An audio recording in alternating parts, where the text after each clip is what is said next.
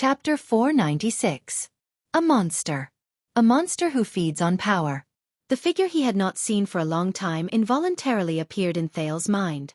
That figure, who held a scepter and wore a crown on his head, was called Father, but was dignified and unapproachable. The prince was silent for a few seconds.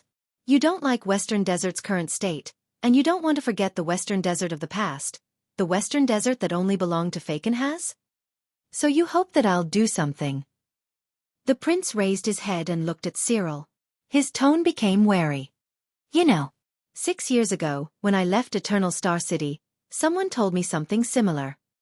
The Duke of Western Desert stared at Thales for a few seconds before he smiled. No, Your Highness. Fakenhas exhaled slowly and turned to face the window. Don't think of me as a fuddy-duddy who clings to the old traditions, or an idiot who is obsessed with the glory of the past and refuses to open his eyes to see the future. Although there are plenty of such people among my peers. Thales snorted softly. Then what makes you different from them? This time, Cyril was silent for a long time. He remained motionless, looking down at the bustling, picturesque scene of the camp below the window. Why, Thales? Finally, the Duke of Western Desert sighed with emotion. How did we get to rule this land? The vigilant Prince of Constellation furrowed his brows. The ruler of the Fakenhas family spoke slowly. Regardless of whether it is me ruling the Western Desert as a duke now, or you being crowned king in the future and ruling all of Constellation, enjoy everything that is above human beings. Cyril changed the topic too quickly, and there were hidden meanings hidden in his words. There was also a faintly discernible sharpness and harshness in his words, which made Thales, who was used to Northlanders talking about things as they were, extremely uncomfortable. Is it because we, as rulers, are wise and far-sighted, and have unparalleled strategies? Or are you like the Northlanders, who have the courage to be the first? The prince stood in front of the window, his gaunt figure silhouetted, rooted to the ground. Or is it because you are kind-hearted and care about the people? Or is it the glory of our ancestors, passed down from generation to generation? Cyril changed the topic and revealed his favorite sarcastic tone. Could it really be the will of the heavens, the hope of the masses? And the stuff that runs through your veins can really sparkle. As usual, the Duke did not finish his sentence. He stared at him as if he was waiting for a good show. The teenager was silent for a few seconds. Finally, Thales sighed deeply. From the beginning until now. Who taught you to speak like this, Duke Fakenhas? Does he specialize in teaching idiots? What? Cyril's smile froze. After sighing, Thales shrugged in resignation. You know, I didn't realize until today how much I hate rhetorical questions. Rhetorical question? The Duke's expression became even more confused. But the prince no longer listened to Cyril's words. Instead, he looked at him indifferently. A small hint, Duke unwelcome. Whether it is a discussion or a negotiation, a sarcastic rhetorical question may seem to enhance your tone, but in fact, it will only make you look like a flirtatious and entertaining clown. Except for highlighting your self-righteousness with your tone, it is of no help in conveying effective information. As he listened to Thales' expressionless reply, Fakenhas' face slowly stiffened. If you have an answer, say it with certainty. If you do not agree with it, finish it with the word, no. Because aside from stirring up emotions, no one is interested in understanding what kind of bullshit tea you are saying with rhetorical questions. Once Thales finished speaking, he stabbed his dagger into the headboard of the bed. The room was quiet for a long time. For a period of time, only the sound of cold wind could be heard. Cyril glared at Thales, as if he was meeting him for the first time. The corners of the Duke's lips curled up a few times. He wanted to say something, but stopped. He seemed to be at a loss. Thales, on the other hand, crossed his arms as if nothing had happened. With an innocent expression, he tilted his head and pursed his lips as he waited for Cyril's answer. Finally, Cyril closed his eyes and lowered his head. He let out a long sigh. This is why I do not like Northlanders. No. But Thales raised his eyebrows and continued Cyril's sentence. This is just why you are unwelcome. Cyril paused again. He was momentarily speechless. Continue. Why are we able to rule? Thales exhaled when he finally felt comfortable with his words. He sat on the bed, leaned against the wall, and spread his arms in satisfaction. Don't let me interrupt you. Cyril sighed softly in his heart. Didn't you interrupt me a long time ago? The Duke was silent for a while before he spoke again. Truth be told, I do not think that we are able to rule because of these reasons, Thales. Not at all. Thales' heavy voice rose into the air again. Very good. Cyril froze again. I am very happy that we can finally start talking. Thales raised his index finger at him with a pleased expression. It is not difficult to speak properly, is it? Continue. Cyril, who had just gathered his emotions, felt stifled again. The Duke sighed slowly. He began to realize that the teenager in front of him was no longer the illegitimate son from 6 years ago, who clenched his fists, blushed, forced himself to pretend to be a prince, and showed off his intelligence in front of the suzerains. He was Thales Jadestar, the stars beyond the sky. When he thought of this, the Duke turned his body slightly. His unpleasant face reflected a cold, faint light. Prince Thales. In my opinion, the thing that truly rules this land, this kingdom, and even the entire world, and makes countless people willingly obey us, is habit. Habit, habit. Thales mulled over Cyril's words, and he suddenly understood something. After he took back the right to speak unexpectedly, he began to slowly grasp the erratic axis in Cyril's seemingly casual conversation. However, at this moment, Cyril was holding onto his walking stick as he paced around the room, one step at a time. Men are used to going out to raise their families, women are used to staying at home to take care of their children, merchants are used to moving goods back and forth, farmers are used to paying taxes and serving in the military, nobles are used to governing, priests are used to chanting gods. Armies are used to violence, officials are used to giving orders, authors are used to delaying updates, suzerains are used to bossing people around, and kings are used to sitting high on their thrones. People are used to paying when they buy things, they are used to being punished when they do bad things, they are used to lowering their heads when they face death, and they are used to nodding when they face life. The Duke spoke very quickly, just like his footsteps. It was as if he was climbing a mountain whose peak could not be seen. Cyril seemed to be in a daze. His left hand gently brushed against the ancient wall, but his expression became serious. This made Thales sit up straight without him realizing it. Habit. That is how they, every living being we rule, see the world as it looks like with their own eyes since they were born in their mother's wombs. That is how the world is fixed, and it is what they repeat and practice over and over again in their limited years and lives. That is how they subconsciously respect, imitate, and believe in the actions and reactions of countless people after they witness them over and over again. At that moment, the Duke of Western Desert, who had one hand pressed against the wall, suddenly raised his head. Thales. The teenager jumped in shock. Cyril stared at him coldly. People submit to our rule, respect our status, and swear loyalty to our identity, not because we are great, not because we are born noble, not because we show kindness or intimidate others, not because we govern well and benefit the people, and not because your blood shines like a gift from God. It is because they are used to it. The cold wind that seeped into the room from the window made the Duke's leather robe and hair flutter. It made Cyril Falkenhaz look even more bizarre and chilling. Thales subconsciously gulped. He no longer had the time to care about the mocking tone in the Duke's voice, which was instinctive. Cyril narrowed his eyes, but the sharp gaze that shone through his eyes did not diminish in the slightest. Because from the first day they opened their eyes and saw the world, their ancestors did it, their parents did it, and their peers also did it. So, they are also used to doing it, and they even have to convince their next generation to do the same. Thales slowly furrowed his eyebrows. And this group of people show the habits they are used to another group of people, regardless of whether they are children, elders, relatives, neighbors, strangers, masters, servants, peers, superiors and subordinates. Day after day, year after year. Cyril stopped where he was, but his tone became even more solemn and profound. It was as if he was telling the most terrifying and chilling ghost story. Until everyone, including you and I, became disgusted with the unfamiliarity, the abnormality and developed inertia, we came to realize this truth. Those who go against the habits are abnormal, and they need to be destroyed. Thales' expression became more and more tense.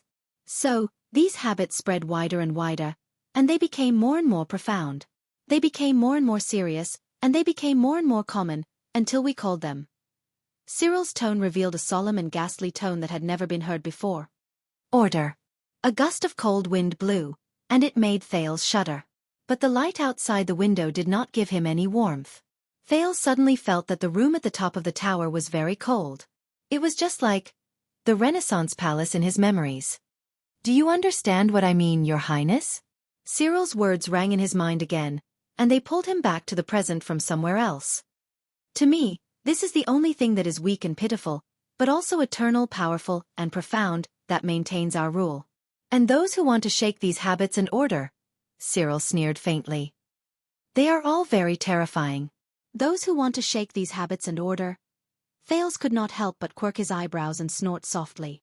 "For example, what the legendary wing did to Blade Fang's camp this time." The Duke's voice paused for a second. "No. It's not that small, it's not that close, and it's not that light either." Fakenhaz's voice became deeper, and it sounded as if he was lamenting the past few centuries. "For example, we all know that a long, long time ago, a certain ruler in Constellation. No, perhaps it was a few rulers in the past few generations. They used the royal power as bait, and they turned thousands of lower-class people into the suzerain's enemies." This sentence caused Thales' nerves to tense up. The royal power's bait. At that moment, Thales suddenly had a feeling that Cyril Fakenhaz, this unwelcome person who acted strangely and spoke out of turn, did not come here just to draw the second prince to his side. The prince became even more serious. "With the help of the royal power, they slowly climbed up the ladder and fought against us, the feudal lords." Cyril slowly walked back to the window and looked at the desert camp under the window again. Hence, the rise and fall of families, the rotation of nobles, the rise and fall of countless people, the uncertainty of life and death, and the rise and fall of the kingdom today. The Duke's voice was deep and indistinct, but it left no room for doubt. Over the course of hundreds of years, from the succession of families, the rise and fall of noble titles, the adjudication of taxes, the appointment and dismissal of officials, the judgment of the law, and the mobilization of the army, Renaissance Palace has been seizing everything from the suzerain's hands in an orderly but unstoppable manner. It has been gentle, slow, but resolute. When he heard this, Thales could not help but remember the scene 6 years ago on Dragon's Blood's night. He had spoken passionately in front of the 5 archdukes and an archduchess about the current situation of Constellation. He also remembered the story he heard from the former members of the royal guards not long ago. The rise and fall of families, the rotation of nobles, the rise and fall of countless people, the uncertainty of life and death. Thales was deep in thought and did not speak. "You know, even though every move of both sides is clearly seen," Cyril leaned forward, as if he wanted to take a closer look at the scenery under the window, "what truly makes a chess game interesting is that there are countless possibilities within the number of steps that can be seen clearly." It was as if he was looking at his chessboard. Take one step and look at 10 steps ahead. Every move you make is not only related to the chessboard at that moment, but also to the next few steps, dozens of steps, or even hundreds of steps in the game. From there, the opponent who is 100 steps behind you will not be able to parry your move and will have to surrender. This is far more interesting than a face-to-face, fist-to-fist fight. For some reason, when he heard this, Thales suddenly thought of Black Sword. The teenager remembered the battle between that man and Giza. Black Sword led him into the Hydra Kilika's encirclement. From the initial position of the breakthrough to the path he chose to take, Black Sword calculated and considered all the factors of the battle from the very first step, and from there, he walked towards victory step by step. He was like a chess player who treated the battle as a game of chess. Cyril's voice was calm and steady. His sparse hair fluttered along with his robes in the cold wind. He quietly placed his chess piece without batting an eyelid, and he reaped 10,000 fruits in autumn. This is the virtuous king's brilliant path, isn't it? Virtuous king. Thales was slightly startled. Virtuous king? He subconsciously repeated. Cyril suddenly turned around and revealed a humorous smile that caused people to frown. His tone returned to his usual cordial tone. "What? Do you really think that after so many years, from the ridiculous national conference to the wretched Wang family's bank, no one, no matter how stupid and slow-witted we are, can really not see through it?" Thales' heart sank. The Duke raised his head and narrowed his eyes. "Just like me, many of us are well aware of this. But there is nothing we can do." "I know it. There is nothing we can do." Thales took a deep breath. He could not help but think of Lampard's distressed expression when he mentioned the virtuous king in the carriage. Once a chess piece is placed, 100 years of chess play is played. Thales' eyebrows furrowed even tighter. Why do you look like that?" The Duke looked at the scenery under the window. He was rather absent-minded.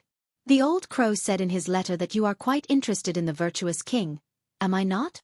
Thales shook his head. The prince's words came to an abrupt halt. Wait. Thales realized something. His eyes widened abruptly. The old crow? The prince looked up abruptly and cried out involuntarily. You know him? Know him? Humph, Prince Thales. Cyril's laughter traveled along with the sound of the wind. When Merrill Hicks set off from Dragon-Kissed Land, passed through the 3 kingdoms of the Mystery Sea, entered Constellation, and traveled thousands of miles north to Extet, who did you think sent troops to escort her through the desert? Thales was stunned. Merrill Hicks crossed the desert and went north to Extet. But how did the Duke of Western Desert of Constellation and the old scholar from Enlenzo Dukedom know each other? Cyril seemed to have sensed his doubts. The Duke heaved a long sigh. There was a hint of nostalgia in his unpleasant voice. When I was young and mischievous, I once had a special scholar teacher from Dragon-Kissed Land. Thales' ears twitched. When he said this, the Duke shook his head and laughed. Then, my uncle discovered that his scholar qualification was fake. In his rage, he stripped Hicks naked and threw him into the great desert. Ah, what a nostalgic youth. Thales blinked and took a few seconds to sort out the cause and effect. That means, the guardian Duke of Western Desert and the old crow, Hicks. The surprise on Thales' face became even more obvious. Putre said that the old man had been the teacher of many important people. It seems that he really isn't bragging? You and I, Your Highness, we are connected in many ways that cannot be seen by others. The Duke of Western Desert's laughter grew louder until he turned away from the window. Cyril spoke in a seemingly casual manner. As for your question about who taught me to speak like this, and whether he specializes in teaching idiots, Duke Fakenhas slowly narrowed his eyes. At that moment, Thales suddenly felt his face stiffen. Thud. Cyril's walking stick hit the floor loudly. I believe that Hicks has certainly taught idiots before. What do you think? The Duke narrowed his eyes and stared straight at Thales. There was a malicious look in his eyes that could not be concealed. Your Highness? At that moment, the air in the room seemed to have frozen. In the face of this question that he could not answer, after a long while, Thales tried his best to pull away the expression on his face, which looked as if he had just eaten a fly, and forced an awkward smile. Damn it. Under the Duke of Western Desert's vengeful gaze, Thales changed the topic with great difficulty. I think I know what you want to do. Thales raised his head. He was slowly getting used to the man's seemingly casual manner of speaking, but in fact, his words were sharp. You are powerless against Renaissance Palace, so you are counting on me, a new king, to change the kingdom from the throne? But against his expectations, Fakenhas shook his head again. First of all, it is not we. It is just me. Thales was slightly stunned. Second, change the kingdom? No, the Duke said in a low voice. With or without you, the kingdom has always been changing. Cyril circled the wall again and paced back and forth in a limp manner. His right hand would occasionally tap the furnishings in the room, as if he was reminiscing about something. To be precise, the entire world is changing. It is not just at this moment, not just 100 years ago, not just 600 years ago. The Duke of Western Desert's eyes shone with desire. From Black-Eye John's forceful mobilization of the suzerains in the kingdom with the might of the king, to bloodline breaker Sumer II's promulgation of the Inheritance Act, Tormund IV's appointment as the Sunset Sun ritual master, and creditor Alan III's adoption of the king's tax law, until virtuous King Mindes III's unprecedented reform, and poet Adi I's action of gathering the nobles to reside in Eternal Star City. The master of the Fakenhas family put down his right hand and turned around again to face Thales. His gaze was dark. Until today, your father's iron-fisted rule that almost incited public anger. The world is changing every minute and every second, and it is not just limited to the virtuous king's generation. Thales felt very uncomfortable under Cyril's gaze. He could not help but hug his arms tighter. From the second king of Constellation, Black-Eye John to Kessel V. He suddenly realized that the span of history that Cyril mentioned far surpassed what Lampard mentioned in Dragoncloud City's heroic spirit palace. Not just the virtuous king. Not just Kessel. Changing every minute and every second. These words sound very familiar. The prince sighed. You are probably really the old crow's student. When Cyril heard this, he snorted softly. Hicks, he opened my eyes, my mind, and my heart. But his gaze immediately changed. But what about you? The heir of the kingdom, Prince Thales? Did you open them? Both of them were silent for a while. If I also opened them, what do you want me to see? Thales' expression darkened as he spoke slowly. Cyril did not smile. He only stared at Thales seriously. It was as if he had been waiting for this moment. The national conference 6 years ago, Prince, Xiaofan said softly. Tell me, what did you see? 6 years ago. The national conference. Thales once again remembered the conference that decided his fate. He could not help but lower his arms. But the teenager did not read too much into it. He only answered briefly and carefully, My father won. Cyril snorted coldly. Yes, your father won. He triumphed, not only in a council, but in the whole kingdom, 18 years after he was crowned king in despair. Thales clenched his fists. But, as expected, the Duke of Western Desert changed the topic. His words became short and fast, and his tone fluctuated. The conspiracy was exposed, and the kingdom lost its backbone. The Northern Territory is at peace, but do you think that the Northlanders who share the same origin as Extet will be satisfied and at ease? The Northern Territory. Thales remembered Miranda Arund, who he was a prison mate with. The girls of Blade Edge Hill may rely on the royal power, but do not forget that it is Blade Edge Province, which has been famous for its frequent bandits since the Empire. The rebellion of the Bloody Year also started there. Blade Edge Hill. The blurry face of the Duchess of Blade Edge Hill, Lionel Tabark, flashed in Thales' mind. And the Land of Cliffs has long since become restless. They are ready to make a move. You must know that Coaster Nanchester is not someone who is easy to deal with. The Land of Cliffs. An aggressive face with only one eye floated in front of Thales' eyes. As for Western Desert, Xiaofan has paid attention to Thales' expression. A deep wariness appeared on his withered and ugly face. Look at what Blade Fang's camp has experienced over the past few days, Prince.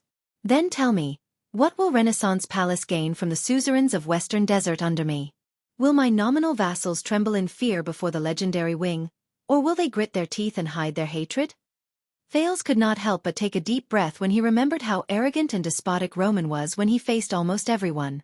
Are you talking about my father's actions? It had been a long time since the prince seriously considered the Duke's words. Will they eventually bring about a mess that will be difficult to clean up? Even with his methods? Cyril shook his head. At that moment, the Duke of Western Desert lost his sense of humor, which was a rare sight. His attitude and tone were gloomy. When will you understand that the level of your father's methods has nothing to do with the results he will face if he insists on doing things his own way? And it's not just him. There are countless people who stand on the king's side, like the king's partisans, or those who stand against him, like Koster. The growing conflict between them will bring about unforeseeable consequences. Thales gritted his teeth lightly. In his long-term impression, his father, Kessel V, always had the upper hand in the kingdom's political struggles and was the one who firmly suppressed his opponents. But what Xiaofan has said, does it really make sense? Cyril heaved a long sigh. He put down his inconvenient left foot and placed both hands on his walking stick. Perhaps the era of suzerains dominating an area and the kingdom's feudal vassals is slowly fading away. It is a trend and an inevitability. The Duke seemed to be deep in thought. Perhaps this is Constellation's ferocious momentum. It never stops. And any actions that overestimate their own abilities and try to stop it are futile and foolish. But in the end, Xiaofan has raised his head and stared at the prince, who was also deep in thought. But similarly, anyone who is impatient and wants to use the momentum of the general trend to add fuel to the fire, compress time, and speed up progress so that they can see the ending in their hearts as soon as possible is equally foolish. Impatient. Equally foolish. Thales did not speak. Cyril remained serious and solemn at that moment, perhaps because he listened to Thales' suggestion. There is no such thing as instant results in governing a country. Even a wise and virtuous king has to be careful when he makes his move, and the results will be seen in 100 years. You cannot crudely, arbitrarily, impatiently, and short-sightedly decide the fate of thousands of people with the idea of accomplishing everything in one go. He sighed. Just like the Blade King Tormund II, the Eagle Claw Kessel III, and the Red King John II. Their biographies may seem to have great achievements in war, but in truth, the root of their troubles is buried deep. This will only make things worse. Faken has shut his mouth and sank into deep thought. He stood on the spot and let the cold wind blow against his leather robe. It may seem to have great achievements in war, but in truth, the root of their troubles is buried deep. For some reason, Thales suddenly thought of King Nuvan and Dragon Cloud City, which was deserted by its people and surrounded by enemies after the born king passed away, and Heroic Spirit Palace, which had an unstable foundation and was in a precarious situation. And the pitiful girl who sat on the Archduchess' seat in fear and trepidation. She could not even put triumph on her thumb. Thales was silent for a long time before he snorted softly. "I'm afraid my father will not like hearing this." Cyril raised his gaze.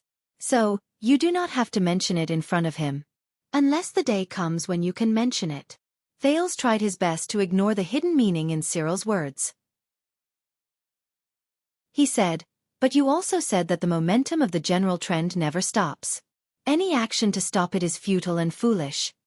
If all these are obstacles that must be overcome, what if it is a path that must be taken before reaching the summit?" After hearing this, Cyril was silent at first, then he sneered in response.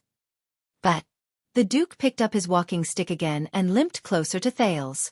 However, Thales felt that the Duke of Western Desert's terrifying face was no longer so difficult to accept. "Be careful with your words, Thales. I believe that the old crow has warned us before." Cyril Fakenhaz's expression was solemn. "Do not let your arrogance, which comes from being at the top, destroy you, regardless of whether that arrogance comes from the contentment you feel when you sit on the throne or the frivolous conceit when you look down on the history books." Thales could not help but tense his body when he sensed the determination in Fakenhaz's tone. "As for the obstacles that must be overcome and the path that must be taken before reaching the summit, you must know." In the cold wind, the guardian Duke of Western Desert's sharp gaze and shrill voice pressed down on Thales. "When dawn approaches, the darkness is especially terrifying. Before the storm leaves, the destruction will be intense." There were about 7 or 8 drafts of this chapter. End of this chapter. Chapter 497. In the tower, Cyril snorted coldly. "I dare say that even the virtuous king, when he sees the suspicious and hostile state of Constellation today, it is difficult to say that he will not feel a little regret for the decision he made back then." This time, Thales listened quietly and did not speak. But he remembered the words he used to convince the 5 archdukes in Heroic Spirit Palace when he tried his best to turn the situation around. Constellation's current weakness and turmoil is not a coincidence, but an inevitable result of walking down this path. This is what the virtuous king left for Constellation. At that time, this was the argument he made with great confidence, racked his brains, and worked hard to pick out. It was only used to temporarily sway the archdukes. To be honest, even he did not quite believe it. But now, Thales subconsciously clenched his fists. But Cyril, who had been observing him quietly, did not seem to think that it was enough. After clicking his tongue and shaking his head, he raised his voice and said the next sentence. "But do you know we, the people who are on their last legs, may only be in the terrifying future when you overcome the obstacles and successfully reach the top." The Duke's tone was very soft, as if he was talking beside a demon's ear. "The most inconspicuous part." Thales suddenly raised his head. "What do you mean?" The terrifying Duke of Western Desert no longer looked at him.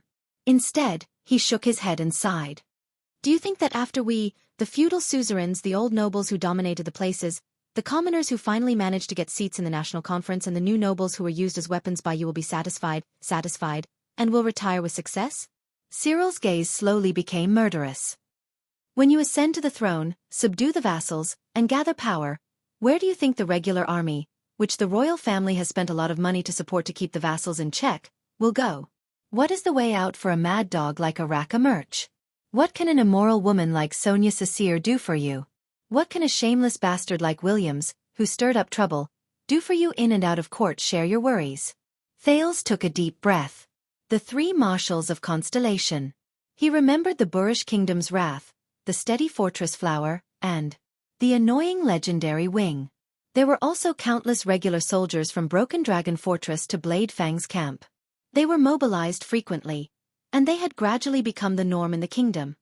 As for Cunning Fox Casso, Moneybag Kirkirkman, Soldier Reed, and even Old Man Godwin and Pointy-Faced Kenny, who are supposed to be loyal to you and take down the powerful nobles as their duty, after they succeed, what will they leave you, and what will they ask from you? The Duke's words became increasingly dangerous. Do you think that when the Jade Star family sits on the supreme throne and there are no longer any threats in the country, when countless lowly people have already followed the king's will and wiped away their natural fear of those with higher positions, then gathered into a torrent that defeats the old vassals and becomes the new generation of nobles to serve the supreme king? Cyril's voice was so sharp that it almost penetrated the door. To Thales, it sounded like a venomous snake hissing. So you can sit back and relax? Thales was silent for a long time. However, it was clear that His Excellency the Duke had no intention of letting him go. What's even more terrifying is, when he said this, Cyril's tone became a little strange, and he sounded like he was trying to scare Thales. When the merchants who relied on you to sell official positions and titles to become nobles find that their gold coins can no longer buy more glory, when the hired knights who earned their titles by developing the wastelands at the borders find that their swords can no longer be exchanged for glory like the 6 guardian dukes who founded the kingdom. At some point in time, Cyril started pacing again. This was something Thales only noticed when he heard the man's voice coming from the left. When the professional bureaucrats who worked hard to learn how to read and write can only get a meager salary while they toil on their desk, when the creditors in the royal bank find that the king no longer has the intention or ability to expand by confiscating assets from within the kingdom or expanding outwards so that he can give them special privileges, increase their debts, and increase their profits. When countless new nobles yearn for more power, status, and benefits, but they can no longer find a big target like us, no enemies for them to plunder, and no targets for them to demand. It was still the sarcastic and harsh words that were exclusive to the Duke, but Thales no longer felt that it was humorous. Thud. Cyril's walking stick hit the ground hard. The Guardian Duke of Western Desert blocked the window. His back was against the light, and his wide but empty leather robe covered him like the shadow of a solar eclipse. Who do you think will be the new target for the nobles, who have lost their respect for those with high positions and are eager for power? Will it be upwards or downwards? Fakin has said coldly, who will be upwards, and who will be downwards? What will happen if we go upwards, and what will happen if we go downwards? Upwards. Downwards. Unknowingly, Thales' left hand had already gripped the JC dagger that was stabbed into the bedside table. Any change has a price. The teenager thought absent-mindedly. Some of the price might not be obvious at that time, but it was just like when Cyril talked about the chess game. After 100 steps. Then Thales Jade Star. Could it be that after 100 steps? Let's not talk about this first. These are all your guesses. Thales sucked in a deep breath and pulled himself together. He shook his head. If the general trend is really like this, then we can't avoid it. Then, we will definitely have a countermeasure, such as readjusting the situation and balancing our interests. There will always be a better way out. However, Cyril sneered in disdain. It was not the kind of ridicule or sarcasm that he was used to using to offend people. Instead, it was a genuine disdain that came from the bottom of his heart. So, you have never been a ruler. Humph, do you really think that your citizens are all sincere, loyal, and good people who know how to repay kindness? As long as the government is clean, they will live and work in peace and contentment? As long as you give them benefits, they will be satisfied. They will be grateful and support you, even if you have to go to hell? Thales turned his head away and frowned. I repeat. The prince was a little unhappy that he was choked. I don't like rhetorical questions. But this time, Cyril did not fall for his rhetorical questions. Go to hell, the Duke of Western Desert said coldly, not giving him any face. Thales swore that he could even hear some of the local Western Desert accent that only the locals were used to speaking. This is not a face-to-face transaction. Your people are not merchants either. You give them money, and they will give you goods in return. This is not a bar fight, where you can regain your dignity and subdue your opponents with just your fists. Thud. The Duke moved and took a huge step forward. His robe fluttered in the cold wind, and it pressed down on Thales like a hunting vulture. This world is not that simple. It is not so simple that hard work will bring you rewards. It is not so simple that hard work will bring you rewards. It is not so simple that if you work together and pour your blood, sweat, and tears into it, you will be able to benefit the people for thousands of years. People are not so simple either. They are not so simple that they will repay kindness, give benefits to others, fear torture, and submit to authority. Cyril's tone was anxious and sharp, as if he was reprimanding Thales for failing to live up to his expectations. No. He looked at the slightly shocked Thales and hit the wall with his walking stick.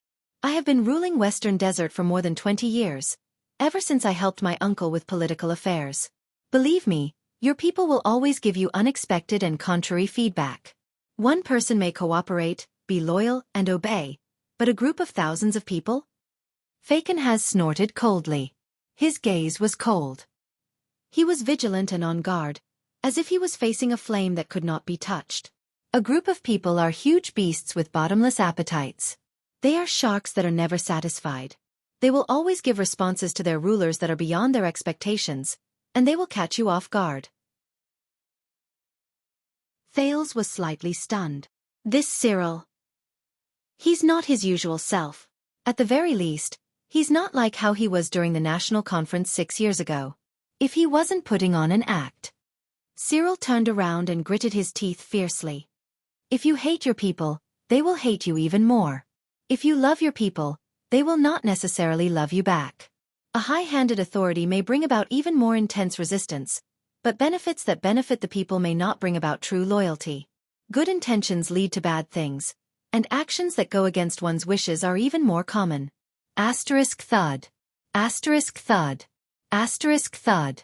Asterisk the Duke paced faster and faster. He tapped his walking stick against the ground repeatedly, and it released a dull sound that made people's hearts palpitate. At the end of the era of multiple kings, the first king to use messenger crows to replace courier messengers on a large scale brought about an unprecedented change to the world. But in the end, he died of the absurd crime of indulging in pleasures and abusing the people. More than 1,000 years ago, Emperor Bashir was benevolent.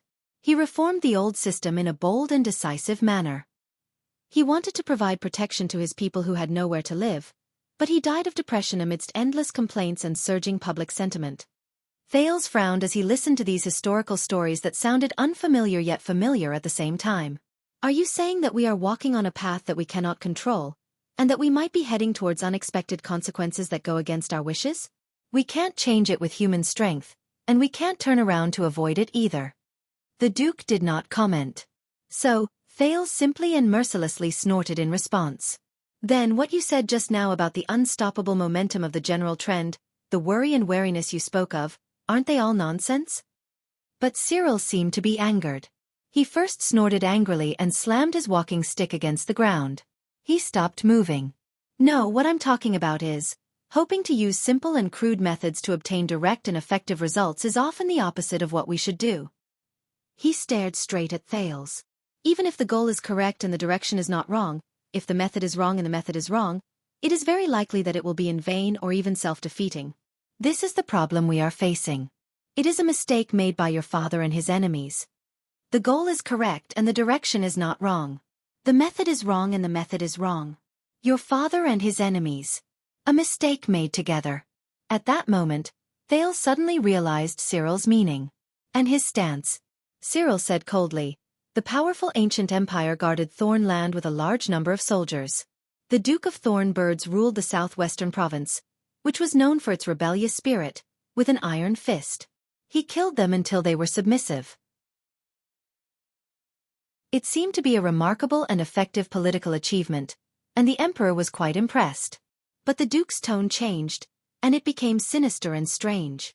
However, when the moment of the empire's decline arrived, the people who raised the flag and rebelled were the strongest.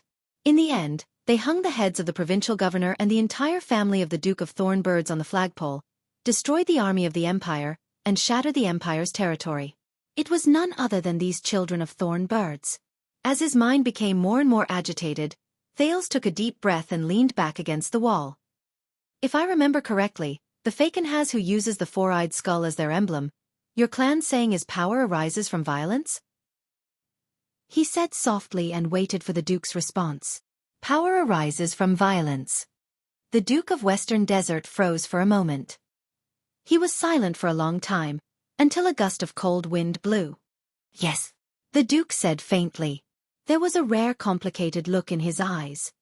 But the people outside only know this saying. This is the worst saying. Cyril, whose face was so haggard that he did not look like a human, stared at Thales. Power arises from violence. The worst saying. So? Thales asked tentatively. But Cyril has interrupted him rudely. He spoke coldly, and in his profound tone, he said a string of words that made Thales sit up straight. Power dominates interests. Interests lead to conflict. Conflict leads to violence. Violence leads to obedience. Obedience forms habits. Habits create order. Order affirms power. Thales was stunned. It was very strange. Fakenhas, who usually had a sharp, unpleasant and hoarse voice, spoke in a cadence, as if there was some form of respect in his voice. This is the logic of power arises from violence. It is a perfect cycle that cannot be broken. As for power and violence, which the outsiders love to talk about, they are just two small pieces of the puzzle. Cyril lowered his head and narrowed his eyes. He held onto his walking stick like a vulture perched beside a tree, waiting for an opportunity to strike. But too many people like to simplify and skip quite a lot of the steps in the middle. They think that by giving benefits, they can win obedience, and that resorting to violence can bring them power. This is the biggest problem. Especially those reformers who want to bring change to the world and change everything that people are used to. Power arises from violence. But they are just two pieces of the puzzle. Fakenhas' words made Thales sink into deep thought. Cyril snorted coldly again.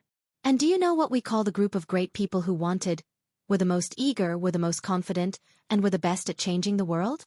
Cyril's next words attracted Thales' attention. Wizard. The room was silent for a few seconds. Thales let go of the dagger in his hand. He could not help but raise his head. He tried to hide his surprise and met the Duke's gaze with a solemn expression, which also seemed to be burdened. And do you know what they brought to the world in the end? Cyril did not continue speaking. Just like that, the two of them faced each other quietly in the ominous room at the top of the tower. One of them had a terrifying gaze, and the other was very puzzled. But Thales quickly shook off the untimely question.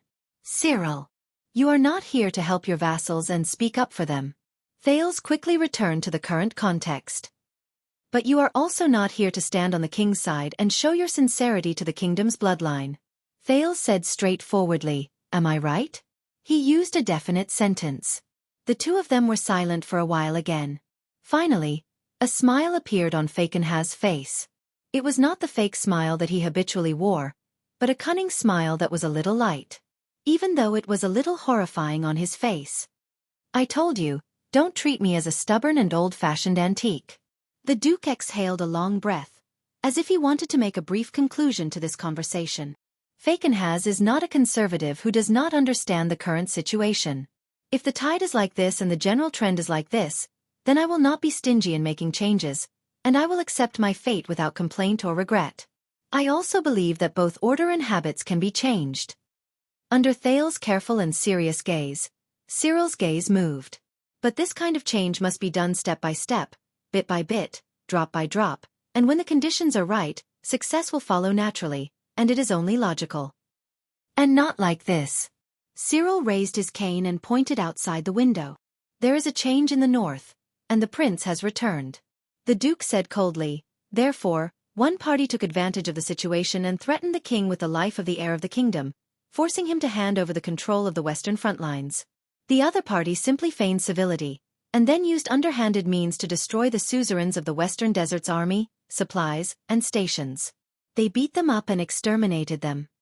Thales listened to these two sentences that seemed to be said in a casual manner but were actually very shocking.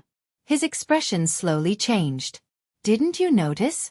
Compared to the petty actions of forcing the king to abdicate, framing, and creating momentum 6 years ago, the actions of both your father and the suzerains now are much more intense. And the irony is, do they really think that through this so-called victory? At that moment, Fakenhas was very serious. Can they get rid of their opponent's ambitions and hostility? Cyril waved his hand resolutely, and he looked rather imposing. No. This was one of the rare moments where Thales felt that as a duke, Cyril did not lose to the heroic and grand archdukes in Northland. They will only make things worse for each other until the final step, which is either now or in the future. Thales pursed his lips, and a myriad of thoughts ran through his mind. But aren't you the leader of the suzerains in the west, the suzerain of the ruins who controls his vassals, and the guardian duke of Western Desert? The prince spoke slowly.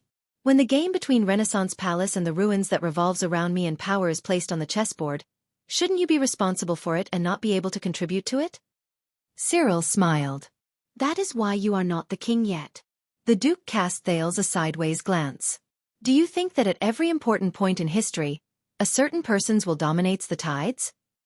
Cyril said coldly, you must know that when your vassals and subordinates are enraged, and the people's will is high, you do not have much choice but to go with the flow while you stand in front of the tides. Thales' frown deepened. The duke said in a gloomy tone, unless you want to take the king's place and become the target of all who stop them from seizing back their hopes. If you don't become their leader, you will become their enemy, and you will be the first to fall when you are attacked from both inside and outside. Thales was silent for a long time. So, what Cyril said means? The teenager suddenly remembered the national conference a long time ago. It was the vote that decided whether he was an illegitimate child or a legitimate prince. At that time, Cyril voted yes, but his nominal vassals, 2 of the 13 distinguished families, voted no. Thales took a deep breath and pulled his thoughts back to the present, which had become worse as he thought about it. Is it that bad? Cyril was silent for a while as well. Do not forget what I said. People will always respond to their rulers in ways that are beyond their expectations, and they will catch you off guard. Unfortunately, the suzerains of Western Desert are also included in the description. Xiaofan has turned his head around and glanced at him faintly. Of course, to your father, you and I are also included in the description. Thales did not answer when he heard Xiaofan's words. The duke turned his head around and looked at the gray sky outside the window again. There will be consequences when you draw the commoners to your side to fight against the nobles and do whatever it takes to restrain your power. The commoners are not chess pieces that you can manipulate, and the nobles are not sacrificial targets. There was an endless chill in his voice, like the bleak autumn wind.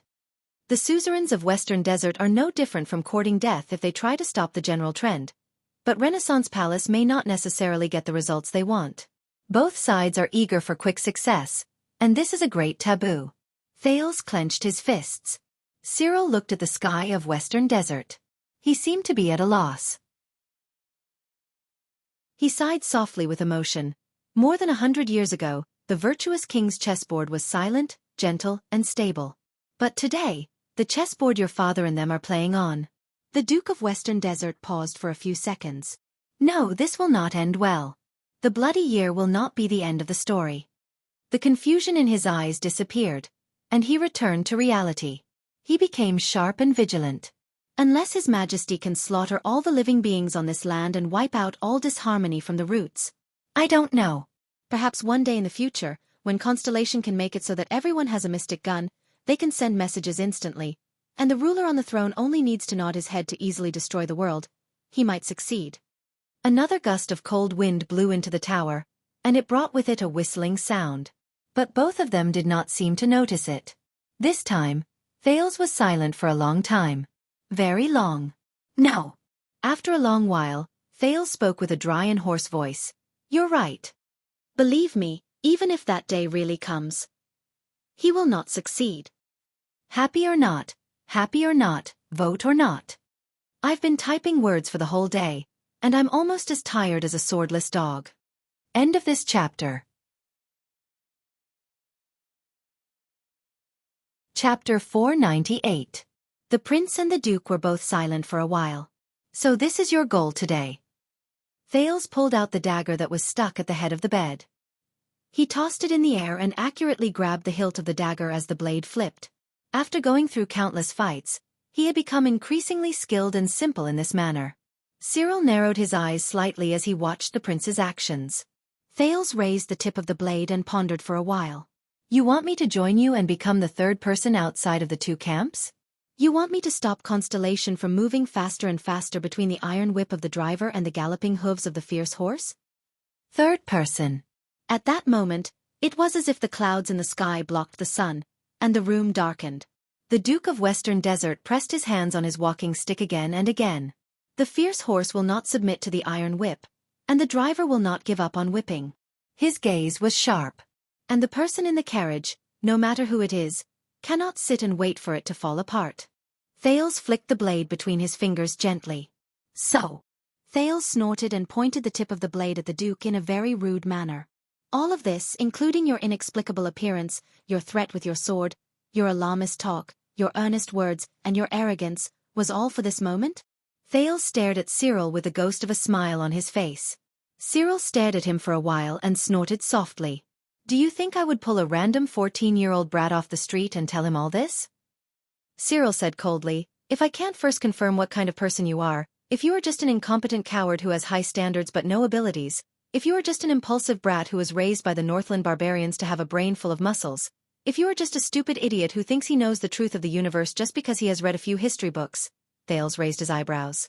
The Duke sized him up from the corner of his eyes and said in disdain, then you are not worth my words. The teenager was slightly stunned. Thales exhaled and stuffed the dagger back under his pillow. You know, if you want to win me over by praising me, you can actually use better words.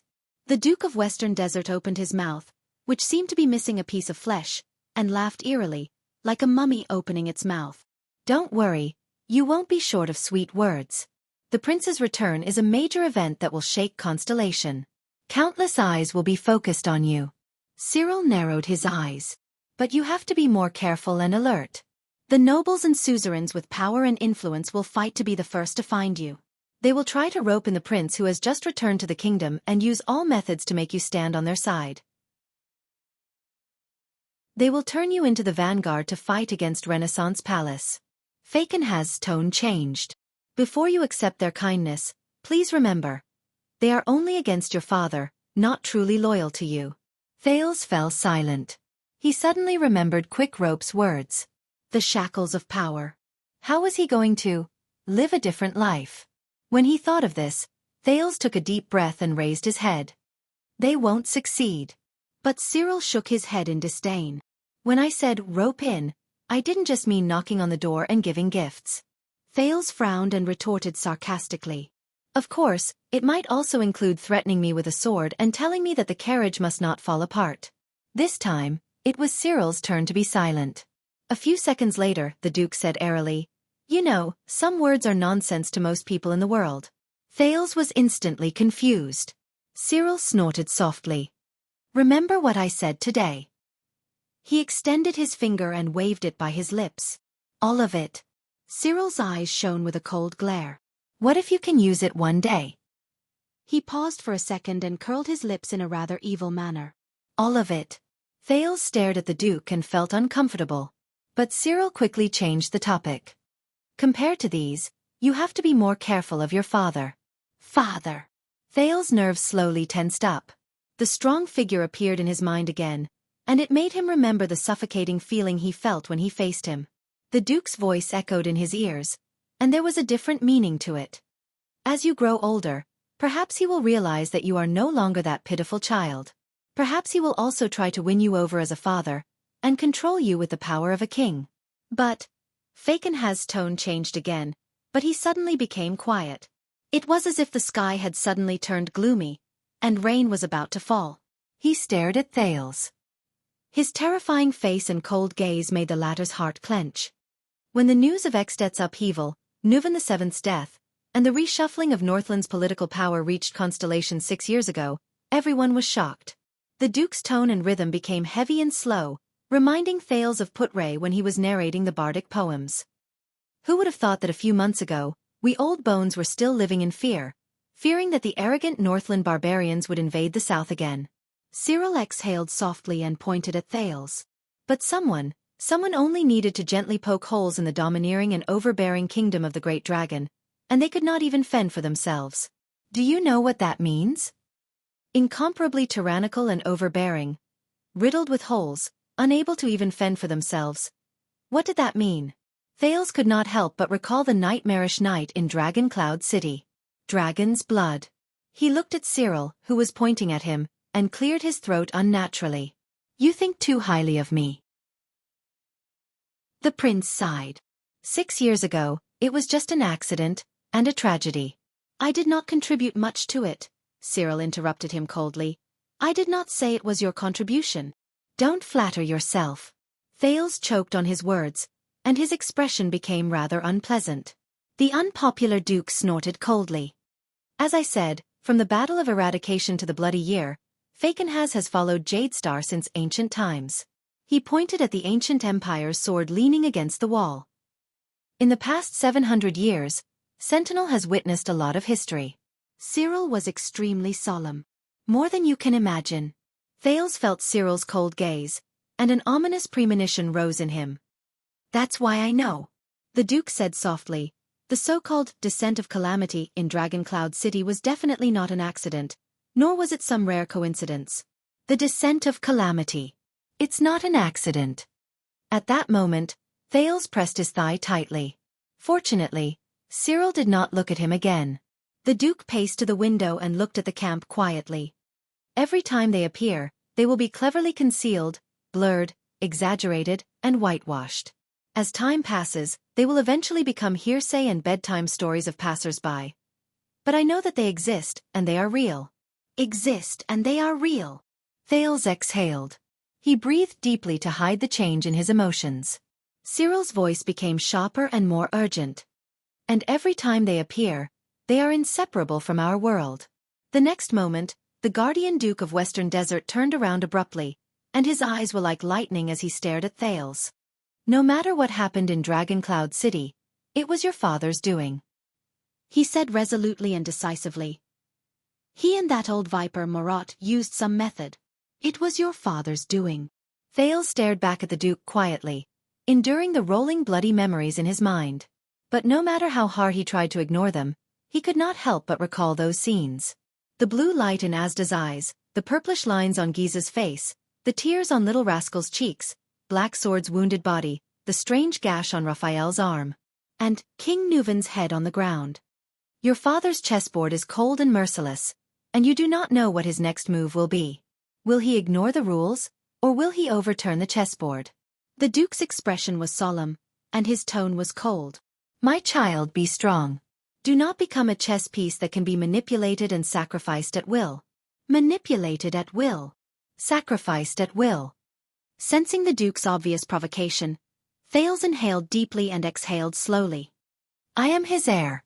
My interests are the same as his. There was a hint of rejection in the prince's tone. My safety is related to the stability of his rule. And he is my father. But this only led to another sarcasm from Cyril. Who knows? Duke Fakenhas said coldly. 400 years ago, Ascension King Alan Jadestar I killed his son as a sacrifice to pray for victory.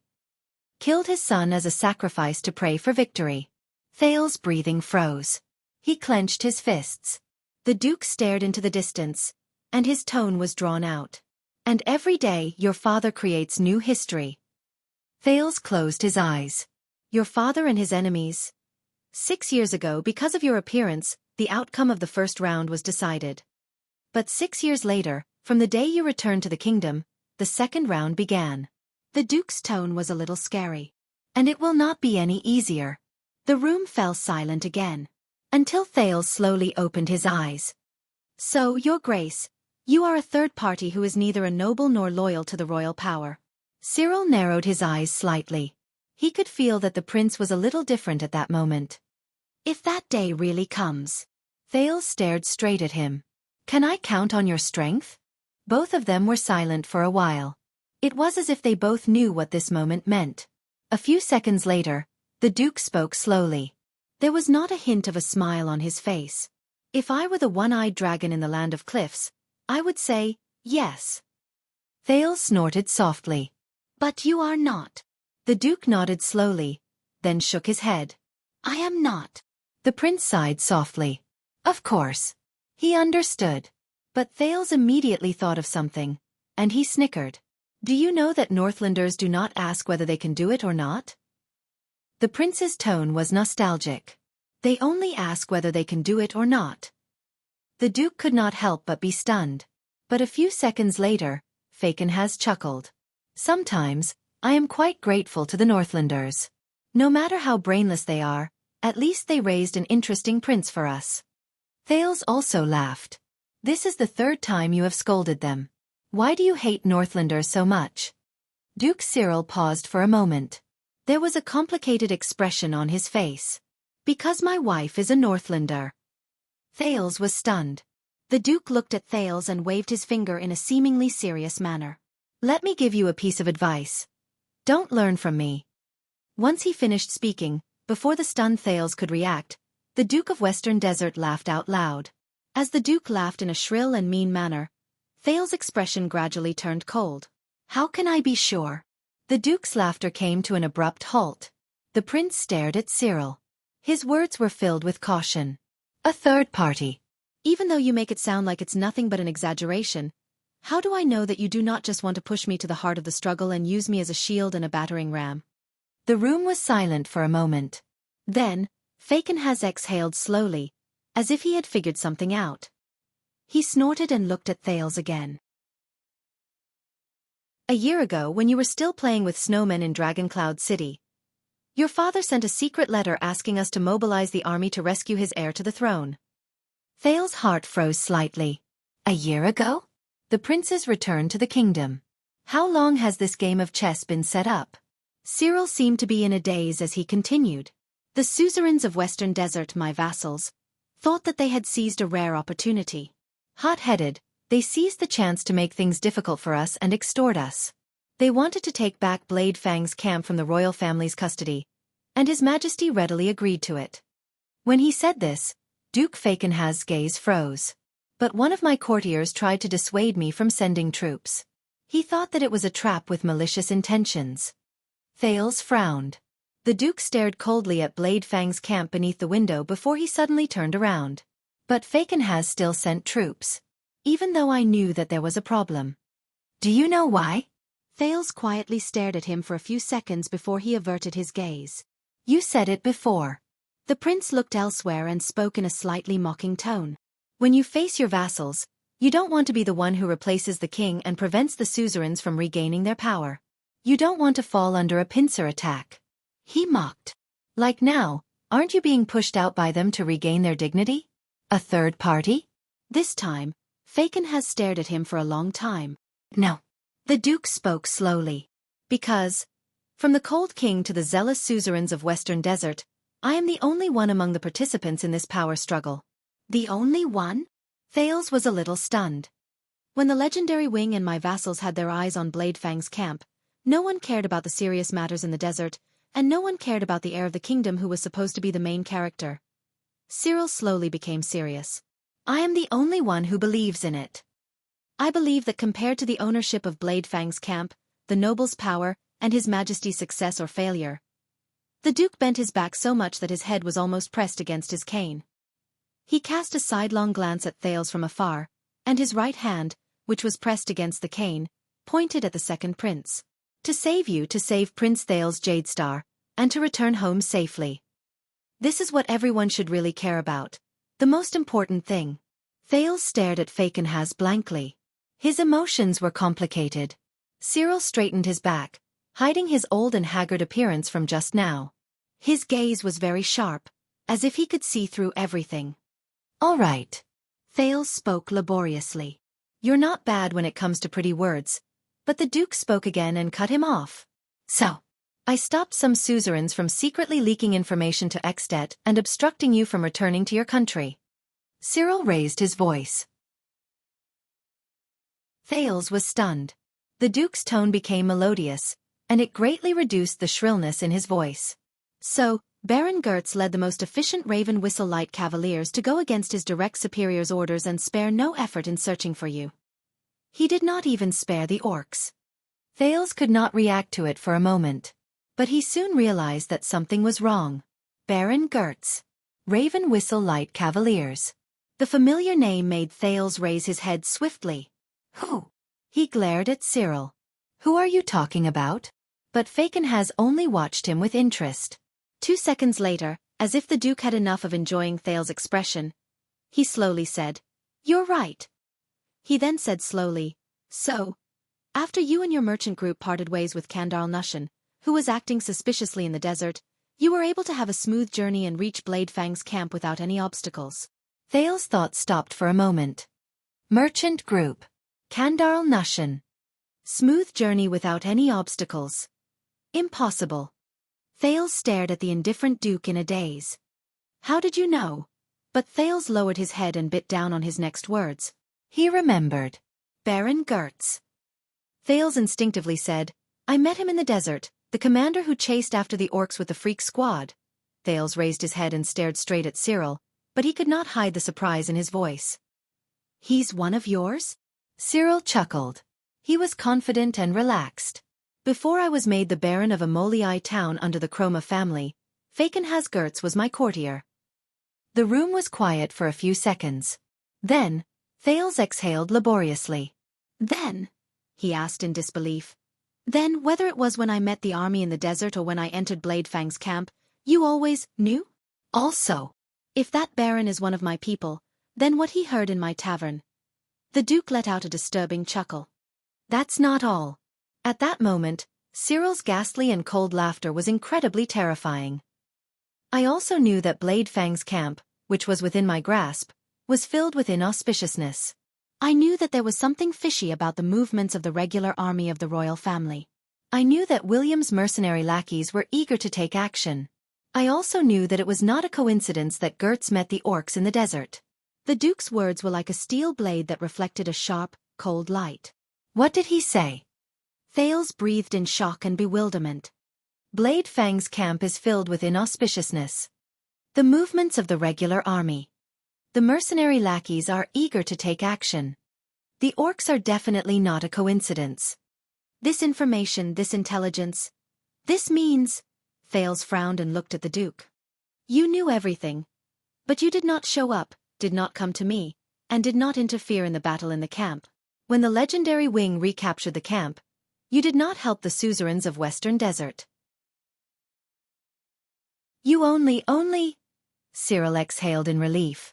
I only asked Gertz to make sure that you entered the camp and then fled far away. I only asked the Fakenhas family skull guards to rotate out early, so that they could stay far away from the center of the vortex and away from this trap. I let that bastard Williams complete his hunt. Thales could not help but ask. Why? Before everything started, you clearly had the intelligence and ability to turn the situation around, but you watched the conflict between the royal family and Western Desert happen. You watched as your vassals suffered great losses? The Duke of Western Desert smiled. Because this conflict was necessary, and it could only end like this. Cyril looked at Bladefang's camp outside the window. He seemed to be deep in thought. The suzerains of Western Desert lost this round, lost their men and prestige, and were dejected. His Majesty won this round, protected Bladefang's camp, and dealt a blow to his opponent. Both sides will just return to the previous situation.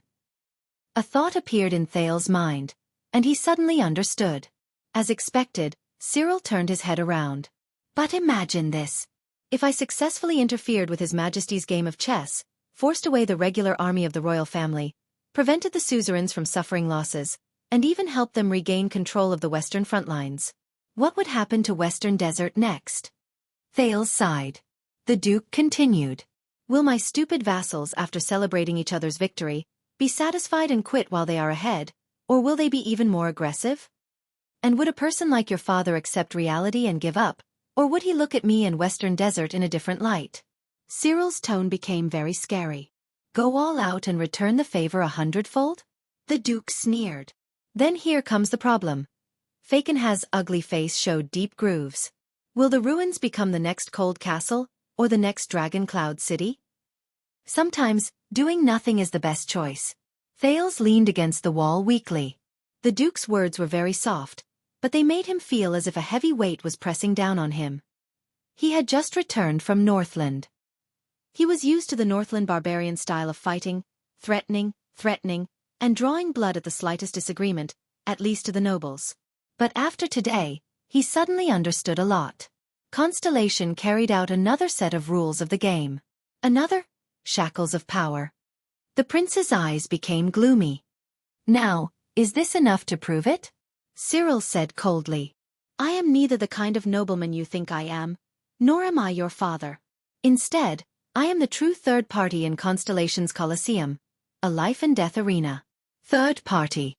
Thales shut his eyes tightly. The silence lasted for almost 30 seconds.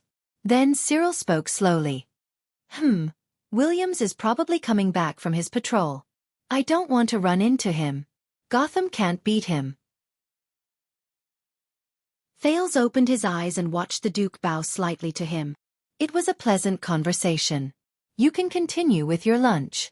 Thales, who had complicated thoughts, sighed and returned the greeting. Asterisk thud.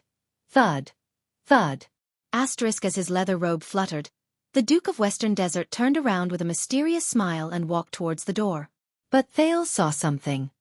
Your Grace, you forgot your sword. The prince frowned and pointed at the ancient empire's sword with a beautiful arc against the wall. Sentinel. Asterisk thud. Asterisk the Duke's walking stick paused on the floor. But against Thales' expectations, Cyril said something else. No. The Duke of Western Desert turned around and said coldly, You are the one who forgot your sword. Thales was stunned. Cyril narrowed his eyes and pointed at the ancient empire's sword against the wall. From now on, Sentinel is yours. Thales was stunned. Hold on to it. Hold on to your sword.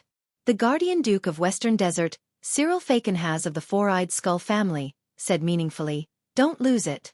Once he finished speaking, the Duke turned around and stepped out of the room. His last words came from outside the room. Also, send my regards to the boy from the Catus family, if he is not dead yet. Chapter 499. Thales stared incredulously at Falkenhas' back as he walked away. He listened to the sound of his walking stick getting softer and softer until it was barely audible. After a long while, the prince exhaled indignantly. Yodel, do you know that guy? Thales grabbed the sword of the ancient empire left behind by Cyril and digested the shock he just experienced. A faint voice traveled from the air behind him. Not familiar. Not familiar? Thales furrowed his eyebrows slightly. The youth felt the weight of Sentinel as he slowly pulled back the cold blade. Its hilt was so long that it could be held with both hands and used as a great sword or even a spear. It was slightly lighter than Ricky's Everlasting Truth, but its center of gravity was perfectly balanced. It was a rare and good sword. But why, just to show off to the outside world, the Duke of Western Desert gave the prince a treasured sword? Damn Falkenhas. Thales sighed and looked at the black gemstone at the center of the sword guard, which looked much more inconspicuous than Everlasting Truth. Do you believe what he said? Thales twirled the long sword in his hand and slowly familiarized himself with this new weapon. The masked protector's voice rose airily. What about you? Sentinel paused in the air. Thales took a deep breath and slowly sheathed his sword. Falkenhas. I always thought he was just an elite monster. Thales stared at Blade Fang's camp beneath the window. His gaze was unfocused. In the end, Thales said absent-mindedly, it's a boss. The room was silent for a moment. I don't understand. Thales placed the long sword on the table, shook his head and snapped out of his daze. It's nothing. It's just a common saying I learned from Extet. But this time, Yodel replied very quickly. There's no such saying in the Northland. Thales froze for a moment, but he quickly reacted. Ah, you didn't follow me to the Northlands. But the youth suddenly thought of something. Wait a minute. Yodel. Northland. Thales suddenly turned around and looked behind him. Yodel, when I was in the north. Thales stuttered a little. I met the Red Witch, Kalshon. There was no reply. Thales could only hear the sound of the wind outside the window. This made him extremely uneasy. She said she's yours, and she and the Black Prophet. Thales raised his head and looked at the empty space that he could not rely on. Is it true? There was still no answer. Thales exhaled softly. Yodel? The room was still quiet. Thales lowered his head in disappointment. He understood the other party's silent resistance. All right, that's it. Continue to ignore me. Thales sat back in his chair listlessly and brought the tray over again. Cold violence. He murmured. But this time, the masked protector's voice sounded with an unnatural tremble. My background is classified, but it's not glorious. I don't want to trouble you. Thales' hand, which was holding the grilled fish, stopped in midair. It was not glorious. It bothers you. Thales put the food in his hand down and sighed. Is that so? But, wasn't he the same? When Thales thought of this, his lips curled up. In the next second, Thales turned around and looked solemnly at the air. "No, Yodel," he said seriously. "To me, you will never be dishonorable." The air was as quiet as ever. Thales did not get a response, but he was not discouraged. "Also," the prince smiled, "you have never bothered me." There was still an unbearable silence. But Thales was no longer conflicted. He only laughed self-deprecatingly, turned around, and continued to eat his food. But at this moment, "Thank you." An extremely soft and hoarse voice drifted into his ears. It sounded like it was squeezed out of nowhere. Thanks to Thales' senses, which had been trained by the sin of Hell's river all year round, he did not miss it. Thales paused for a moment, but he did not hear anything else. "That's it." The teenager did not turn around. He only shrugged. Just as he expected, there was no sound behind him. Thales sighed in pity. Even if, say one more word? Thales did not worry about it anymore. He got rid of the grudge in his heart and focused on the food in front of him. But it seemed like the desert god did not like to see him eat in peace. Thales only finished a few pieces of meat and a few mouthfuls of cold porridge before hurried and uneasy footsteps rose from the stairs below the room. Thud, thud, thud, thud. His footsteps were even heavier than Fakenhas.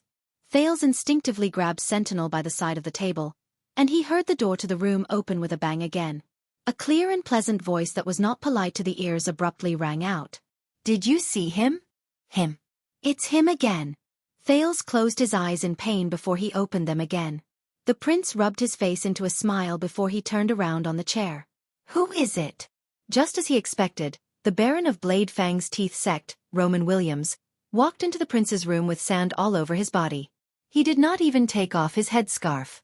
He walked fearlessly into the prince's room in an aggressive manner, leaving his subordinates Frank, Snake Shooter, and the dozen or so people behind them trembling in fear. They did not even dare to breathe loudly. Who else could it be? Even though he was travel-worn, Roman still looked radiant. His eyes were spitting fire, and it was obvious that he was in an incredibly bad mood. He sized up the room with a gaze as if he was searching for an assassin. He said furiously, "That stinky, ugly old thing Fakenhas, he came to you? What did he say to you?" Stinky, ugly old thing. Thales muttered this title in his heart. If there was one thing that the Duke of Western Desert and the Baron of Blade Fang's teeth sect had in common, it was their impression of each other. At the very least, their descriptions of each other were appropriate. Thales coughed and put down the weapon in his hand. "Actually, I have nothing to do with him."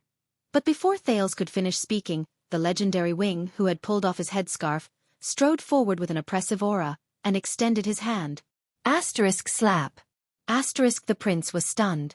Roman grabbed Thales' left wrist tightly with an aura that could freeze a person to death.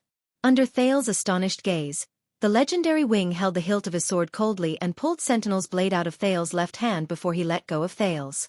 Thales stared at the empty scabbard, and his eyebrows twitched. "This?" Roman swung the long sword back and forth with a murderous expression.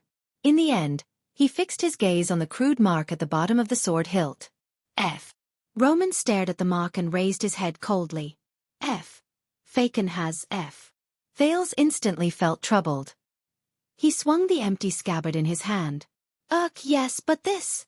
Roman snorted coldly and did not give him a chance to speak. "What a good sword." The legendary Wing spoke with a tone that even Nicholas could hear, full of mockery. "What a good prince. I let you stay here, but it makes it easier for you to give and take bribes behind my back, right?" "Take bribes?" Thales was stunned.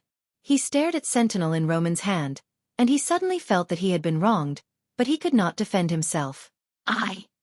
But in the next moment, Roman moved his arm, and the sword flashed towards him. Everyone was taken aback. Thales only had time to raise his scabbard to block the attack. Asterisk whoosh asterisk the sound of leather rubbing against metal rose.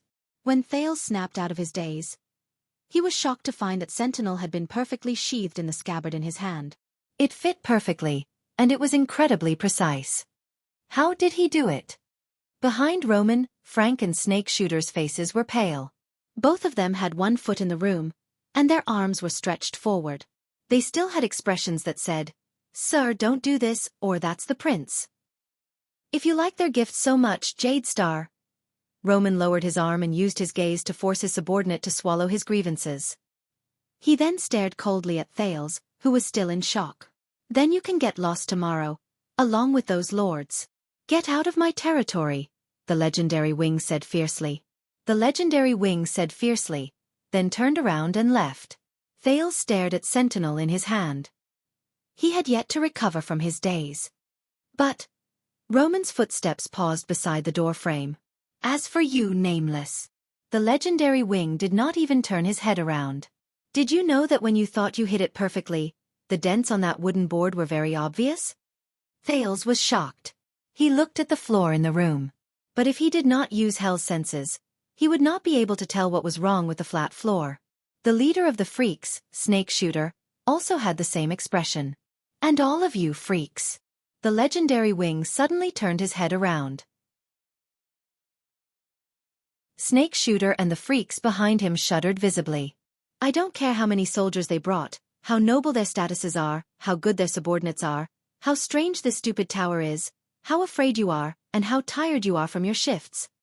Thales could not see Roman's expression, but he could sense the chill in his tone. Next time, you will let an outsider barge into our territory without any scruples. Then, go back to the prison of bones. Snake Shooter, who still wanted to curry favor or defend himself, was so frightened that he immediately fell silent and stood at attention. In the next second, as footsteps rumbled, the legendary wing went downstairs with Frank, who had an expression that said, "Take care of yourself." Snake Shooter and the others were left behind to close the door with utmost respect and caution. The footsteps of Roman and his personal guards rolled away. Thales was still holding his sword in the room. He looked confused. Just now. What happened? In the ancient Ghost Prince Tower, Roman Williams, who was walking down the stairs step by step, did not say a word. The guards behind him did not even dare to breathe loudly. Everyone knew that the legendary wing was not someone to be trifled with. Frank. The legendary wing suddenly spoke. Frank, who was behind him, immediately responded respectfully. Only to hear Roman coldly say, "Go tell those noisy nobles that every noble rebel we caught in the camp yesterday. If they don't pay enough compensation, none of them will be able to get out of jail." Frank, who was about to nod, was stunned. He reacted and said with difficulty, "But some of them are the children of big noble families. Their identities are sensitive." However, Roman's cold snort forced him to swallow his words. Yes, those people. The legendary wing took a turn at the corner of a staircase. 20 times more. Frank froze again. A few seconds later, Frank sighed. All right, they'll hate us even more. Roman's footsteps halted. The dozen or so people behind the Baron all stopped in unison, as if they had practiced this thousands of times. Their movements were orderly and without any sluggishness. Very good. The legendary wing said coldly, and the reason why we can establish ourselves here. When he said this, Roman suddenly raised his head and looked at the stairs above his head. His gaze was fixed on the darkness at the top. It's precisely because they hate us. Frank was stunned. But his commander did not say anything else. He just walked out of the tower. In the room at the top, Thales looked at the door in puzzlement. He then looked at the long sword in his hands awkwardly. He suddenly had a feeling that this might be one of Fakenhaz's goals. He wanted everyone to see the prince except the Fakenhaz family's gift. But the things he said to her. Hold it tight. Hold your sword tight. Don't lose it. After a while, Thales could only sigh. That damned stinky ugly old thing. Has he always been like this? What did he say to Prince Herman in the past? When he thought of this name and remembered that Herman died in this place, Thales lost his appetite. Herman and Shadow Shield. What kind of connection do they have? As for Tang, who has been mentioned by countless people. Who is he? Thales' expression froze. He thought of something. The prince stood up, walked quickly to his luggage, and started rummaging through it. A few seconds later, he finally took out the expensive roll of paper. But the moment he opened it, Thales froze. Thales sucked in a deep breath. Yodel, how much do you know about my fourth uncle, Herman Jadestar? A few seconds later, a faint answer came from the air, as usual. I'm not familiar with him. Very good. Thales closed his eyes gently. I guess so, the prince said with a smile. The prince smiled and opened his eyes. In the next moment, Thales carefully and unhesitatingly opened the letter that held a special meaning to him. To my angry kitten, you did not write me a letter. 8 months and 21 days ago, after our precious meeting, which ended on bad terms. You might not understand. Perhaps you do not understand with what spirit I am writing this letter. As the conclusion of that argument. Yes, kitten, you have always been sharp and understanding. Your instincts are accurate, and you hit the nail on the head. But, my most precious friend and lover, you might not understand what you mean to me. You turned around and left.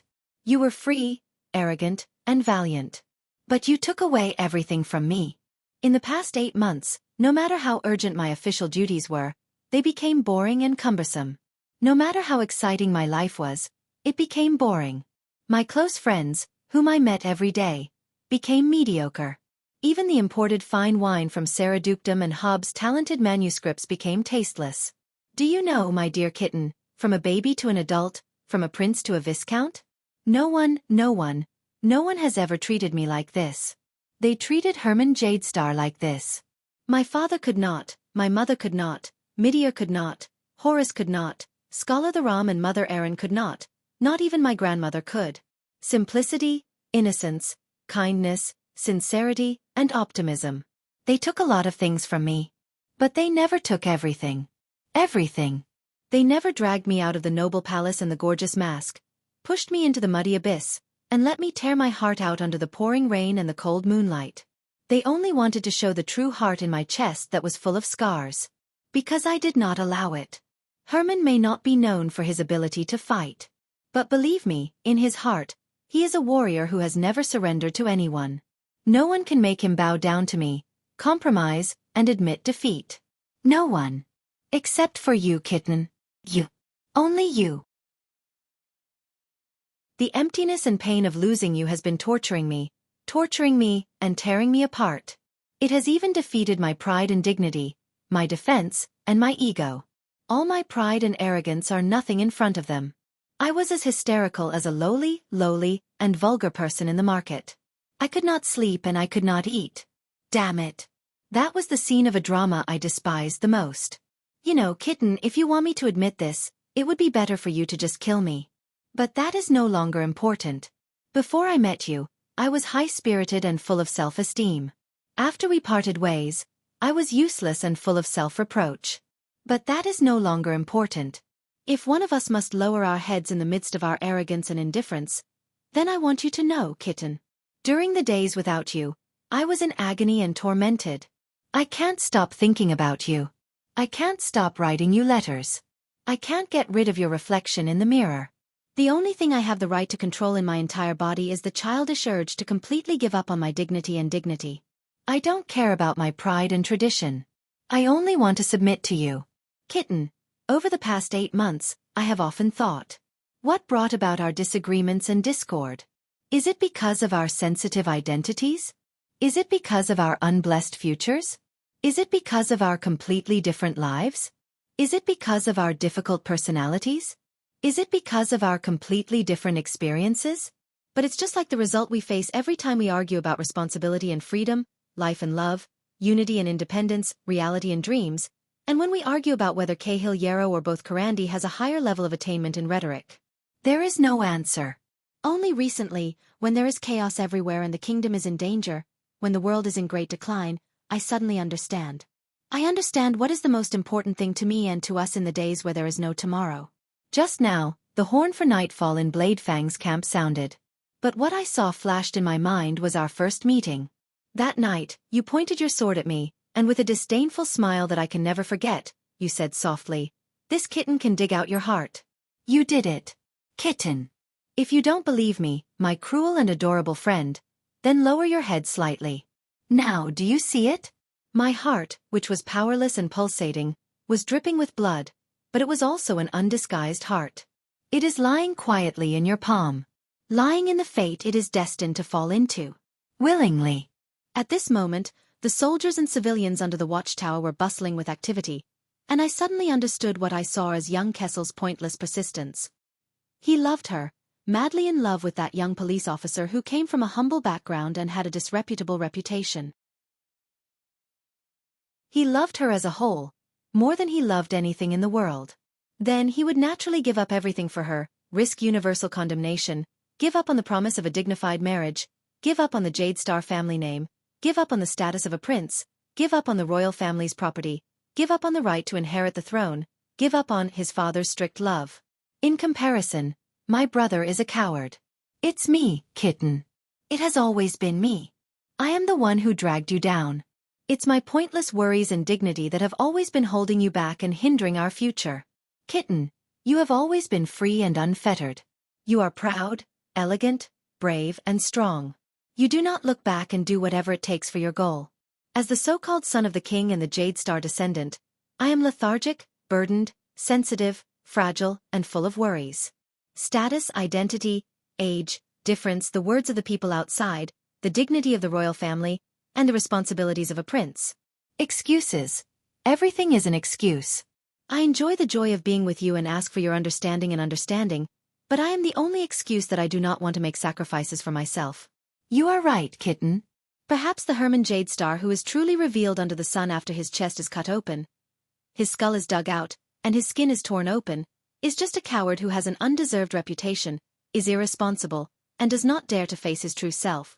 Now, the information about the emergency in the desert and the unusual gathering of orcs and barren bone people is placed on my table. But I can't help but miss the time we spent together over the years.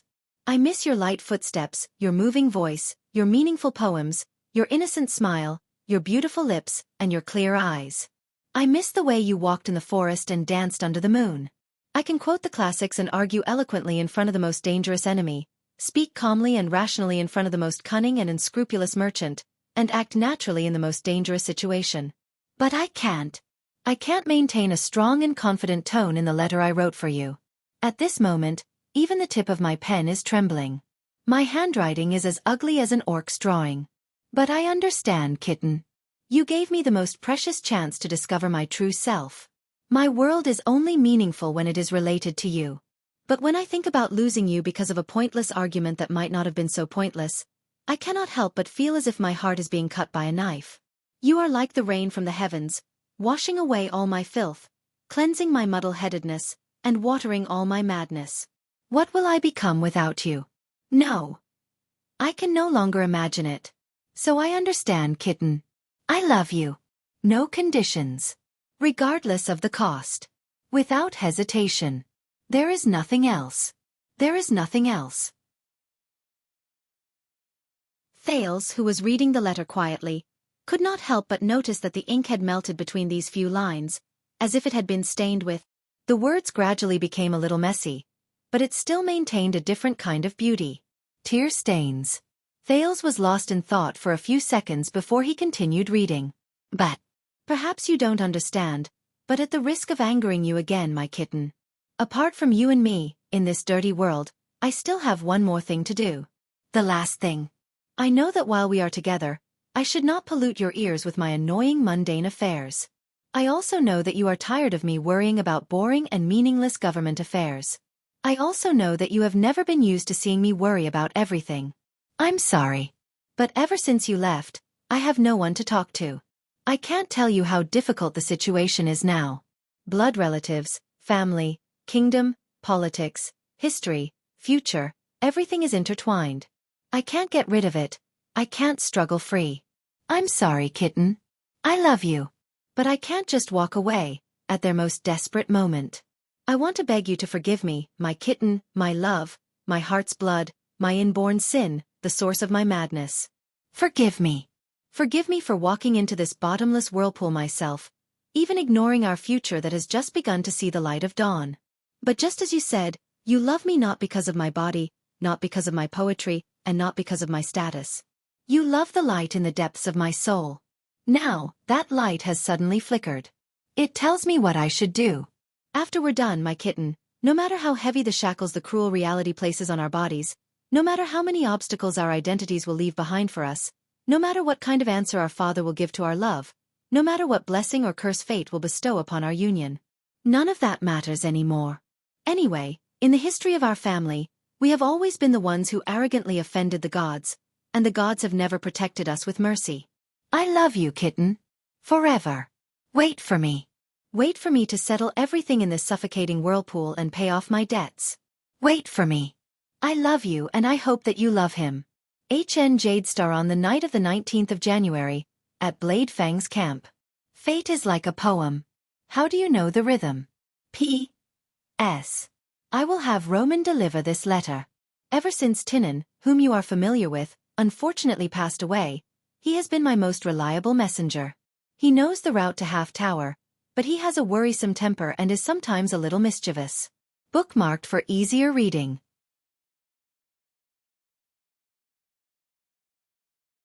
Chapter 500. The yellow sand was still indistinct, and the rising sun was still hazy. Derek rode on his horse, and as the saddle rose and fell, he stared expressionlessly at the horizon that connected the dust and the clouds. It was gray and blurry. Just like always. A few seconds later, under his subordinate's respectful reminder, Derek turned his horse around and looked straight ahead. The door that was blocked by more than 10 barricades, the hard sand that had been trampled flat, and behind it were layers upon layers of fortresses, guards who stood solemnly, and the double cross-shaped stars flag that fluttered in the air. Of course, there was also a flag that looked like it was shrouded in fog and starlight. The Stardust flag. Just like always. As expected, a group of camp guards walked forward with arrogance. They clashed with Derek's team. Both sides argued, roared, shoved, and crashed into each other. They were like two stallions that ate in the same stall. Derek did not care and let the situation develop. He only took out the water skin in his saddlebag. In Western Desert, the tongue would tell you faster than the eyes. The desert was not far away. When Derek swallowed his third mouthful of water, the captain of his personal guards pointed angrily at the flag behind him. The conflict reached its climax. The two sides who were glaring at each other could no longer suppress their emotions. They drew their swords, bows, and crossbows. Under his personal guard's orders, hundreds of cavaliers immediately spread out into battle formation. The camp guards behind the gate swarmed out, gritting their teeth as they tightly surrounded them. Derek even saw more than 10 mystic guns and city-guarding crossbows on the lookout tower. They were aiming at them. The tense atmosphere was about to explode. Just like always. Derek, who was still riding on his horse, snorted softly. He raised his water skin again and swallowed his fourth mouthful of water in an elegant and free manner. Then, of course, at the last moment, Frank, the running horse, appeared at the door at the right time. He sternly stopped the soldiers of the regular army under him. Then, he politely and respectfully came before Derek and asked him to forgive the royal family's regular army for being vigilant during a special period. He made it sound like they really had a normal period. Then Frank, who looked much older compared to 11 years ago, represented the Baron of Blade Fangs to welcome them happily and warmly. He also apologized sincerely for the Baron being busy and not coming to welcome them. Just like always. Therefore, their team stepped into the camp under disdainful and hostile gazes. They walked onto the main road and welcomed the hustle and bustle of the crowd. Derek, on the other hand, cast away the lethargy and fatigue from the journey. He straightened his back and tightened his shoulders. He allowed his beloved horse, Army Knife, to move forward in a leisurely manner without losing its elegance. It moved forward calmly, but it was not lacking in vigilance.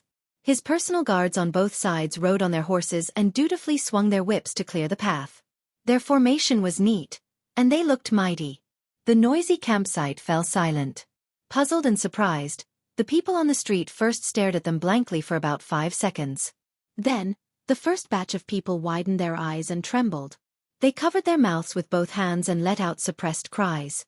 They shouted and pointed at the flag behind Derek, telling those who did not manage to react what the flag represented. In the face of all sorts of gazes, Derek tightened his muscles, be it his back, arms or face. Just like always.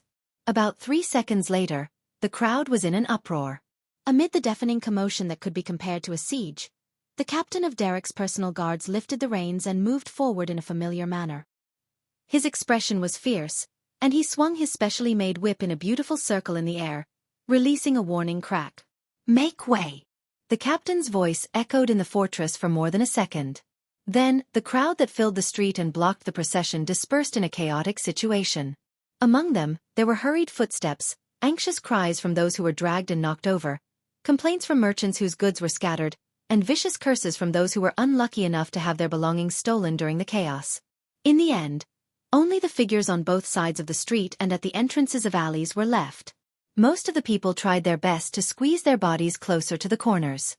At the same time, they put on respectful and curious gazes.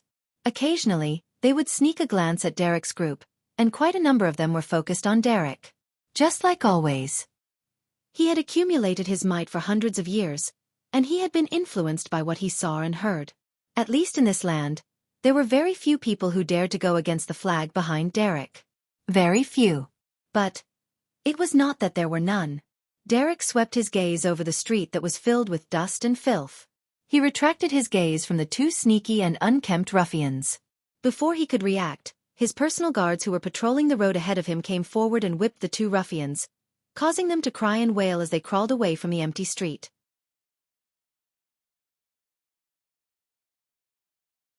Chapter 501.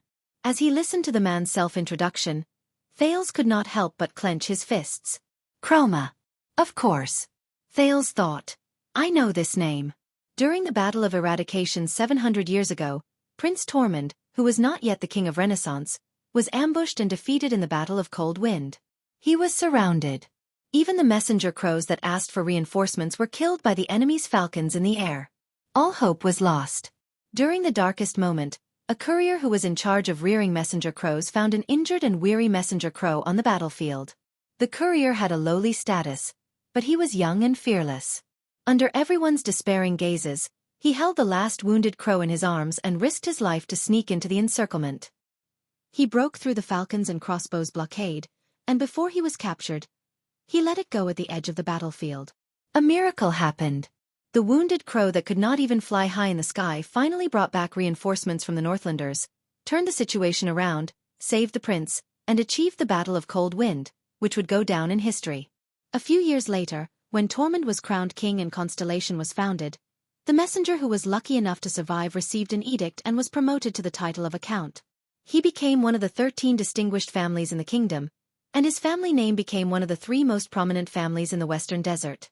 This legendary story was simplified into one sentence, and it became the motto of the Chroma family.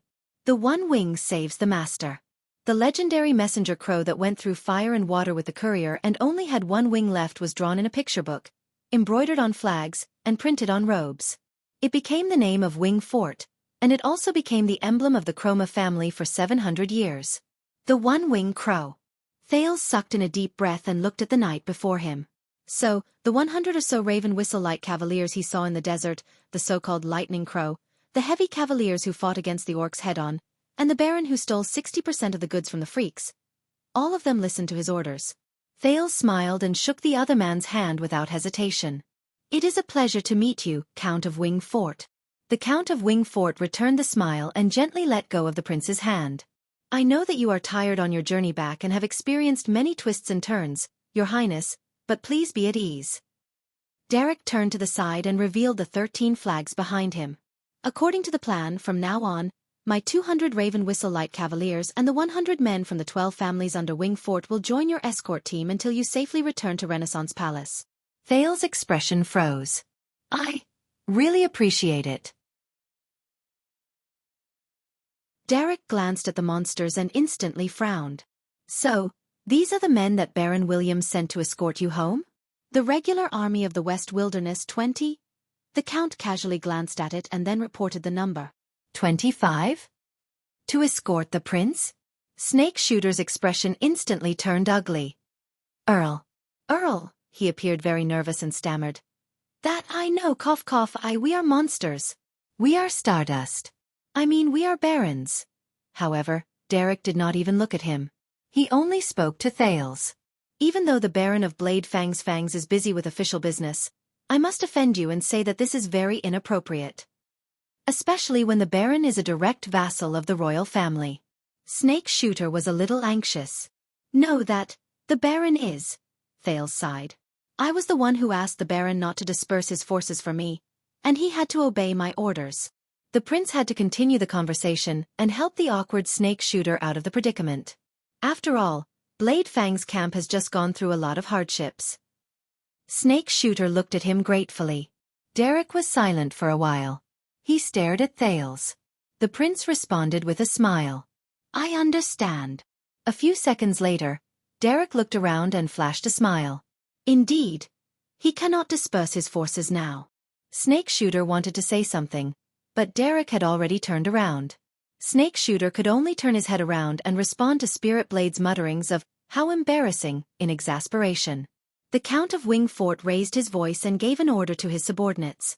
Tell Fark and Cade at the back to send the second and third teams to the capital with me. The prince's returning team must not lose their dignity. His voice was not loud, but his orders were clear and powerful.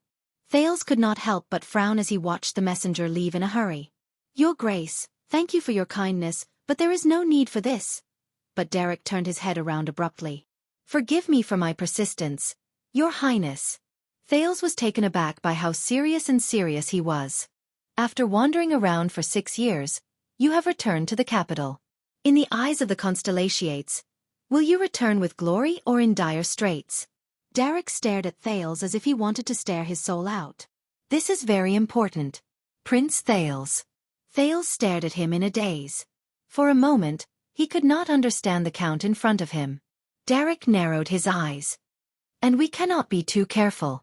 After all, you will never know where the threat will come from. As he faced the very serious Count, countless thoughts flashed through Thales' mind. The biggest thought was the Duke of Western Desert's words the day before. The powerful nobles and suzerains will rush to find you and draw the prince who has just returned to the kingdom to their side. They will do everything they can to make you stand on their side and turn you into the vanguard to fight against Renaissance Palace. Before you accept their kindness, please remember that they are only against your father. They are not truly loyal to you. A few seconds later, Thales suppressed his unnecessary thoughts and nodded politely and amicably. Thank you. You have thought about this very thoroughly. Derek also nodded respectfully. He smiled again. Thank you for your understanding. But the Count's words changed. I heard that Sir Cyril has already met you? Cyril Faken has. When Thales heard this name, he could not help but twitch his eyebrows. Yes. Yesterday he came to visit me. Derek stared at him for a while before he smiled and said, Oh, I understand how you feel. Understand? When he recalled his conversation with the Duke of Western Desert, Thales snorted in his heart. Really? But Derek seemed to have seen through his thoughts. The young Count of Wing Fort chuckled softly. A long time ago, after I spoke to the Duke for the first time, I spent a whole month to understand what he said to me during that hour of teasing and scolding. Derek's smile was a little resigned. And this does not include the rhetoric and metaphors that come out of his mouth at will. Rhetoric and metaphors. Thales remembered something, and he could not help but hum in acknowledgement. He looked at Derek, who was in front of him, with empathy. Is that so? Thales chuckled dryly. Then you know him quite well. But Derek's reaction was out of his expectations. No, Your Highness. This time, Count Chroma's reply was quick, but it was half teasing and half serious. I have never understood the Duke. The master of the single-winged crow, the young Count of Wing Fort narrowed his eyes. There seemed to be a profound meaning behind his words. Not at all. In a dilapidated and remote house in Blade Fang's camp, a figure holding a walking stick and wearing a thick leather robe slowly walked into the room. I did not ask Gotham to save you and give you a place to hide so that you can drink all the wine in my storage. In the dark house, a man sitting in front of a table turned his head around slowly and snorted softly. He did not seem to mind. The man was wrapped in thick bandages from his shoulders to his limbs. He let out an unpleasant laugh. Oh, is that so? I'm sorry, Savior. He looked at the guest and raised a wine bottle high in a drunken manner. Fortunately, I still have one bottle left. Look, this is the one. In the next second the man let go. With a loud crack, the wine bottle shattered on the ground, and wine spilled everywhere. The guest watched as the wine splashed on his boots and leather robe. He could not help but frown. Oh! The man wrapped in bandages spread his hands and smiled maliciously. Now the last bottle is gone. The guest was silent for a while in the darkness. He did not sit down but only said airily, Tomorrow mix in with our convoy and leave the camp. Go back by yourself. The man's body froze. Go back. He snapped out of his daze, and his unfocused gaze became clearer. What about the mission? What about that brat? The guest snorted softly. His gaze was sharp, and his voice was dry and unpleasant. I went to take a look. He is being protected. Impossible. The man paused for a while. Impossible. He repeated in a murmur. His drunkenness gradually faded, and the expression on his face slowly became ferocious. That damn brat. The man slammed the table. He stood up, gritted his teeth and said to the guest, No, no, no. It's impossible for you, but I can. Give me a route and a sentry. I can sneak up in the middle of the night. But the guest rejected him mercilessly. No, you can't. The guest looked at the bandages on the man's body and gestured with his chin. You were beaten up badly. The man shook his head impatiently. He snorted and waved his hand. It's just a small injury. Trust me, you should go and see the other guy. He's in a much worse state than I am. The guest in the darkness did not speak. He only carefully sized up the bandaged man. I want to believe you. The guest pressed his hands on his walking stick. His gaze was cold, and his tone was profound. Can I? These words made the man pause again. The man's gaze pierced through the bandages, and he stared at the guest for a while. A few seconds later, the man exhaled and sat down heavily. Don't worry. No one will suspect you. The man seemed to have figured something out and said angrily, You're right. He said angrily, the Secret Intelligence Department, Dragon Cloud City, and that brat who thinks he's smart, they all think that I work for the king. I mean, our king. The man rubbed his head desperately. He hissed softly, as if he had a headache. The guest rubbed the back of his hand and snorted softly. But this is also the truth, isn't it? The man exhaled heavily. He raised a finger and looked at the guest with a displeased gaze. Hey! You only wanted that brat to stay in Northland. You didn't say that he had to stay in Dragon Cloud City. The guest stared at the man's finger. He was not upset or angry, but his tone became colder. You went to King Chapman, which made things complicated. The man seemed to want to argue, but his displeasure quickly weakened when he met the cold gaze of the guest.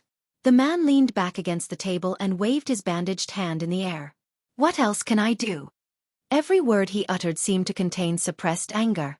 That old witch from the secret room has been suspicious of me since a few years ago. Do you know how many people she sent to deal with me after King Nuvan died? And the Secret Intelligence Department, if the prince falls into the hands of Dragon Cloud City, they will only force me to go back and save him again. That won't be as simple as being a babysitter. The guest did not answer. He only listened to the man quietly. The man exhaled a gloomy and painful breath of resentment. He pressed his head again, and there was a hint of anger in his words. Only the supercilious Kinslayer King, only when he starts to protect me like Nuvan, will the Secret Intelligence Department and the secret room stop causing trouble for me. The guest looked at the floor and nodded with his walking stick. But you screwed up. His words suppressed the anger of the man in the bandages again. The man's breathing quickened. After a few breaths, he opened his mouth and let out an unpleasant sound. Of course it's easy to just talk while standing. This time, the man's words were filled with anger and humiliation.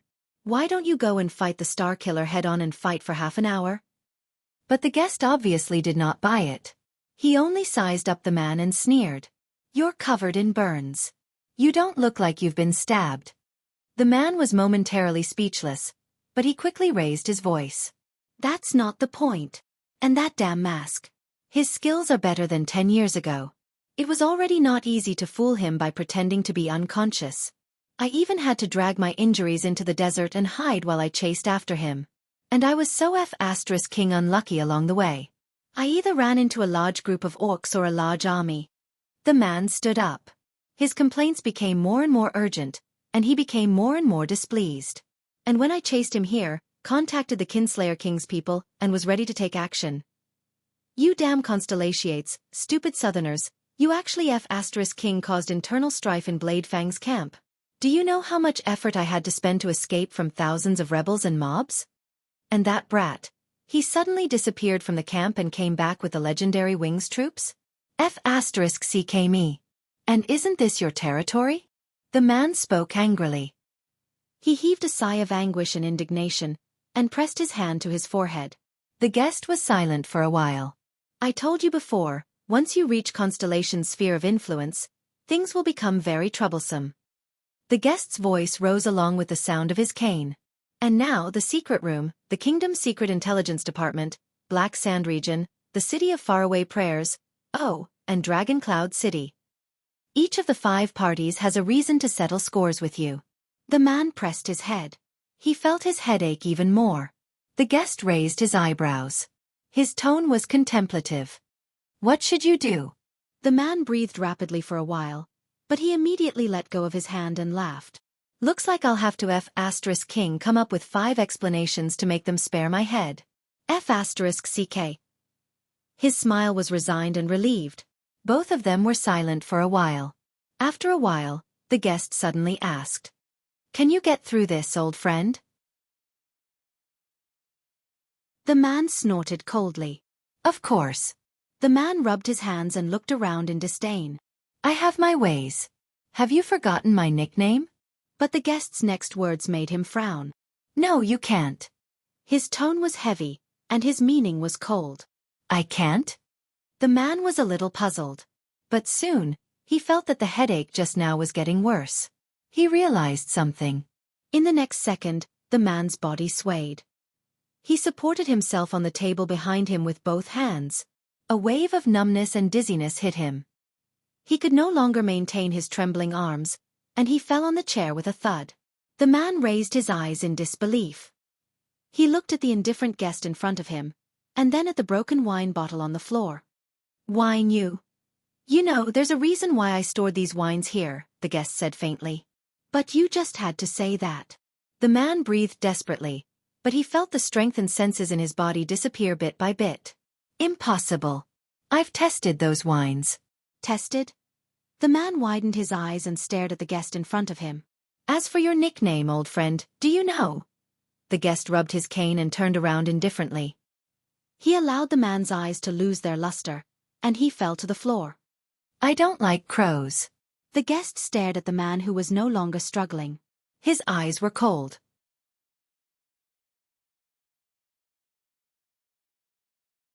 Chapter 502. The sun set in the west. Thales rode on a horse with a brand new saddle and a shiny coat. He moved forward slowly and headed east. He looked over the shoulder of the mounted sentinel and stared at the weeds and smoke in the distance. He was lost in thought. The land here was different. It was different from Northland and the desert. It was wetter, more fertile, and flatter. The power that allowed him to never get lost gave him this information.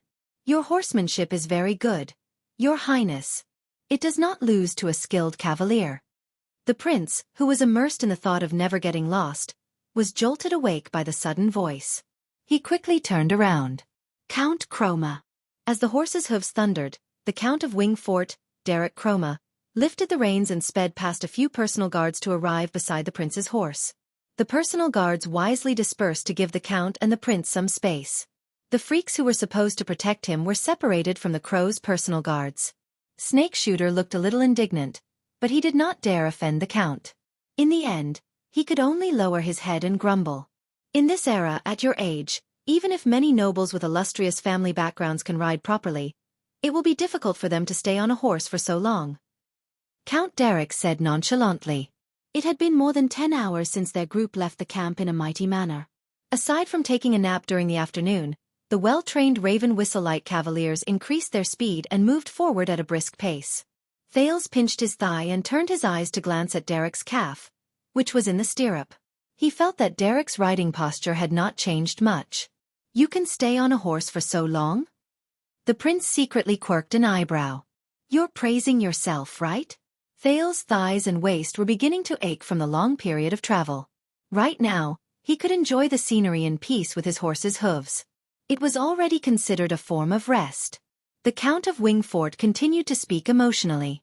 The Northlanders' military training is indeed extraordinary. Thales nodded politely and laughed dryly. Thank you. As for the Northlanders' training, you should ask the Starkiller and the Raven of Death. The former used years of riding lessons to teach him how happy it was to be able to ride on a normal horse. The latter taught him how blissful it was to be able to normally ride on a horse's back by running for what felt like years. Thales sighed softly as he recalled the bitterness and thought of the sweetness. Sure enough, people are forced out. But come to think of it, Nicholas, Monty, and Tolja from Black Sand region. When he thought of how 3 of the 5 famous Extension War generals had a bone to pick with him during his trip to Northland, Thales felt extremely helpless. He was probably the second most unlucky person in the world. Ahem.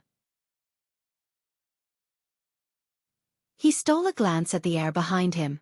By the way, how did Yodel keep up? Don't tell me you're clinging to a horse's ass. We can finally see the land beyond the yellow sands, right?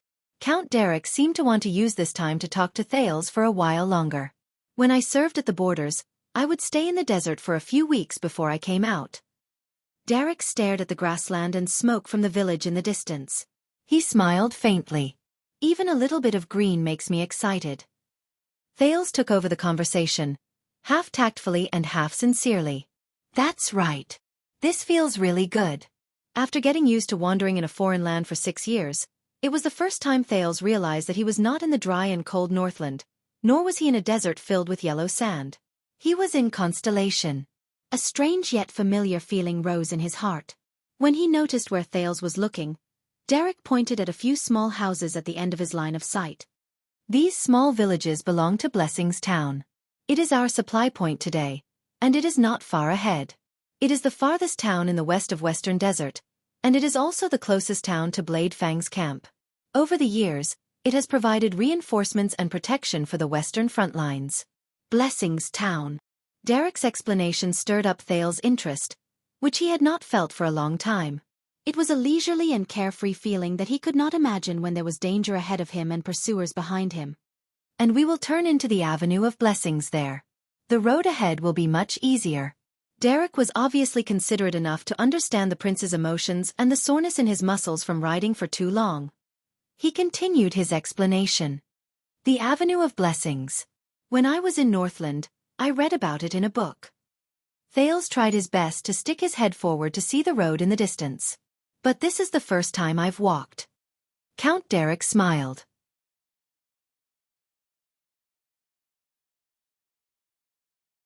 Chapter 503. Under Count Louis' strange inquiry, Derek's expression remained the same.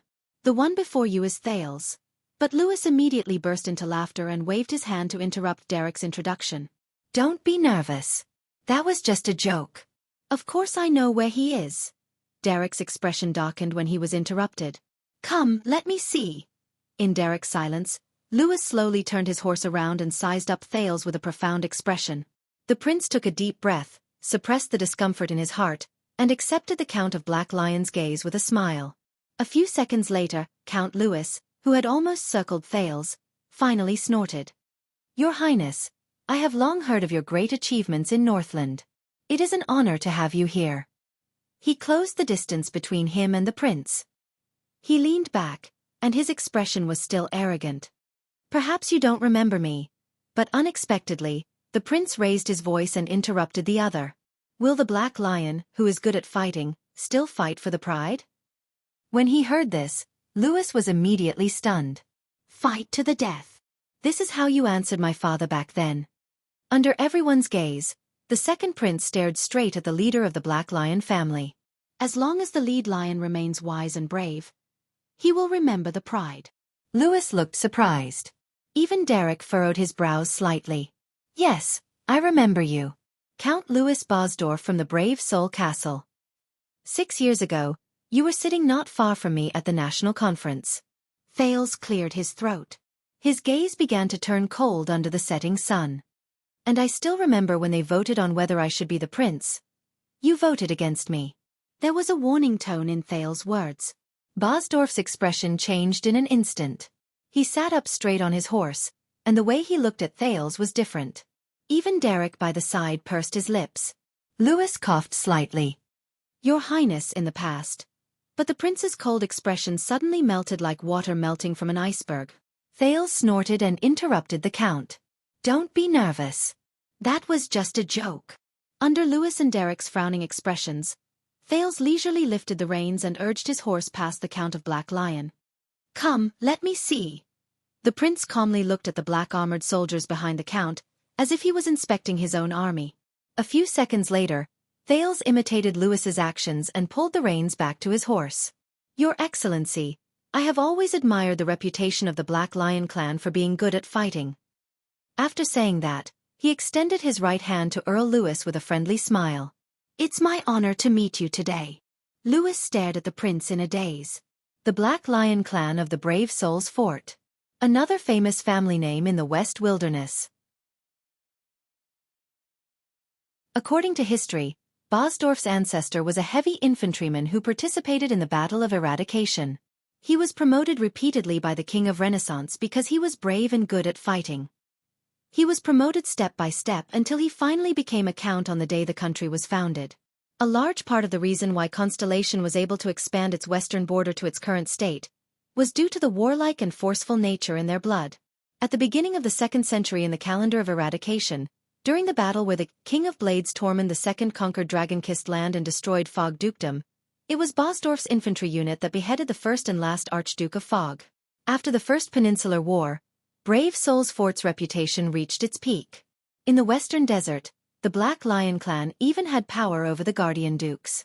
Then during the confrontation of the two stars in the late 2nd century, after the death of Cloud King Horus II, the two branches of the Jade Star royal family fought for the throne. They unfortunately chose the wrong side, just like most families in that era. The stunned Earl Lewis stared at the prince's outstretched right hand, then at Thales' smile. He was silent for a while. By the side, Derek, who had not said a word, looked at Thales and curled his lips slightly. "Thank you, Your Highness."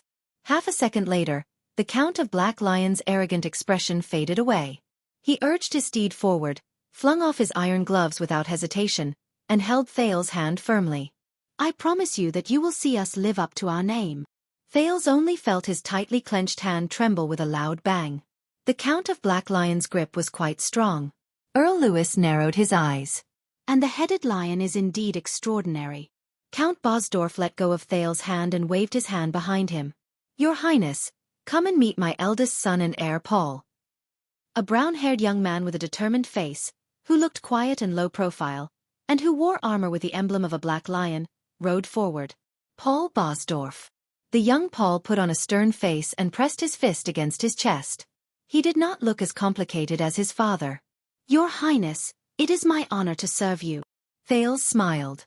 "It is also my honor." Count Lewis, who had been sizing Thales up, laughed and extended his hand to the black-armored soldiers behind him. "Your Highness, my son and 200 elites from the Black Lion clan, as well as 100 people from the 14 families around Brave Souls Fort, will escort you home with Derek."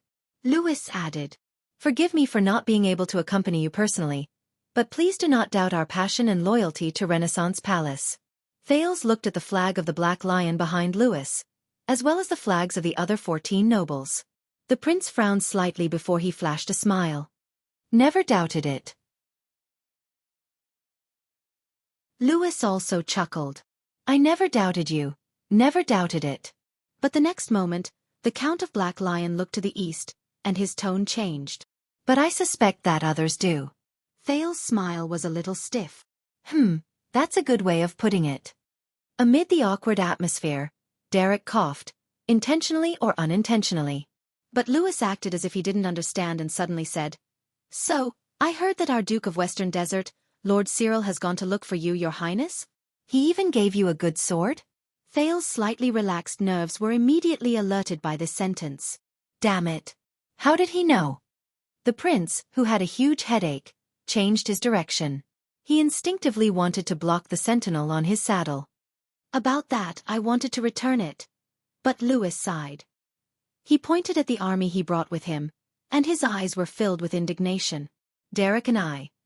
Together, we mobilized countless subjects, and then mobilized 600 to 700 elite personal guards to achieve this, but the Duke only used one sword to do it."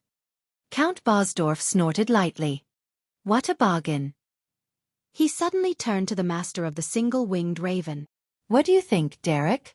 The Count of Wingfort looked up, but he did not answer. He only gave Lewis a friendly smile.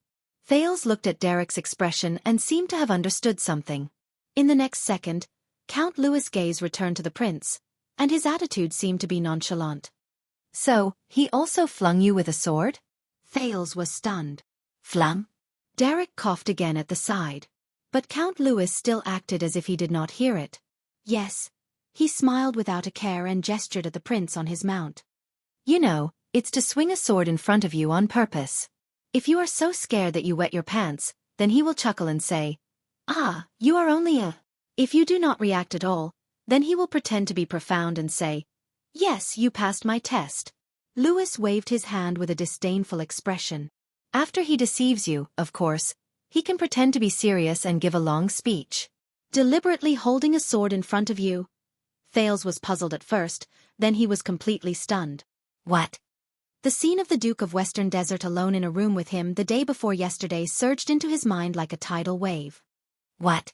The prince asked in surprise. As if he had expected Thales' reaction, Count Louis chuckled with an expression that said, "I knew it. I'm guessing that the Duke probably poured out his heart and soul to you, expressed his worries, and showed you how much he loved Western Desert, that he loved it madly, that his love was reasonable, that he could not extricate himself from it, and that he could move the world.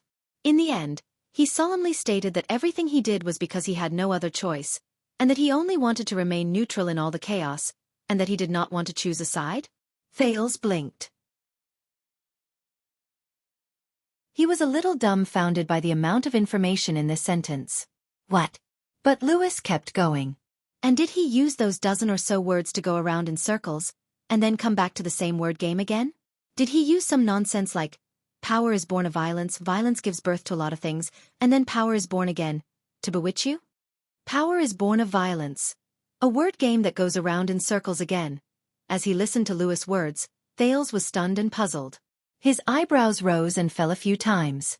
There was a teasing tone in the Count of Black Lion's tone. Makes you feel that he is unfathomable, far-sighted and different? Derek, who was beside him, turned his head away and coughed loudly. Thales finally found a gap and asked in puzzlement, "How did you?" But Louis did not give him a chance to retort. "You know, after a bunch of nonsense, when the time comes, he will snap his fingers like this." Count Bosdorf waved his hand in disdain and snapped his fingers. "Then he will blink his eyes and snap his teeth. Don't worry, I won't say this to anyone else, but I'm with you." The way he shook his head and the disdainful expression on his face was rather similar to Duke Fakenhas. But it startled the prince. "Wah, what?" Louis smiled coldly. "Don't be surprised, Your Highness. That is the unpopular Sir Cyril. When we were young, he treated everyone." He put away his playful expression, and his expression turned cold. "That's what he did." Thales stared at him in a daze. He tried his best to control his expression. What does he mean? He treated everyone like this? That's what he heard the Duke of Western Desert say in Ghost Prince Tower yesterday. Do you think I would randomly pick up a 14-year-old brat on the street and tell him this? Thales felt that he was a little confused. Louis turned his head in disdain. "Am I right, Derek?" In the room, Derek bowed politely, but he still smiled and said nothing. Looking at Derek's behavior, the Count of the Black Lion snorted coldly in dissatisfaction. But at this moment, Thales' heart was already in a mess. That Duke of Western Desert who looks like a boss. Actually. But, no. Then, I am going to the camp to visit the Duke today. I hope he will not use the old method to brush me off. Louis snorted. But no matter what, be it the beginning or the end of this farce, we really have to thank you, Your Highness. Count Bosdorf stared at Thales, who was trying hard to think. And from the ruins to Wing Fort, whether it was Sir Cyril, Derek, or so many suzerains under us, if it were not for your arrival, Western Desert would rarely have such a gathering. You must be our savior, Your Highness. Whether it was 6 years ago or now, you allowed us to reunite after we were separated. Don't you think so, Derek? Derek curled his lips for the third time and smiled politely. Looking at the stubborn Count of Wing Fort, Bosdorf shifted his gaze to Thales again. And I still have a gift. The Count of the Black Lion waved his hand. In the next second, a few strong and powerful soldiers in black armor raised a flagpole and waved a ridiculously tall and extraordinarily large flag in the air. Thales was just about to thank him, but his smile froze again. Do you miss your family's coat of arms, Your Highness? While the citizens on both sides of the town cried out in surprise and burst into an uproar, the flag was unfurled in the wind. It was a 9-pointed star flag. However, the 9-pointed star on the flag seemed to be made of a special material. As long as the flag moved slightly, it would shine with a piercing silver light. It was as bright as the starry sky, making it hard for people to ignore it. Many people, including Thales, subconsciously raised their hands to cover their eyes. F***CK. This is too. Thales turned his head around awkwardly.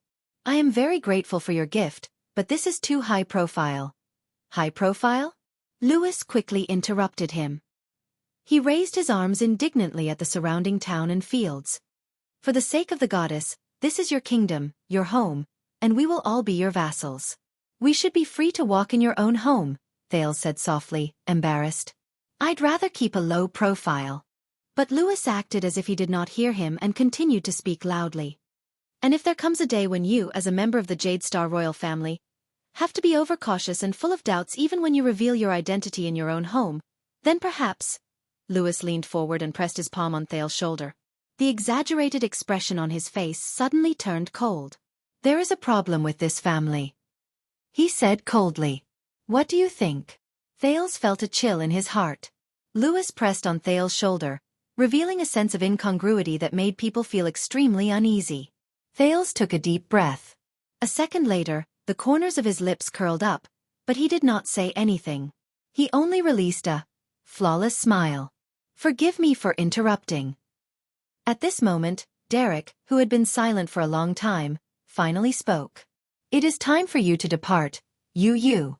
Your Grace, it will take us half a day to reach Bladefang's camp from here. Thales was unusually grateful for the interruption. Perhaps it was because of Derek's help, or because he finally had nothing else to say. Count Lewis only remained silent for a while before he let go of Thales. He put away his strange expression and smiled faintly. Of course. Don't let me disturb you. Paul, protect the prince with your life. Lewis instructed his son in a meaningful manner. Just like how this prince risked his life to protect his home for the past 6 years. Paul pressed his hand against his chest and lowered his head solemnly. I will, father. I will. Count Bosdorf curled his lips and pointed at the shining silver flag with a 9-pointed star with his thumb. Also remember, although that flag is heavy, you must ensure that it is erected in the air. Don't let it fall. Lewis clicked his tongue. Thales did not know who he was talking to. It will hurt someone. Thales' expression did not change. This time, Paul did not answer. He only nodded silently. Then, have a smooth journey, Your Highness. The Count of Black Lion reined in his horse. The cold expression on his face faded away, and he smiled confidently. The road in Western Desert has not been maintained for a long time, and it has never been easy to travel. Surrounded by soldiers, Louis Bosdorf rode past Thales' side in a swaying manner, leaving the prince with a view of his back and a sentence that carried a profound meaning. Presumably, the road in Central Territory will be flatter? Thales sighed in relief as he watched the Count of Black Lion's troop leave. He and Derek looked at each other, and both of them revealed impeccable and helpless smiles. Feng Yun Reading Network.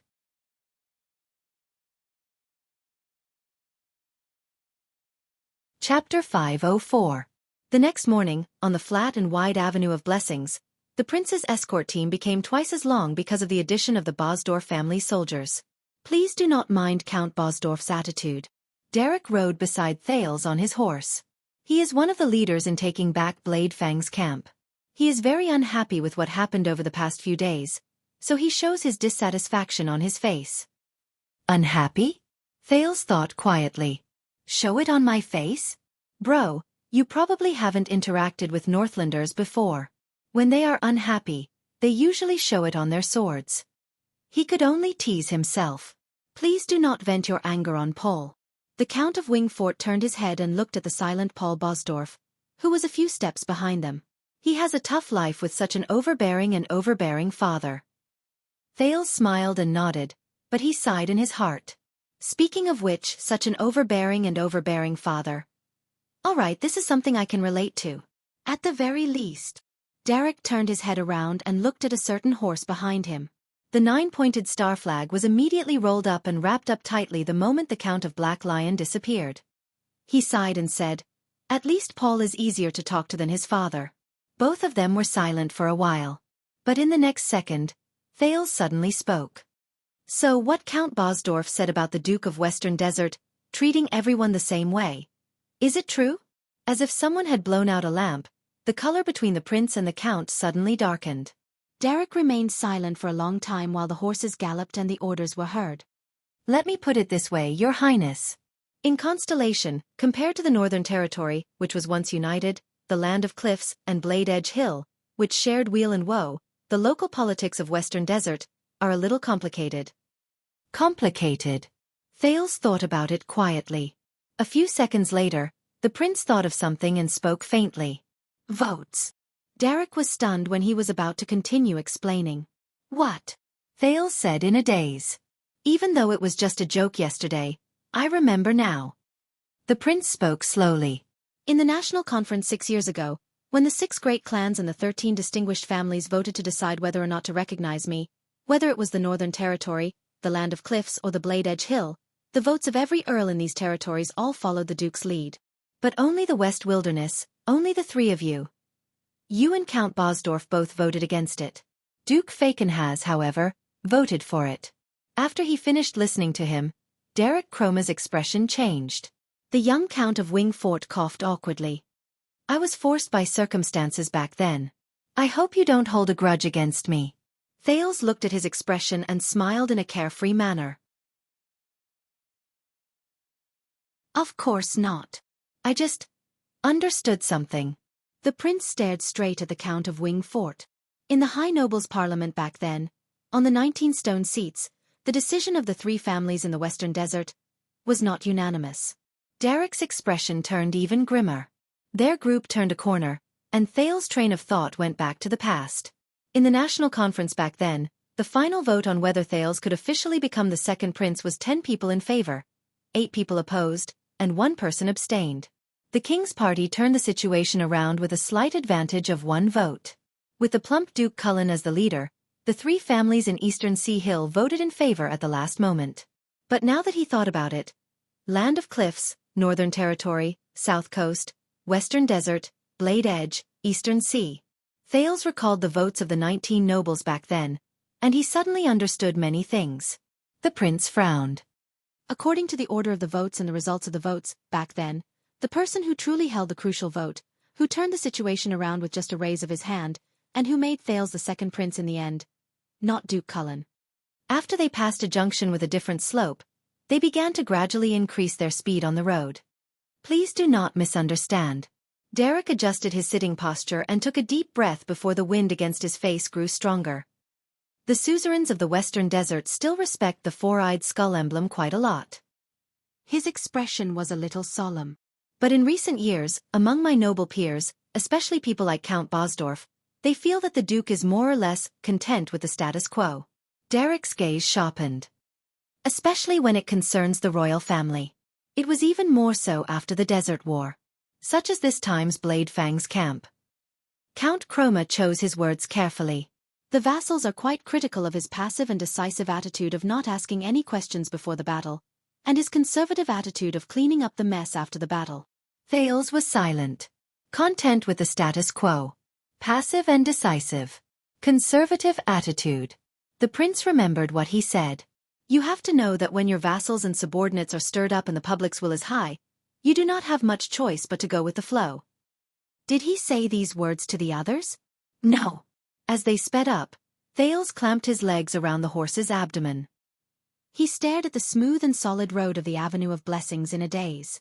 He watched as they sped forward, inch by inch. He said firmly, perhaps this is the Duke's unique way of defending Western Desert. When he said this, Derek was silent for a long time. Both of them were deep in thought. They followed the group in tacit agreement and allowed the horses to gallop forward without making a sound. A minute later, when the horses began to slow down with the group, Derek sighed with a myriad of emotions and looked at the plains in the distance. Looks like Cohen was not boasting. If I did not come to see you, I would have definitely regretted it. Thales smiled. He was about to thank Chroma, but he did not react immediately. But a few seconds later, Cohen? Thales subconsciously raised his head. He was slightly surprised. You You know Cohen? Cohen, stupid Caribbean? Count Chroma turned his head to look at the prince. His expression became warm again. I'm not sure when Cohen had such a unique middle name. Derek thought about it. There was nostalgia and a smile in his eyes. But yes, Cohen is my cousin. We grew up together in Walla Hill. His mother is my father's sister, my aunt. Thales made some calculations. Cohen's mother is Derek's aunt. Caribbean and Chroma. The Twin Tower Longsword and the Single-Winged Crow. Walla Hill and Wing Fort. The prince came to a sudden realization. I see. Your families are in-laws. The Count of Wing Fort smiled faintly and nodded. 6 years ago, Cohen mentioned you to me for the first time in our correspondence. There was a strange tone in Derek's voice. He said, he was heartbroken, so he took a leave to go sightseeing in the north. Then, in one night, he coincidentally ran into a great and glorious adventure. He followed an extraordinarily intelligent prince, charged into heroic Spirit Palace, fought against Dragon Cloud City at night, defended the Hall of Heroes to the death, fought against the Northlanders, fought against a legend, faced an enemy in the supreme class, felt the terror of the calamities, witnessed the descent of the great dragon, endured the mutiny of rebels and traitors, suffered the unforgettable betrayal of his companions, blended into the White Blade Guards, encountered the assassination of the king, and witnessed the ascension of the Archduchess to the throne. He advanced bravely in the north, which was filled with powerful enemies, saved Constellation from the brink of destruction, and protected the lives of tens of millions of people in the end. The more he spoke, the more resigned he felt. Even Thales could sense the excitement and eagerness in Derek's words, which made him ramble incoherently. It was practically a mystery and awkwardness on paper. In the end, Cohen complained that even though the Secret Intelligence Department came to his door at night to warn him not to divulge national secrets, his superior did not believe him and refused to give him any leave or travel expenses reimbursement. So, he hoped that I could understand him. Derek pondered for a while. When I received the letter, I was still thinking that perhaps he had indeed been single for too long. You know, delusions and illusions. I mean, it's true that you are young and intelligent, Your Highness, but... Northland? Extet. There are so many things. I really doubt. Derek stopped talking and stared straight at Thales. Until now. Thales hesitated for a second before he forced a smile that was both polite and awkward. Cohen. You. Awesome. After a while, Thales squeezed his fake smile back into the depths of his muscles and coughed. Is Cohen all right? Derek smiled. I think so. He's still at the police station in the capital, doing a job that most nobles can't understand, including my aunt and uncle. Derek shrugged helplessly. You know, they've always been worried about his marriage. For more than 10 years, my aunt was afraid that he would marry his classmate, the warrior lady from the Arund family. Thales squeezed his eyebrows together. Miranda? The prince snickered. Oh no, that's impossible. Derek exhaled. Yes, I know. Lady Arund is probably the person Cohen fears the most. That boy once said that he always had this illusion that he would suddenly become stupid in front of Lady Arund. Thales smacked his lips and recalled the way Miranda and Cohen interacted. Yes, that was indeed an illusion. Because he definitely did not suddenly become stupid. But more than 10 years have passed. My aunt doesn't care about that anymore. Derek shook his head. At the same time, he felt amused and helpless. Now, as long as Cohen is willing to marry, she doesn't care if the other party is a warrior, as long as it's a woman. Thales and Derek looked at each other, and they laughed in unison. After a while, Derek's voice became deeper. So, it's true? Cohen said that he fought with the Fire Knight in heroic Spirit Palace, fought with the legendary anti-mystic equipment, and fought for 300 rounds? The Fire Knight, 300 rounds. The prince felt a headache coming on. My attendant can testify that they fought, but 300 rounds. Thales did not continue. He only smiled sheepishly. Derek's gaze moved, and he nodded in understanding. Then, he said that he faced the Red Witch, who is as famous as Lord Hanson, and faced her persuasion to surrender, and that he would rather die than submit? Faced the Red Witch. Neither humble nor arrogant, and would rather die than submit. The prince was stunned and blinked. About this, how should I put it? It's basically not up to the Red Witch to persuade him to surrender. He's that This time, without waiting for Thales to say anything, the comprehending Count raised his eyebrows and seemed to be deep in thought. I get it. Then, he said that he faced the legendary warrior who never aged, the undefeatable ground shaker Caslin, and that he risked his life to fight against him, and that he had to sacrifice an arm. Risked his life to fight against him. Thales twitched his lips awkwardly. He about that. Once again, when Thales was still hesitating about what to say, Derek raised his eyebrows in a very considerate manner. Oh. When he saw the Count's expression of sudden realization, Thales suddenly felt guilty for betraying Cohen. That's not right. I'm the one who's telling the truth. But Derek's next sentence made Thales' heart sink. Then, the great dragon? Thales was silent for a while. The scenes of the past reappeared in his mind. It's true. Derek's eyebrows twitched. Count Chroma narrowed his eyes, and he looked rather solemn. This explains why the messenger crows that passed by the north were all late that month 6 years ago. The legend is true, the great dragon spreads its wings, and the sky is forbidden from flying. Derek said softly. Then the calamity? This time, Thales' expression was as calm as still water. He lowered his head. He did not speak. He only gritted his teeth and remained silent for a long time. Derek stared at the prince and did not continue asking questions. Humph. The Count shook his head and sighed. You know, the first Count of Wingfort left behind a record of the calamities he saw. But in my family, there were a few generations who believed that those were just the ravings of an old man before his death. Derek was silent for a while. Then, King Nuvan was killed by the calamities? Thales raised his head. He seemed to see the dawn when thousands of arrows were fired at the same time, and the bloody head that rolled to his feet while wearing a crown. The assassin's flower, young Charlton, and the flying locust blade. The prince said firmly, and Chapman Lampard. Derek drew in a soft breath. The air became so quiet that only the sound of horse hooves could be heard. The Count raised his head slowly. You have suffered, Your Highness. Perhaps many people do not believe it, and even more do not know. Derek let out a long sigh. His gaze was grave, but he was incredibly serious. But I want to say, the entire kingdom. We owe you a debt of gratitude. Thales gritted his teeth and forced a smile. Thank you. The prince nodded stiffly. Count Chroma. But Derek shook his head. Derek. The Count of Wingfort first flashed a warm and friendly smile at the teenager. He then extended his right hand, as if this was the first time he formally introduced himself. This is my name. Thales paused for a moment. He cast a profound glance at Derek before he smiled as well. Of course, Derek. The second prince extended his right hand sincerely and shook Derek's hand. Thales. Their gazes met in the air, and they nodded at each other. Derek let go of the prince's right hand, but his words changed abruptly. From the perspective of a Western Desert noble, Thales, I know how Renaissance Palace views us. I also know what we are facing. I also know your sensitive and awkward situation.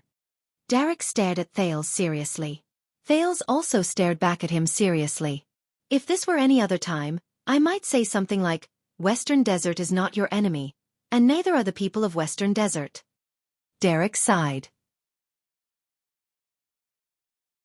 But you are Cohen's friend. Derek's expression was a little sad and resigned. And from the perspective of his cousin and his friend, I have to remind you, Thales. The next moment, Derek lowered his head slightly. A few words that seemed more precious than gold and weaker than a fly popped out from between his teeth. Be careful of Sir Cyril. What? Thales first thought about the name, then he frowned. What do you mean, Duke Fakenhas? What do you mean? Derek was silent for a few seconds before he spoke softly. The Duke is good at manipulating people's hearts, even those who don't like him. Manipulating people's hearts? Thales was stunned for a second. The first person he thought of was the Red Witch in Northland. But, Cyril Fakenhas? Unwelcome? Count Bosdorf said that the Duke is equally ambiguous towards everyone. He remains neutral and never takes sides. Derek's expression was unprecedentedly serious, as if he was facing a great enemy. That might be because Sir Cyril, the master of Western Desert, wants him to think that way. The Duke of Western Desert wants him to think that way? Thales was stunned. It must be admitted that from the first minute of their meeting, Derek had impressed him as cautious, thoughtful, tactful, and never out of line. But now... And if Count Bosdorf does not like Lord Cyril, said Derek coldly to him, that's probably because the Duke wants him to dislike me. Thales breathed in a daze. Then the reason why the Duke is unwelcome. Derek nodded, lowered his voice, and continued the second half of the sentence. Because he doesn't want to be popular. Thales stared at Derek in a daze. He suddenly felt that the person in front of him was different. Wait, if this is true. The impression Duke Fakenhas gave him was also. Thales, perhaps you know that due to historical reasons, my family is quite experienced in the business of taming messenger crows. Derek spoke again. Thales tried his best to shift his attention to the present. Ah, really? The Count of Wingfort said warily. A few months ago, His Majesty and the suzerains of Western Desert came to an agreement. We will send troops to the Alliance of Freedom, force Extet, and rescue you. Yes, Thales answered instinctively. Derek's gaze became sharp. The week we came to an agreement with His Majesty, my raven whistles detected a few long-distance messenger crows flying north across the border. The week we came to an agreement. Flying north across the border. Long-distance messenger crows. Thales furrowed his eyebrows. What do you mean? Derek was silent for a few seconds before he said airily. That batch of messenger crows flew very high in the sky, were abnormally vigilant, and were good at hiding. Even with the Raven Whistle Light Cavalier's abilities, we almost missed them. Those are not postal messenger crows that travel between two places, have fixed routes, are inflexible, and have simple training. Instead, they are military messenger crows that are strict, intelligent, agile, know their way around, and will recognize their masters. They are not easy to tame, and the fees are high. Only the rich suzerains can afford them. Military messenger crows. High fees. Great suzerains. Thales' expression changed slightly. Thales, someone leaked information about you from the moment you escaped to the moment you returned. Derek's tone was very solemn. Someone leaked information about you to the Northlanders from Constellation. I guess this is why your journey back home was full of accidents. Leaked information about me. My journey back home was full of accidents. Thales' breathing froze for a moment. At that moment, King Chapman's figure suddenly appeared before his eyes. He also remembered King Chapman's sudden visit to Dragoncloud City just to meet Thales. No way. The prince looked up vigilantly. Are you talking about Duke Fakenhas? Derek shook his head. I can't be certain. But Thales, not all of them. Derek narrowed his eyes. His tone was cold, and Thales could not help but clench his fists. In this country, not everyone welcomes your return, Wang Chong said with a smile. At that moment, a few Raven Whistle-Light Cavaliers dashed back from the path in front of them. Amidst the endless dust, they brought a message that made people nervous. Be on guard. Sentries are in contact. Multiple Cavaliers. What? Derek and Thales looked at each other and frowned at the same time. The Raven's entire troop immediately stopped moving forward. Hundreds of Cavaliers reined in their horses at the same time. For a moment, horse hooves thundered, and horses neighed. Everyone moved. Quite a number of Raven Whistlers rushed forward and surrounded the two important figures. Count Derek. Paul also urged his horse to rush over from behind. The air of Brave Soul's castle had a solemn expression. But the Count of Wingfort remained calm. Don't be nervous. The Raven Whistlers are elite scouts. This is only the first message. It proves that the other party is at least a few miles away. Soon, they will confirm their identities. Their confident questions were mixed with the countless sounds of horse hooves, and it made Thales feel much more at ease. Soon, the second and third messages arrived. The new information made the three nobles feel even more solemn. 25 Cavaliers. No flags. Identity unknown. Refuse to respond. They are between light Cavaliers and heavy Cavaliers. They are well-equipped and skilled. The report from the Raven Whistlers in the sky. There are more troops behind them. More Cavaliers and infantrymen. Hundreds and thousands. More? Hundreds and thousands? Thales was shocked. Derek and Paul looked at each other. Their expressions grew darker. Who would bring an army to the prince's side at this time? Paul said coldly. Do we need to gather our main force? Stay calm, Derek replied in a steady manner. This number does not eliminate the possibility that it is Constellation's own army.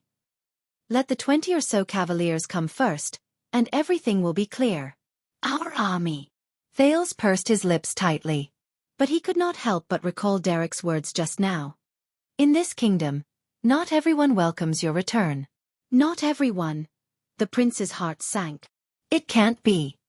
Please, I've already entered the land of Constellation and stepped onto the great path of blessings. There can't be any more accidents.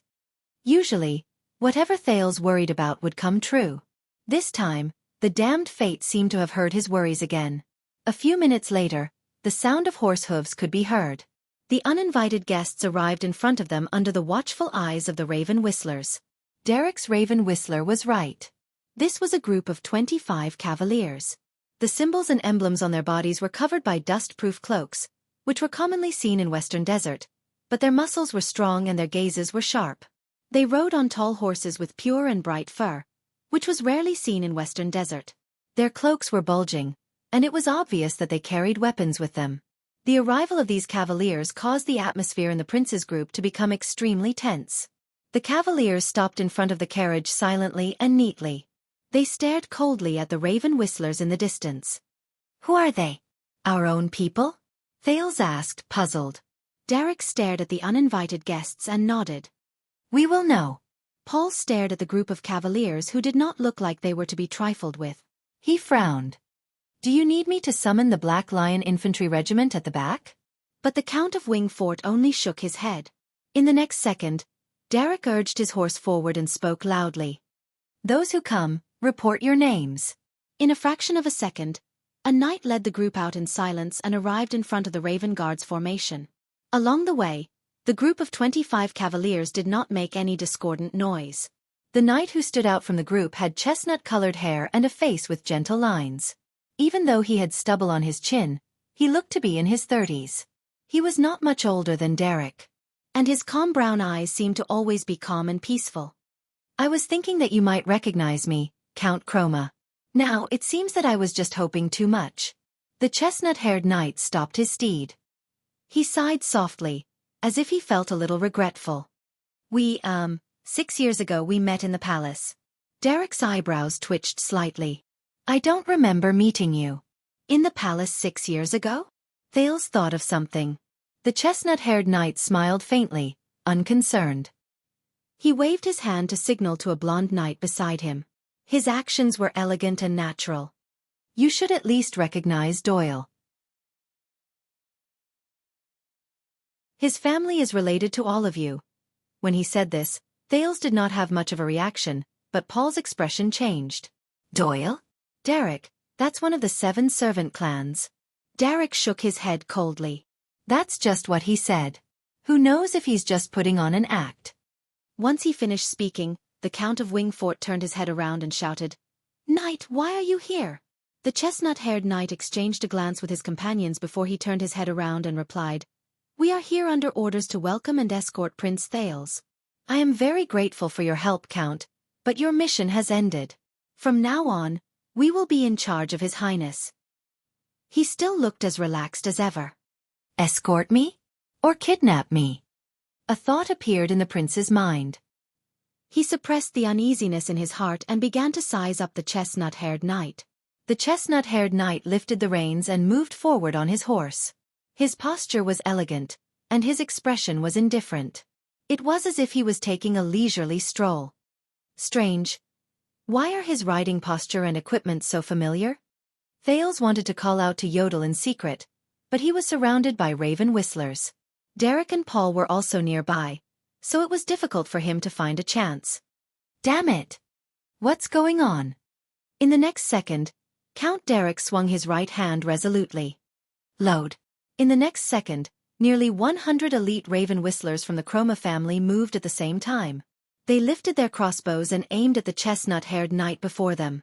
They were neat and uniform, and their might was intimidating. The gaze of the knight at the front changed. Thales, who was still thinking, quickly spoke when he saw this change. Derek? But before he could say anything else, The chestnut-haired knight in the formation quickly raised his hands and spoke hastily. "Oh, peace, peace."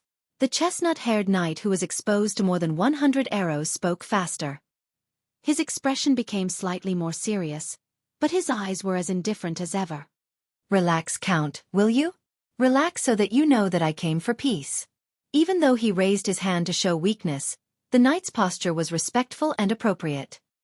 He chose his words carefully, and he appeared neither servile nor overbearing. As the chestnut-haired knight raised his hand, his cloak lifted a little. Thales stared at the silver-white armor that was exposed under the cloak. He still found it a little familiar. But the sharp-eyed Thales also noticed that the chestnut-haired knight was not the only one who looked indifferent in the face of more than 100 crossbows. Even the cloaked cavaliers around him did not move. They stared coldly at the Raven Whistle-Light cavaliers across from them. It was as if they were used to it. "Came for peace?" Derek snorted coldly. He did not buy it. "What about the hundreds of soldiers behind you? Did they come for peace as well? They did not kidnap us. Besides, behind us." The chestnut-haired knight paused for a moment before he understood something. The knight came to a realization. He nodded in agreement. "Oh, right. Chroma family. You are the ones who rear crows. The heavens have eyes." Derek snorted coldly. "So, just who are you?" The chestnut-haired knight exhaled heavily. All right. You won, Count. I am a man of peace after all." The knight smiled faintly and flicked his cloak. His calm eyes suddenly became sharp and astute. It was as if he was shrouded in a strange and dangerous mountain that was shrouded in fog. "I am Tormund Mallows." The chestnut-haired knight had a pleasant voice. His tone was elegant, and there was even a certain rhythm to it. "The kingdom's royal knight, Constellation's honorary lord, and His Majesty's loyal vassal." Mallows looked up. His gaze pierced through the crowd as if it had a certain charm to it.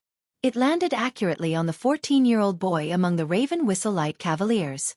At the moment they exchanged glances, Thales shuddered. He remembered. He had indeed seen the set of equipment on the boy before. But it was 6 years ago. In Mindy's Hall. When he saw Thales frown, Mallows grinned faintly. "Thanks to His Majesty's kindness and the trust of his colleagues." The knight nodded slightly on his horse. He placed his right palm in front of his chest to signal to himself. His etiquette was impeccable. "I am the Royal Guards of Constellation." Mallows revealed the special silver armor under his cloak, along with the iron armor and steel sword.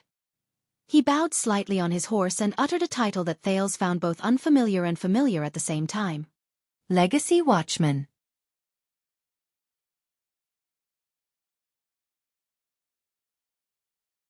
Chapter 505. The chestnut-haired knight's self-introduction made everyone quiet for a while. He sat calmly on his horse and allowed everyone to size him up. He did not care about the fact that dozens of mounted crossbows were still aimed at him. Royal Guards? Watchmen? Thales began to observe the knight who called himself the Watchman of the Royal Guards again. He could not help but compare him to Zacriel. He did not give off an oppressive feeling like Zacriel, and his expression was not as determined and bitter as the Knight of Judgments. On the contrary, even if he wore armor, Mallows still looked gentle and elegant. He looked more like a rich playboy than an elite guard. Tormund Mallows? A few seconds later, as he mulled over the name, Derek's gaze became sharp. Paul frowned by the side. "Derek, this name." Derek nodded. He said something to his personal guard captain, and the Raven Whistlers in the area put away their aggressive ballistae. The atmosphere became a little better. But Derek did not seem to relax. He turned around and asked Thales. "Do you know these people?" Thales suppressed the urge to sigh. "Please, I just returned to the country." But the prince still nodded. "Let's take a look." He was about to lift the reins and move forward, but Derek pressed down on his arm. "No, Thales." Count Chroma's expression was solemn. "If they are fake, then you should not have any contact with them. If they are real, then you are in an awkward position. Regardless of whether you want us to leave or make us stay, it will not be appropriate for you to say anything." Thales narrowed his eyes and looked at the other man's serious gaze. "So, I will speak up," Derek said in a low voice and let go of the prince's arm. The Count of Wingfort turned to Mallows. You said that you are the watchman of the royal guards. But based on what I know, the position of watchman has been vacant for many years. The last one was before the Bloody Year. And the watchman has an extraordinary status. He has always been a person of virtue and prestige. Before Derek could finish speaking, he was interrupted by someone behind Mallows. Your information is outdated, Count of the Western Desert. The knight who spoke had short brown hair. He had a stern face, and he seemed to be very displeased with the Count's questioning. Lord Mallows was promoted to watchman a year ago. Whether it is His Majesty, Lord Adrian, or even the entire Imperial Conference, they all recognize his qualifications and abilities. A year ago. Thales saw Derek's expression change. Then, why didn't Lord Adrian or Lord Talon lead the team? The Earl of Wingfort asked suspiciously. The corners of Mallows' lips curled up, but Thales felt that his smile was a little superficial. The captain and vice-captain have important responsibilities, and it is not convenient for them to leave Renaissance Palace. The knight who called himself the Royal Guard gestured at the 24 cavaliers behind him. And this is the task that His Majesty specially assigned to us. Mallows maintained his polite smile. On behalf of His Majesty, I thank Western Wilderness for their help, but your mission has been accomplished. Mallows swept his gaze over every soldier in the Western Desert. His voice grew deeper, and it was unquestionable. From now on, we will be fully responsible for all matters related to the prince's return. You can go home now. The surrounding Raven Whistlers were in an uproar. Derek and Paul frowned when they heard the other party's words, which were polite on the surface but sharp on the inside. Even Thales sighed to himself. They were trying to stir up trouble. This is a team formed by Derek Chroma from Wingfort, Paul Bosdorf from Brave Souls Fort, and 28 families from Western Desert, Derek said slowly and repeated his identity. Derek opened his mouth slowly and repeated his identity. Thales could hear the dissatisfaction in his words. We are escorting Prince Thales. If what you said is true, Lord Mallows, Derek said expressionlessly, then I will not be stingy in welcoming all of you into our team. Then, I will not be stingy in welcoming you to join our group until we reach Eternal Star City and meet the officials from Renaissance Palace. A golden-haired knight behind Mallows snorted in laughter. Everyone looked at him. From what I know, 6 years ago, Black Sand Region's Chapman Lampard also insisted on sending soldiers to escort Prince Thales to Dragon Cloud City. The blonde knight looked at them in amusement. He had a dignified appearance, but he shook his head. Guess what happened down there? Derek and Paul were stunned for a moment before they instinctively looked at Thales. As someone who had experienced it personally, Thales' face instantly darkened. The leader, Mallows, coughed loudly. Doyle, do not talk about national affairs. The knight named Doyle raised his eyebrows. His tone was relaxed. Of course. Whatever you say. Mallows coughed. Also, be friendly. According to the family records, Count Chroma is your. Mallows' words stopped at the tip of his tongue. But Doyle quickly continued his sentence in a practiced manner. The cousin of my grandmother's brother-in-law's grandnephew? What? His words stunned Derek as well. The hall was silent for a few seconds. Doyle smiled and shrugged at the Count of Wingfort. Oh, is that so?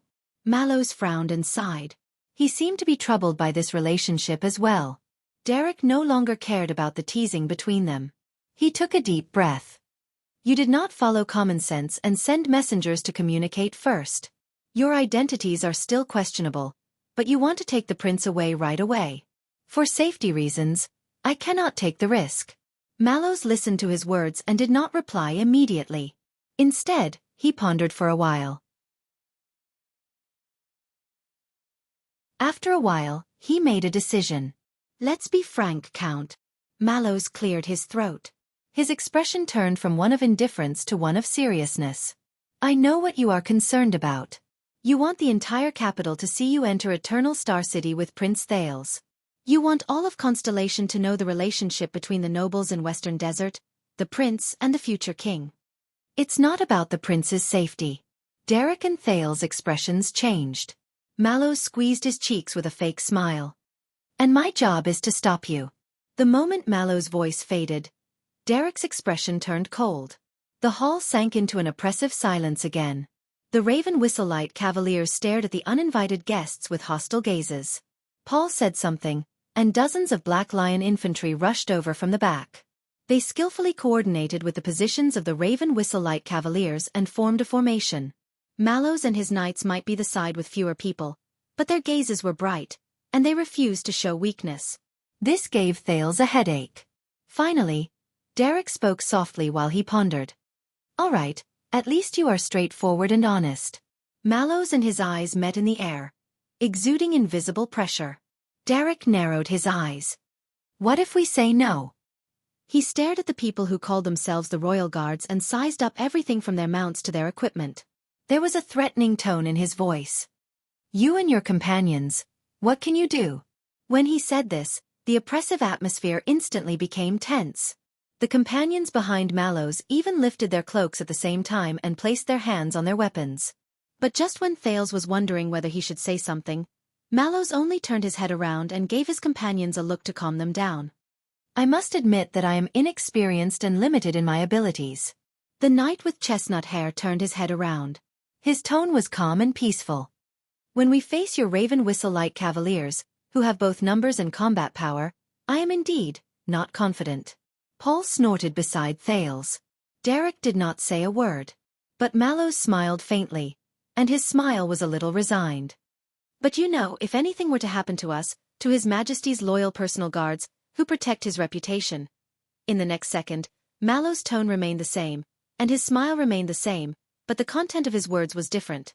"An hour later, while we are still on our way to the rear, 900 soldiers from the Kingdom's Wrath in rotation from the Central Royal Army, and 1,000 soldiers from the Fortress Flower in rotation from the Northern Territory including nearly 300 cavaliers, will speed up once they receive the news. They will outflank me from behind, and with their advantage in numbers and experience, they will force all of you back to the nearest supply point, Blessings Town." Thales was stunned. Paul's face turned pale. Derek also frowned hard. Mallows patted his steed gently to calm its anxiety caused by the hostility from the other side, but he continued speaking. 2 hours later, Blade Fang's camp will receive the news that the active Western Desert Royal Army. Take note. These are the 3,000 to 4,000 active soldiers. They are the elite main force, and among them are 1,000 to 2,000 cavaliers. They will attack from the camp under the legendary Wing's lead and attack Blessings Town from the west. They will strive to surround our allies before dusk. Derek and Paul looked at each other and exchanged worried looks. Mallows' tone was neither loud nor soft. His tone was erratic, and his attitude was relaxed, as if he was talking about his daily life. But the Raven Whistlers and Black Lion infantry were obviously affected, and they began to whisper to each other. And before nightfall, the soldiers in rotation from the 3 regular armies and active duty soldiers, including quite a number of elites from the 3 Great Guards of Wrath, Starlight and Stardust, will surround you from both sides and turn you, along with Blessings Town, into history-teaching materials for Western Desert and even the Kingdom. Thales sucked in a deep breath. Mallows' tone became teasing, and his posture became even more indifferent, but the words he said were even more direct. "But since the Kingdom's Wrath and the Fortress Flower have not come personally, the highest commander here is the legendary Wing. Then, I guess that only Blessings Town will become history-teaching materials, but all of you will not. Congratulations, because all of you, or perhaps only those who are beautiful enough, will join William's Museum of Human Heads and add color to his art collection." Thales remembered something, and a strange expression appeared on his face. Paul could not stand it anymore. "You?" But Derek held him down. Mallows used a whistle to appease his steed. He did not even look in front of him, but he continued to speak in an orderly manner. "And 2 days later, this big news will spread throughout the kingdom. After the chaos in Blade Fang's camp, the terrifying orcs and Baron Bone people penetrated the line of defense and encountered the team escorting the prince back to his kingdom. The loyal elites from Wing Fort and Brave Souls Fort protected the prince with their lives, and they defended Blessings Town for a day and a night. 2 young talents from the Chroma family and the Bosdorf family were loyal, but unfortunately died in battle. But at least all of you died protecting the prince." He finally raised his head and looked at the gloomy Derek. He even shook his shoulders. "So, His Majesty wrote a memorial for all of you with tears streaming down his face, and he built a monument for all of you. From then on, He worked hard to spread the kingdom's blessings to the unfortunate nobles like you, so that they could feel the light of constellation together. The prince was grateful, and he will remember your loyalty and passion for him for the rest of his life. Mallows narrowed his eyes. Then, from that day onwards, the citizens of the western desert of the kingdom were freed from the threat of the desert. Blade Fang's camp regained its vitality, and the suzerains who inherited the land were much more merciful, wise, loyal, and kind compared to their predecessors. The king's blessings benefited the people, and everyone lived in peace and contentment. They lived happily for eternity. How is it? When he finished speaking, the place fell into a dead silence. Quite a number of raven whistlers and infantrymen began to turn to look at their suzerains. Paul was so angry that he trembled. Derek's expression became even more unpleasant. Good story. The Count of Wingfort spoke coldly. His voice was a little distorted, and his gaze when he looked at Mallows also changed. But the problem is, how confident are you that you can survive and go back to inform the prince of our 500 Raven Whistle Light Cavaliers' pursuit? In the next moment, the Raven Whistlers did not need to be instructed.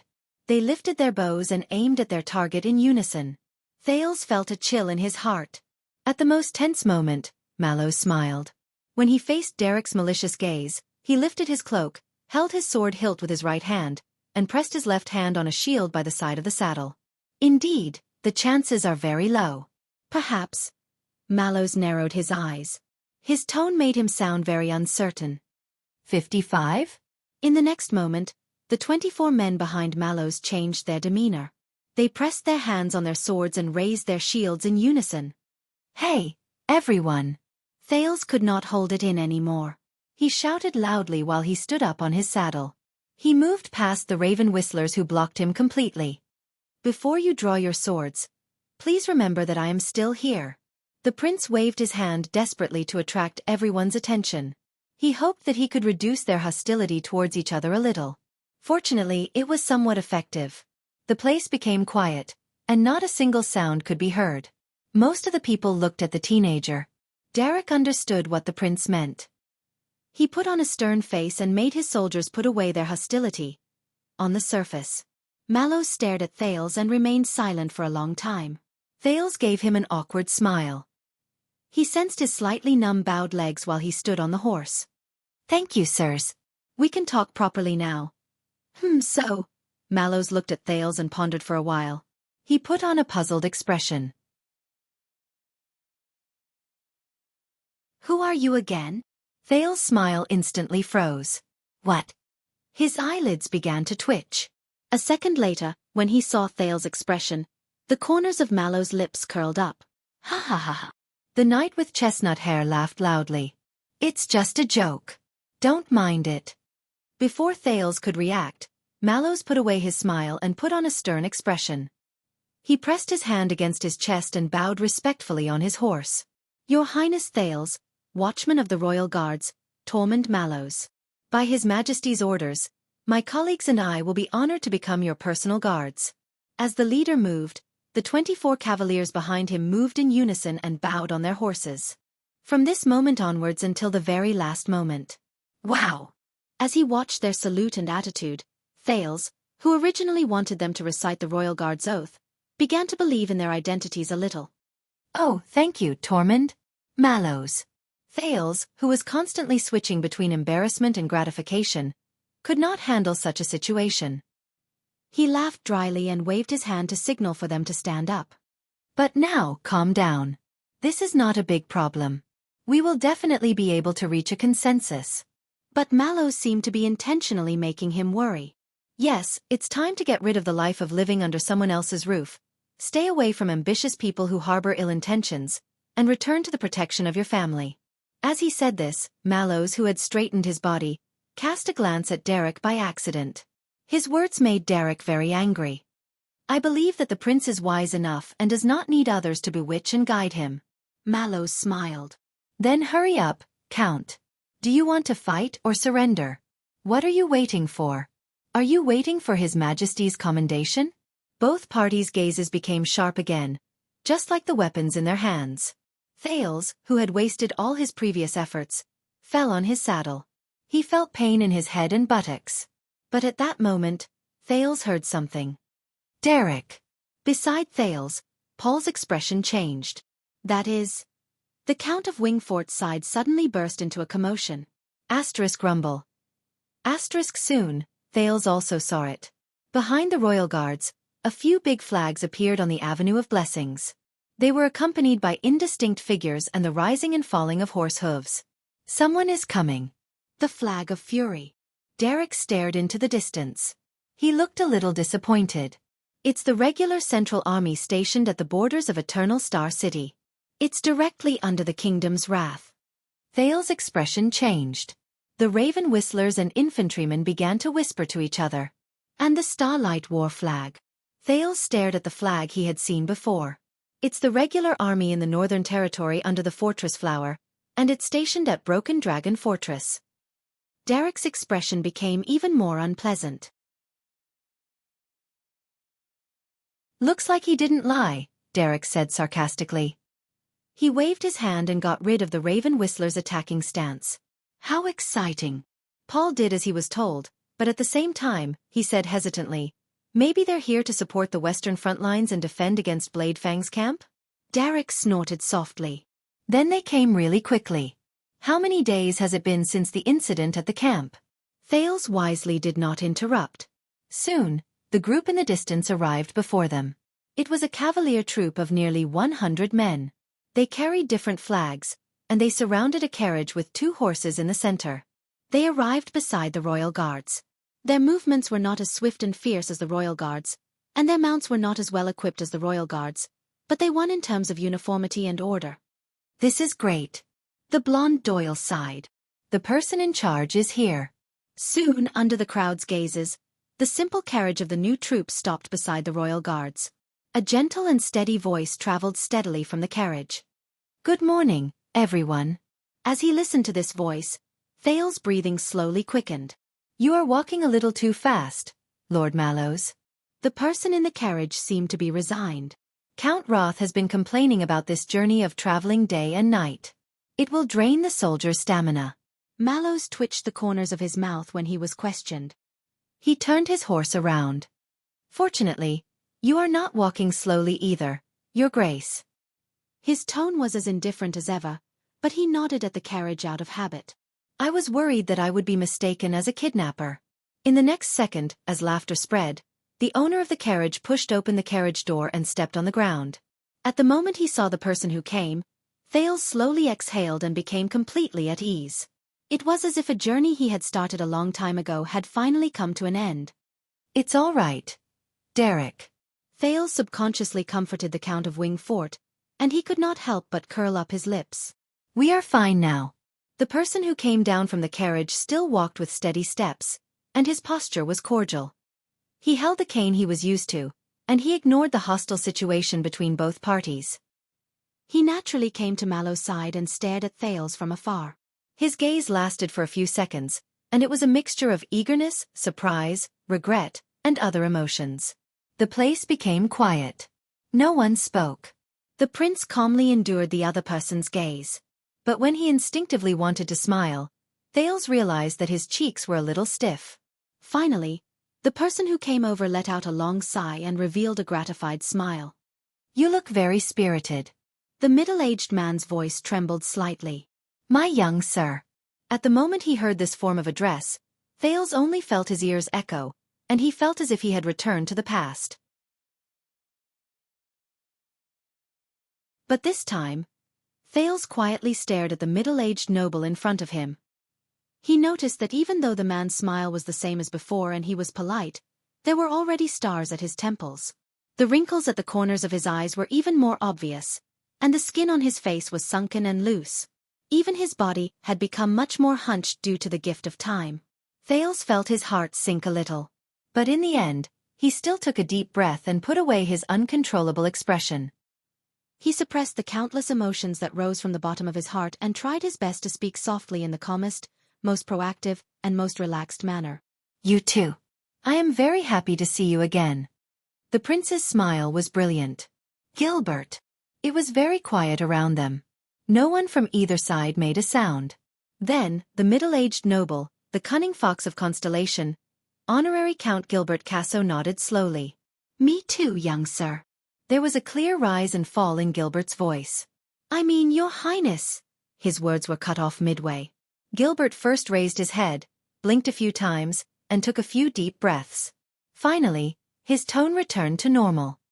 Me too. Both of them did not say much during the brief reunion. They only exchanged a few simple greetings before they looked away. Good morning. On the other side, Derek nodded slightly at Gilbert with a stern expression. His tone was respectful and solemn, which was completely different from when he spoke to the prince. Count Casso. Gilbert responded with a smile. He was cordial and down to earth. Count Chroma. I am very happy to see that you have a close relationship with His Highness. The cunning fox of Constellation might be standing on the ground, but no one would think that he was at a disadvantage. And you must be Count Bosdorf's representative? Paul's face was dark by the side. His heir. Gilbert smiled politely, just as he always did. Of course. With Gilbert's arrival, Mallows returned to the careless and indifferent attitude he had when they first met. He seemed to intend to let the honorary count handle all the negotiations. As it turned out, there was no problem with his choice. Derek sighed. He was about to speak, but in the next second, the cunning fox of Constellation beat him to it. Your Highness, my lords. Gilbert nodded at each commander. His smile was warm and friendly. Since you are all here and there are so many witnesses, I will start straight away. Paul, who was watching the regular soldiers of the royal family warily, frowned. Even Thales was stunned for a moment. Start. Paul turned his head around in puzzlement. Derek? But Derek only shook his head. In the next moment, Gilbert's expression became stern. He used his arm to clamp down on his cane and brought out an exquisitely decorated scroll from his bosom. It was not small, and he opened it in a familiar and elegant manner. Derek's eyebrows twitched. At the back of the scroll was the emblem of the nine-pointed star. Gilbert cleared his throat. May the sunset goddess protect us, and the previous kings bear witness. He stood tall and straight, and his posture was relaxed. His voice was loud and clear, and there was an awe-inspiring presence that was restrained but could not be ignored. The legitimate descendant of the final empire, the successor of Tormund, the king of Renaissance, the master of the Redalians and Northlanders in the Western Peninsula, the conqueror of the dragon skeleton throne and the desert god's altar, the protector of the sacred tree and Serra Dukedom, the defender of Steel City and the Alliance of Freedom, the 39th Supreme King of Constellation, the Southern Islands, and the Western Desert, Kessel the Jade Star V, hereby announces to all, the citizens of Constellation and all those who stand before this decree. The people in the area moved slightly, and they started whispering to each other in hushed tones. Gilbert did not care about them. He only stared at the scroll in his hands with a stern and respectful expression.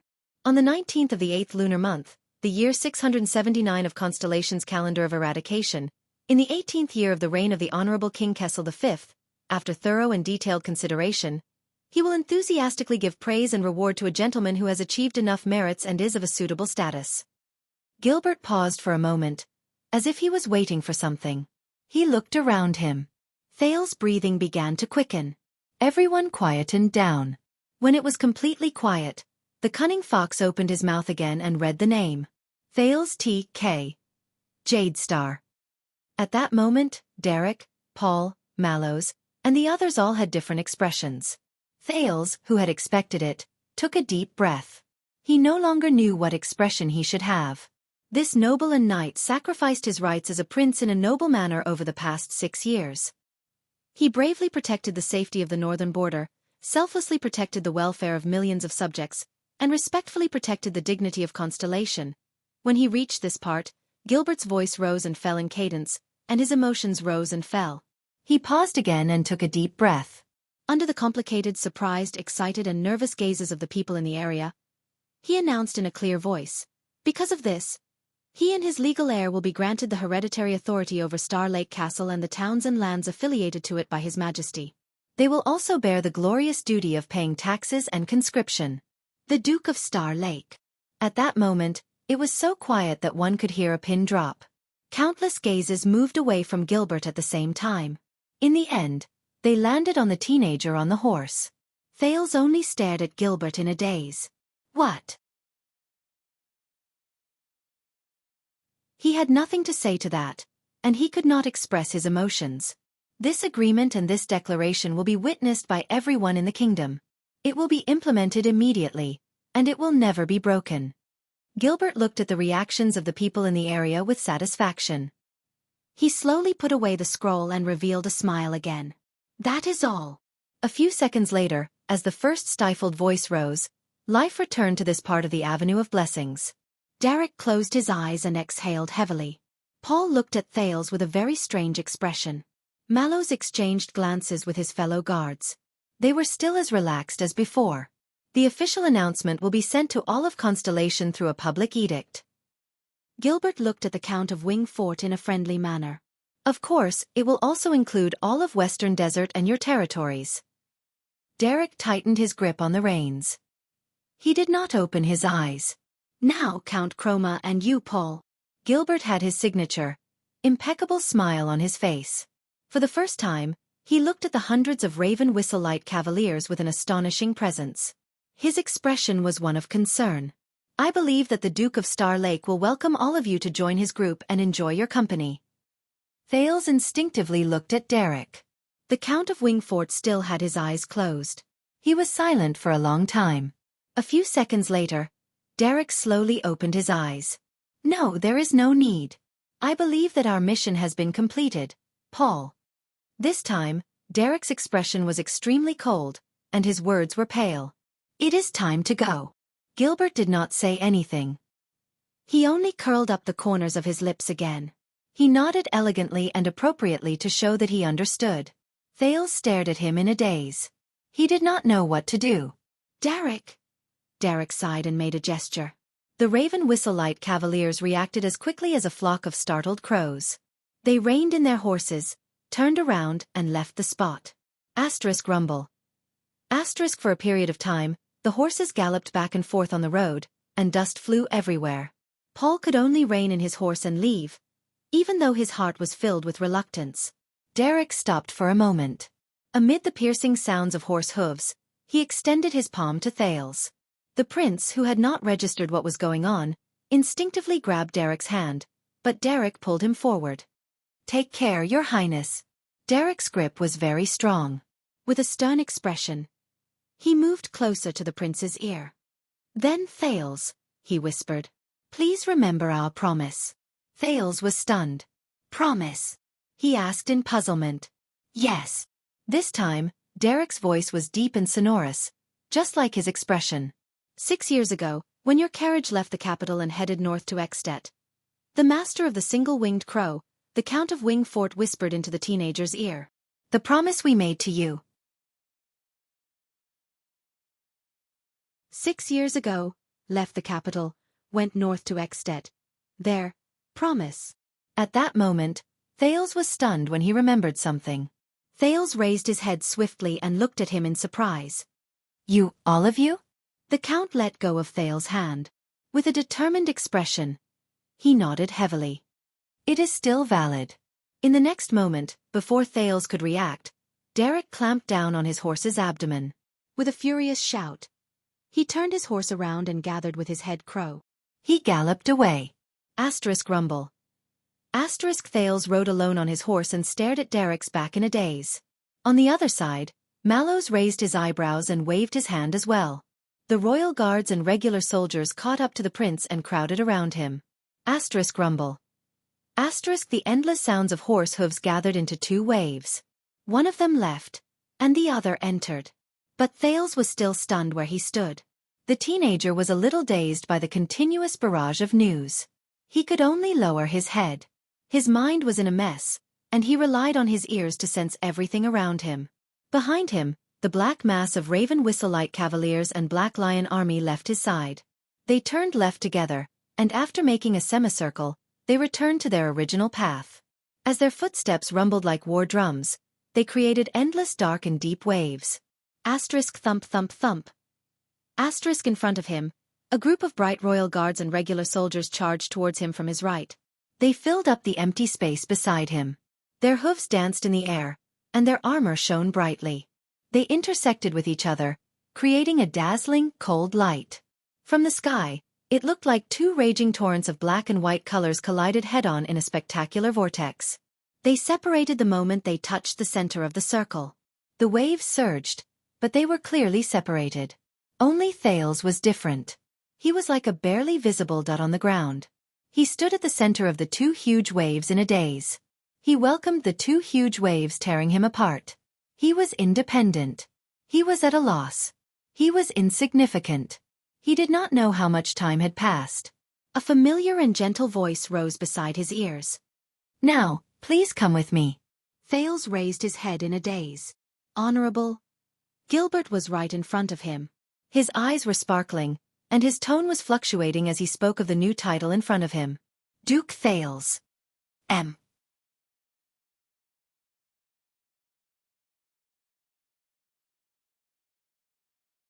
Chapter 506. Unbelievable. Gilbert's voice rose and fell as the carriage moved forward.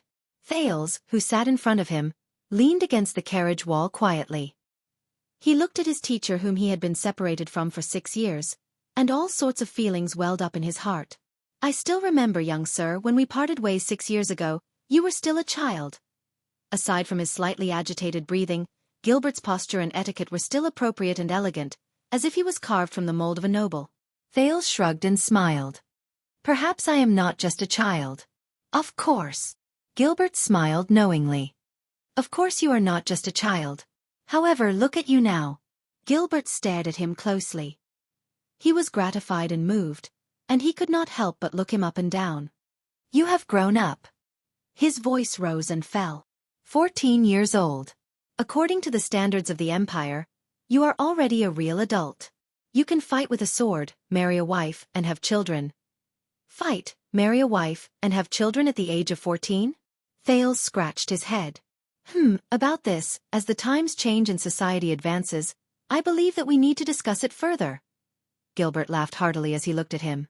The carriage wheels rolled, and the two of them were silent for a while. Then, Gilbert sighed. "So, it has been 6 years, Your Highness. Is everything all right? How is the North? Is everything all right?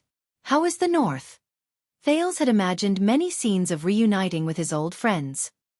He had also imagined how he would add fuel to the fire and complain about the terrible food in Northland, the cold temperature in Heroic Spirit Palace, the dim-witted little rascal, the annoying female official Gings, the foolish star killer, the cunning Leasban, the damned Lampard, the gluttonous Ida, the bored eyes of his two attendants as they argued.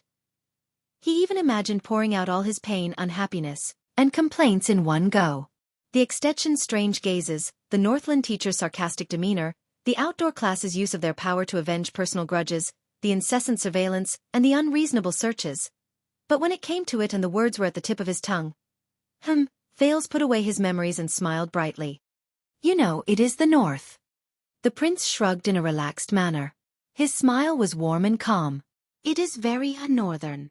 Gilbert did not answer immediately. Instead, he stared at him for a long time. His gaze was focused on the teenager's sunny smile. He seemed to have read something. "Yes, Your Highness." A few seconds later, Gilbert answered softly, "Northlanders, Northerners. I've negotiated with them." I know. Gilbert's gaze was calm and gentle, but for some unknown reason, Thales had the misconception that there was a heavy burden on him and he could not bear it. Silence reigned in the carriage, and for a moment there was only the sound of hoofbeats outside. Thales took another deep breath. "How about you, Gilbert? And Eternal Star City and Constellation? For the past 6 years?" When Gilbert heard this, he paused for a moment before he slowly gripped his cane. "Oh, I'm getting old. I'm not as good at riding as I used to be. I'm taking more and more carriages.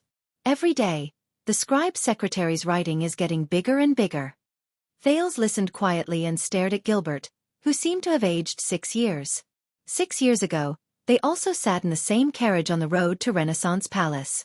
6 years later, Gilbert turned his head and smiled faintly. Apart from that, it's still the same. Working, living, breathing, and waiting. He paused for a second and looked into Thales' eyes. "Your return." Thales froze. For a period of time, he was speechless. He did not know what to do. Gilbert's expression darkened. I cannot imagine how much hardship you went through in Ekstedt. He stared at his cane, and he spoke rudely, which was rare for him. Cursed Northlander. It should have only been a few weeks. Then, you would have returned safely and returned to our care. I still remember telling you that everything would be fine, but Thales could not bear to see this happen. Gilbert. Gilbert leaned against his cane, lowered his head and sighed. We have failed in our duties and dragged you into this. Thales shook his head at him. But the Foreign Affairs Minister continued to speak. There was guilt in his voice. From King Nuvan to the calamities, and then to Black Sand region. Just reading about it in the letter is enough to make me tremble, but experiencing it personally. Thales had to interrupt him loudly. Gilbert. Gilbert trembled slightly before he stopped talking. The prince smiled. Hey, I made it through. Gilbert looked at him quietly. A few seconds later, a smile appeared on his face. Yes. The cunning fox of Constellation showed fatigue, which was rare for him when he was the prince's teacher. You made it through. From the north. I made it through. He nodded slowly, but it was obvious that he was absent-minded. Thales suddenly noticed that Gilbert's energy and focus were not as good as before. Sensing the fluctuations in Gilbert's emotions, Thales had no choice but to change the topic. So what about them? The people who stayed in Dragoncloud City. Put Ray Ralph and that who, that. Oh, Ida. And Waya. When he heard this name, Gilbert seemed to have suddenly woken up. Oh, them. Do not worry, even though they still need to stay in Dragoncloud City for a while. But since the most important thing is that you have returned safely, there is no meaning for Dragoncloud City or Black Sand region to detain your followers. Thales breathed a sigh of relief and nodded. A few seconds later the teenager suddenly said, Gilbert, ensure that they are safe. Make sure your son comes back safely. The prince raised his head and said seriously, Without them, I would not have been able to last until now. Gilbert was slightly taken aback. Thales exhaled. If there is a need, I can write a letter and have someone pass it directly to Archduchess Walton. I have some connections with her. Gilbert stared at him quietly before he smiled. The wrinkles on his face were clearly visible. Your Highness. The Foreign Affairs Minister looked at him with a smile. They will be fine. As long as you are fine. And my son will definitely know this. Thales raised his head and returned the smile. He nodded. Gilbert seemed to have realized something. He took a few deep breaths and composed his emotions. He returned to being the professional and dignified Foreign Affairs Minister, the cunning fox of Constellation, Count Gilbert Casso. I have many things to say to you, Your Highness, but... A polite smile appeared on Gilbert's face again. Since you have returned, there are too many things that need to be arranged. The welcoming banquet for the prince's return, your complete team of instructors and advisors, of course, you need to consider the prince's needs, and also fit the status of a duke. Oh right, the dignity of the Duke of Star Lake. When Thales heard the last sentence, his expression darkened. In fact, I was just about to ask about this. Thales' expression became very serious. Even Gilbert subconsciously put away his smile. The Duke of Star Lake. The prince enunciated each word clearly, and he looked at his teacher with a puzzled expression. Gilbert, what do you mean by this? Gilbert paused for a moment, as if he was thinking about something. A few seconds later, he smiled faintly. Please do not worry, Your Highness. This is a good thing. Gilbert sighed with a myriad of emotions in his heart. The Duke of Star Lake. He looked at the field outside the carriage window, which was moving backwards. In the history of Constellation, this is an honorary title that belongs exclusively to the Jade Star family, and is given to the members of the royal family. Although it is not as powerful and influential as the 6 great guardian dukes that were conferred by the King of Renaissance, and the real power and fiefs that come with it are insignificant. Gilbert turned his head around and looked at Thales sternly. But the meaning it represents is extraordinary. Thales quirked an eyebrow. At that moment, it was as if a familiar feeling had returned. He did not seem to be sitting in a carriage and hurrying along the avenue of blessings. Instead, he returned to the study room in Mindy's hall. Gilbert's signature steady voice slowly rose into the air. 500 years ago, Pulsebreaker Suma II conferred his eldest son, Alan, as the Duke of Star Lake. He allowed him to start managing his territory and participate in government affairs, so that he could legitimately assist him in handling the affairs of the country. Then, after Sumer II passed away, Prince Alan inherited the throne as a duke, and he became Ascension King Alan I. Pulse breaker. Thales listened to Gilbert's words and searched for Little Rascal's way of looking at the world, which he learned during his 6 years in Northland. Ahem, it was Constellation's history class in the eyes of the Northlanders. If he remembered correctly, Sumer II was the one who benefited from the tragic confrontation between the two stars and ascended to the throne. To prevent the kingdom from repeating the mistakes of blood relatives fighting for the throne and brothers killing each other, the inheritance bill he issued truly established the system of the eldest son inheriting the throne, and the youngest son changing his surname and being conferred the title of nobility. We're still more advanced. Since we're choosing a king, of course we'll choose the most powerful one.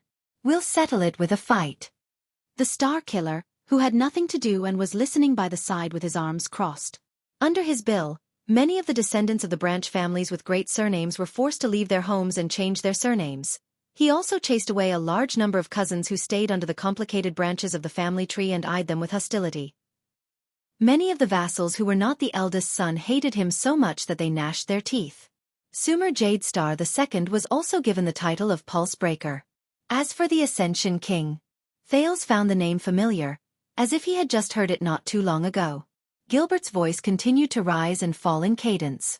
From then on, half of the Jade Stars who were conferred the title of Duke of Star Lake over the past 500 years were crown princes, whether they were known or not.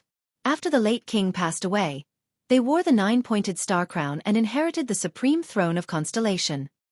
So, the Duke of Star Lake can be considered as the title of Crown Prince. Wait, Thales, who was still thinking about who the Ascension King was, furrowed his eyebrows. Did you say half? Gilbert continued smiling, as if he had expected what Thales was going to ask. The other half, such as the ancestor of the Talon family in Ice River City and your grandfather's brother, the Starlight God of War, John Jadestar, are the closest family members and most trusted assistants of the king. They wield great power and assist him in managing the state affairs. John Jadestar, Starlight God of War. Thales' heart sank. He recalled many things, such as the interesting things the veteran Jennett had told him about the Duke in the Starlight Brigade when he was in the Northland, or Samuel's evaluation of the Duke of Star Lake in the Prison of Bones, or the Duke of Western Desert telling him about John's background in Ghost Prince Tower. Gilbert seemed to become more excited the more he spoke. So, Your Highness, to Constellation, the title of Duke of Star Lake is either given to the king's successor as an honorary title before the crown prince inherits the throne, or the title is given to the king's closest family members to show his favor and trust. Then, with the help of blood ties, the Jade Star family's rule will be strengthened. Closest family members. Favor and trust.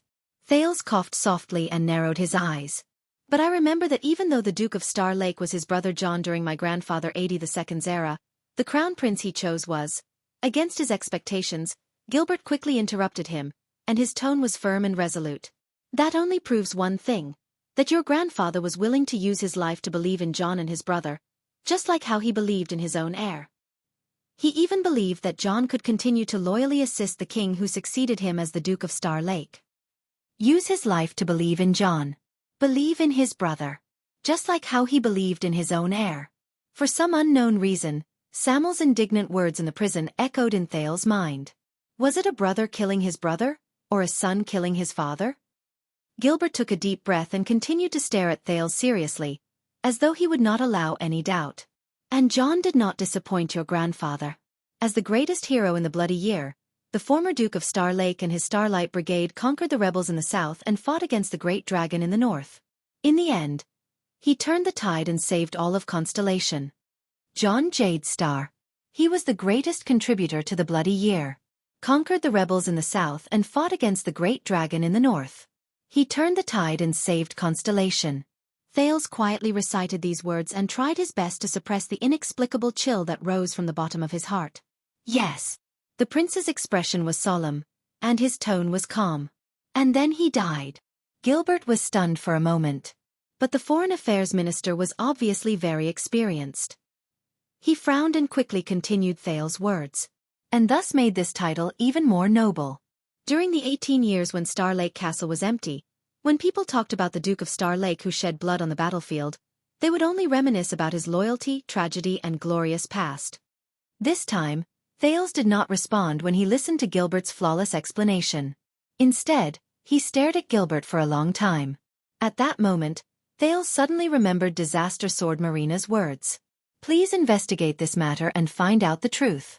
Find out the truth behind Duke John's assassination in Zodra during the Bloody Year. The truth. Under the prince's gaze, the Foreign Affairs Minister frowned slightly.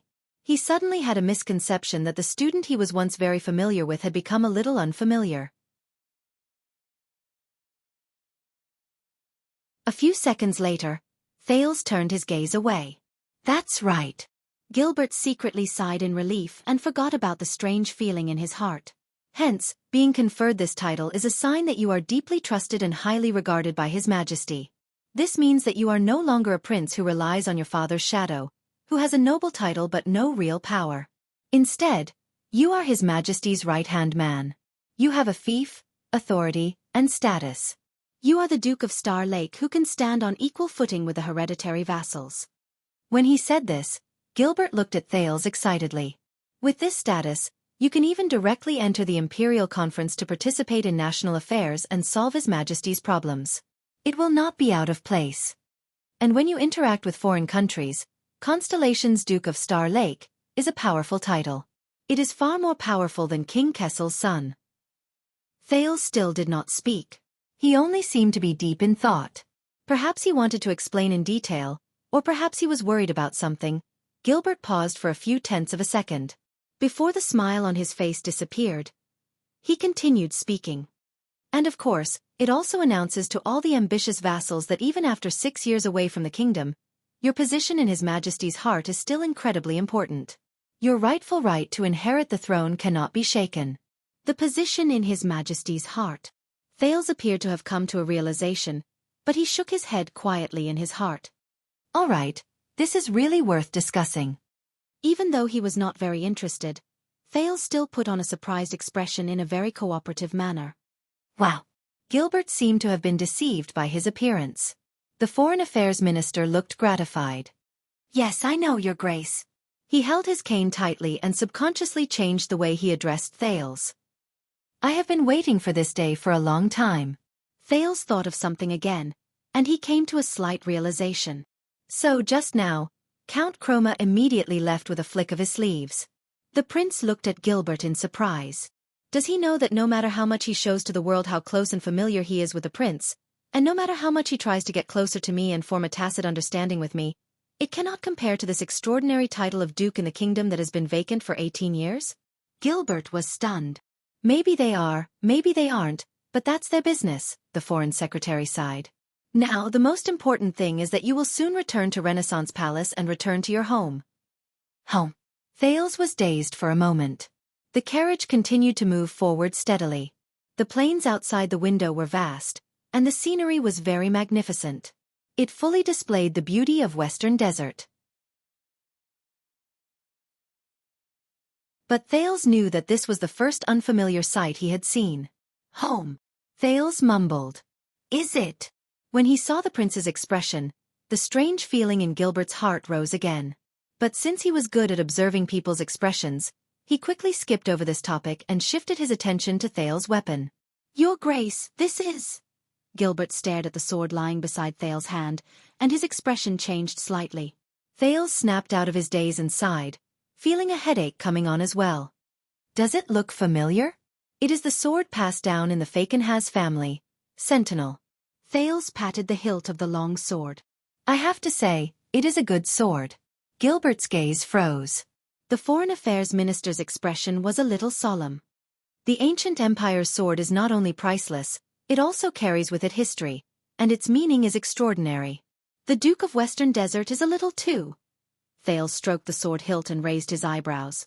A little too generous? Constellation's cunning fox's expression became very serious. Considering his reputation, yes. Thales pursed his lips and nodded. Then should I hide it and not let anyone else see it? Gilbert shook his head and said, No. There are too many ways for people to know about it. For example, if Duke Fakenhas did not bring that sword with him to the banquet, some nobles will ask, and then... Thales shrugged. Then, should I return it? Gilbert paused for a moment. I am afraid so. The Foreign Affairs Minister seemed to be deep in thought. I can prepare a letter for you. I will use the reason of respecting the history behind this sword as an excuse. It will be tactful, appropriate, and respectful.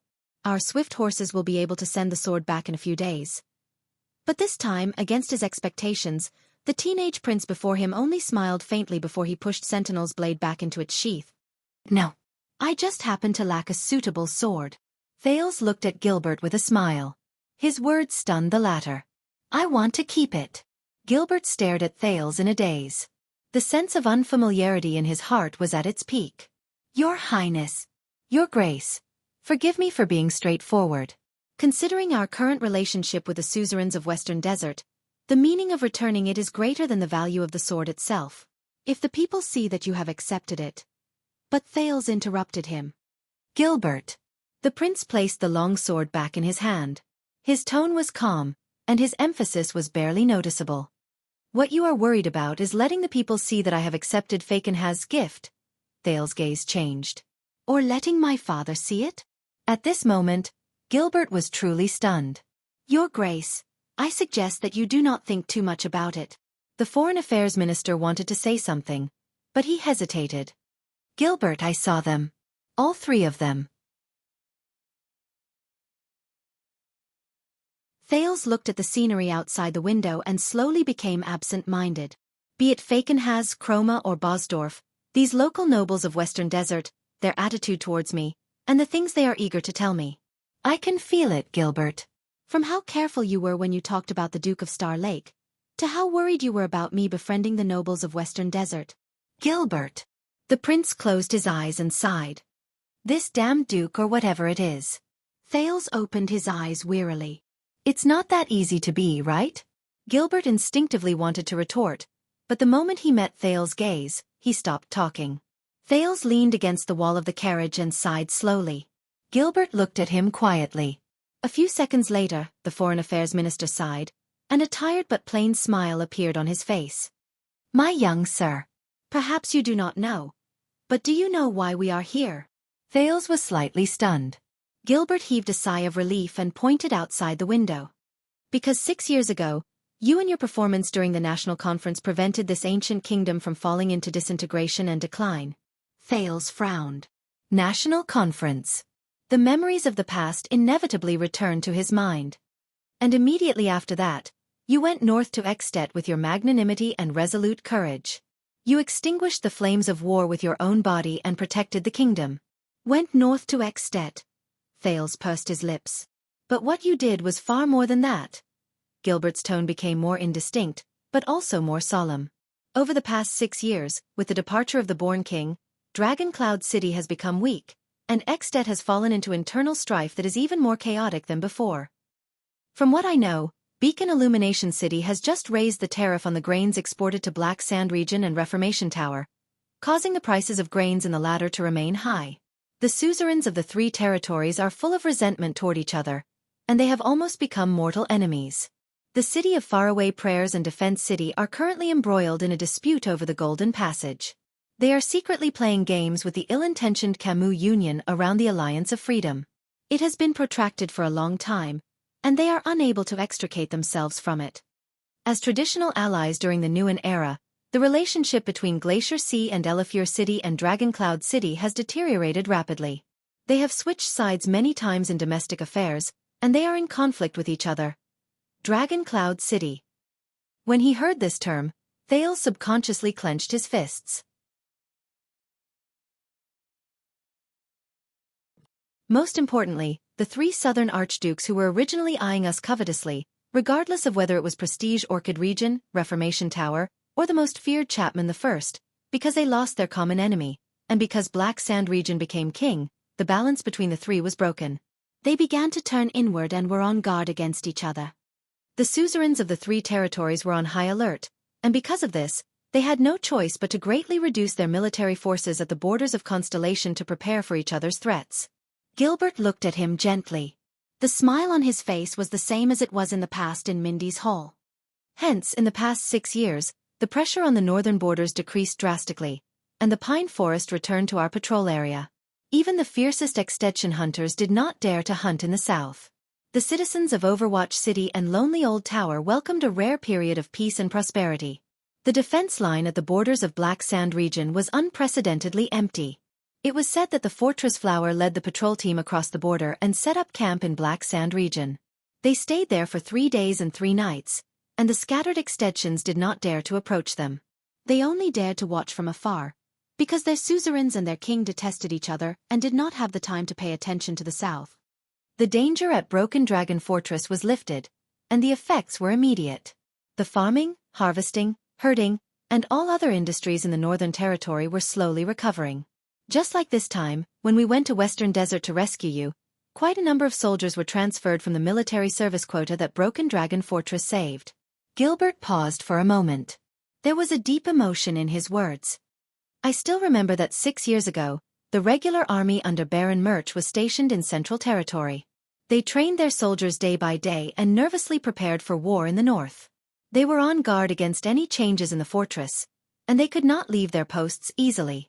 But today, 6 years later, the army of the kingdom's wrath rode their horses and whips. They followed the king's orders and spread royal authority everywhere. Regardless of whether it was Eastern Sea, South Coast, Blade Edge, or Western Desert, wherever they went, the 4 regions submitted to them. Wherever their long swords pointed, the vassals would bow. The territory of the kingdom, which was once out of control, was once again placed on His Majesty's long conference table. Due to the rare opportunity brought about by the Great Dragon's decline, we can do whatever we want. Be it unifying the nobles in the country, reasserting royal authority, fighting against Camus Union, attacking Dragon-Kissed Land, warning Olumbia, stationing troops at the borders to intimidate the 3 kingdoms of Fog, and seizing back the hegemony of the Western Peninsula. All the things that we dared to think about but did not dare to do before are now being put on the agenda. As he listened to the news of the current situation, Thales frowned. All these years. So many things have happened around Constellation? Your Highness, the heavy blow of the Bloody Year caused the kingdom to be in a decadent state for many years, and it was difficult for it to rise again. Gilbert's words were filled with sorrow. It has been nearly 20 years, an entire generation. We, who had the blood of the Empire flowing in our veins and once dominated the Western Peninsula, had no choice but to remain humble and bide our time. We trembled in fear as if we were treading on thin ice. The Foreign Affairs Minister's gray hair reflected the setting sun outside the window. His tone fluctuated, and it was clear that he was having a hard time calming down. Gilbert sucked in a deep breath. The expression on his face changed, and as his tone became spirited, he became full of life. But 20 years have passed, and it is like the great dragon folds its wings, and the powerful enemy is beheaded. The Milky Way shines, and Constellation shines again. Gilbert's eyes seemed to be shining, and it actually made Thales feel as if he could not breathe. We finally have the time to recover our strength and reorganize the country.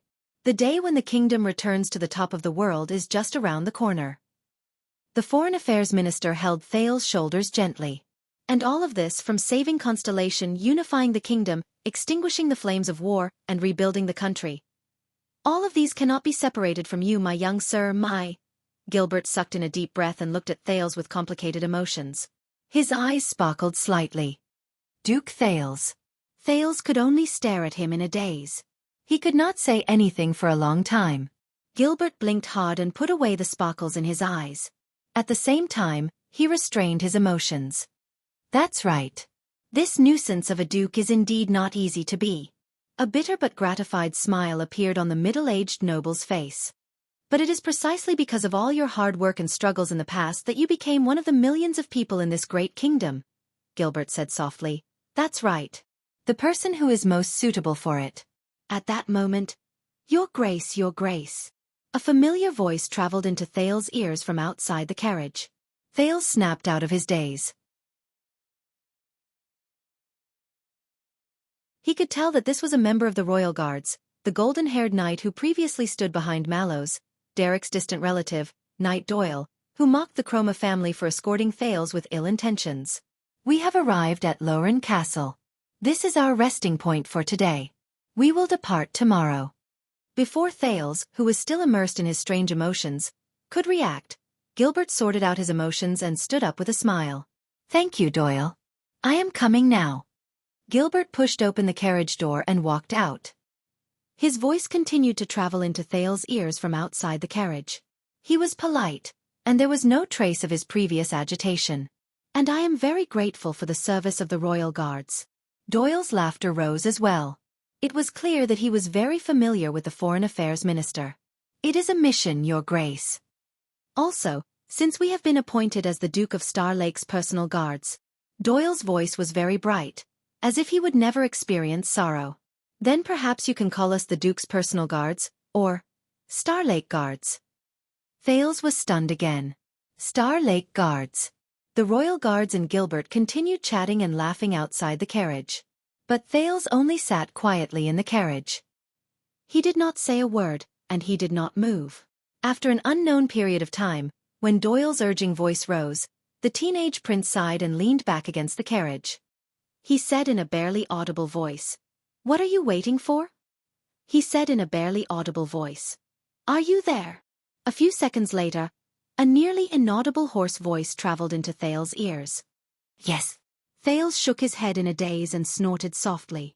"Did you hear what Gilbert said just now? About what I did? From saving Constellation, unifying the kingdom, extinguishing the flames of war, and rebuilding the kingdom. It is all your hard work and struggles in the past that allowed you to become one of the millions of people in this great kingdom. The person who is most suitable for it." Thales was absent-minded. "Yes." The answer in the air was still as sparse as ever. Thales casually responded to Doyle's urging outside the carriage. He raised his head in a daze and looked at the top of the carriage. His gaze was unfocused. Yodel. Have you ever had a moment where everything in your life became so unreal that you were at a loss for what to do? A few seconds later, the masked protector's voice traveled into Thales's ears faintly. "Yes." Thales curled his lips into the ghost of a smile. "Very good. Then I am not crazy." His tone was desolate. "Thales." His name traveled into Thales's ears, along with a hesitant, comforting sentence. "Everything will be fine." Thales smiled again when he heard this. "Everything will be fine." "Yes," Thales said absent-mindedly in the carriage. "Every time when things are about to turn bad, I tell myself the same thing." Yodel did not speak again.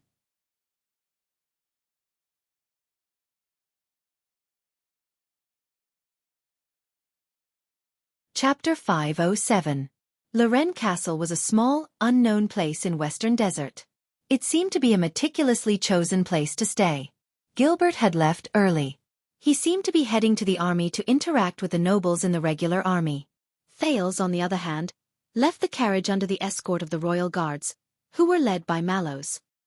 He entered the simple and crude castle that was comparable to a small house in Shield district.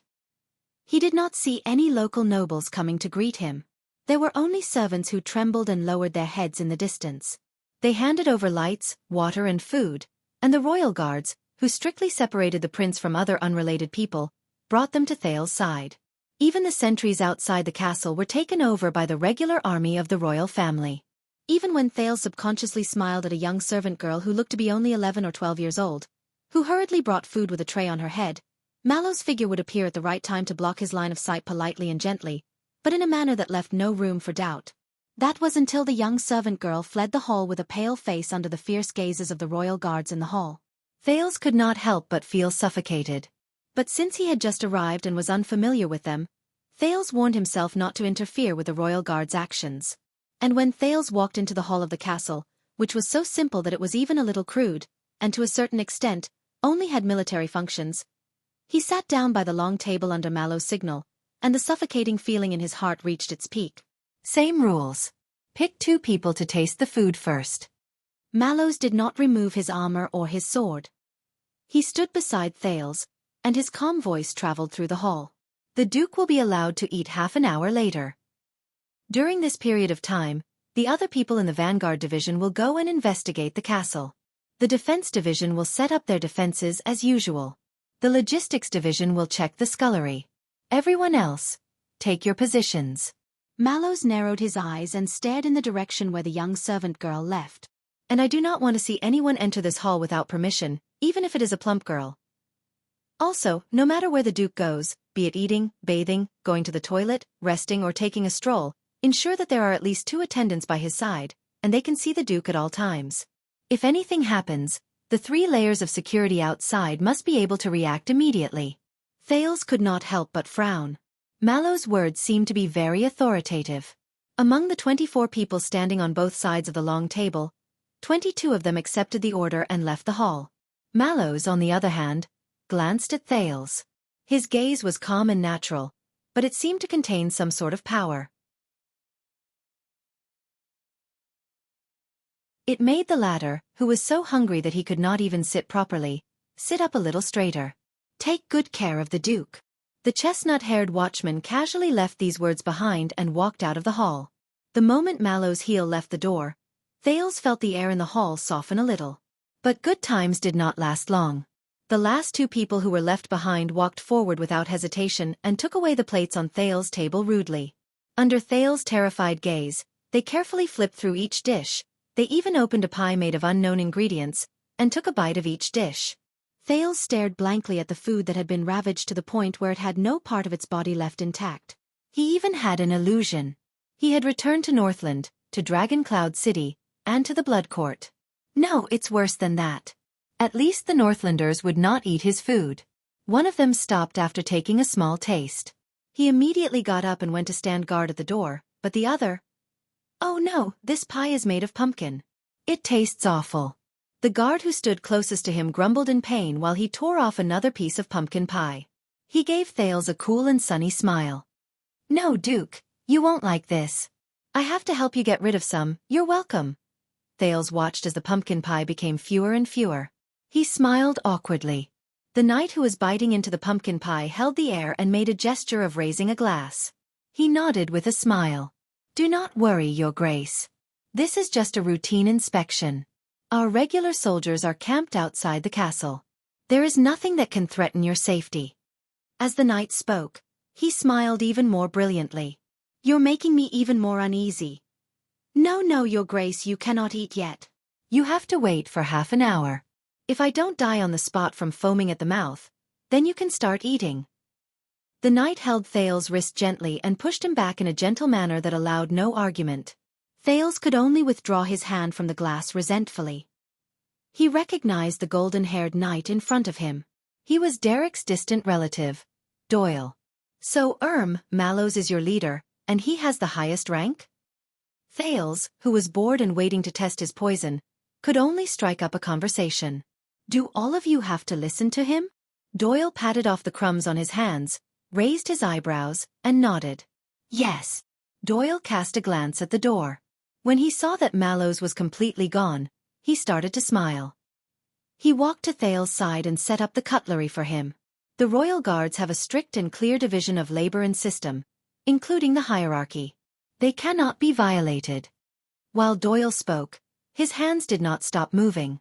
Knives, forks, spoons, and different dishes were placed in an orderly manner. It was in line with the table etiquette Thales learned when he was young. Strict and clear.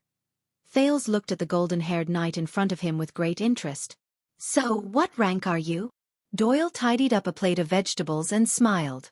Take it easy, Your Highness. This is not that simple.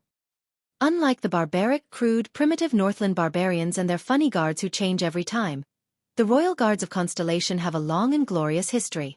Their system can be traced back to the Emperor's Praetorian Guards during the Age of the Empire. Doyle raised his index finger at the 14-year-old prince. He smiled brightly, and he looked friendly as if he was telling Thales a story. As the sacred group that protects His Majesty by his side, the Emperor's Praetorian Guards are divided into 6 wings based on their different duties. Each wing has a chief and a second in charge. 6 wings. Thales felt his spirits lift. He remembered the former royal guards he met in the underground prison. First, there is the Supreme Command Wing. Doyle's smile was warm. He used a knife and fork to separate 2 pieces of meat on the plate. This is the brain of the entire guard. The chief and second in charge are the captain and vice captain. They are in charge of the entire guard, and they have absolute authority. They only answer to His Majesty. Before he was sent to your side, Mallow's was a member of the command wing. He passed orders and information between Captain Adrian and the people in charge of the other wings. His rank is not high, but his function is not small. And after he was promoted to the role of watchman, Doyle shrugged in resignation. So you are right. Regardless of whether it was before or after, we have to listen to him. Command Wing. The captain and vice captain. Thales thought of Barney Jr.'s father, and he fell into deep thought. Then there is the defense wing. Doyle took a deep breath, flung his hair, and straightened his body.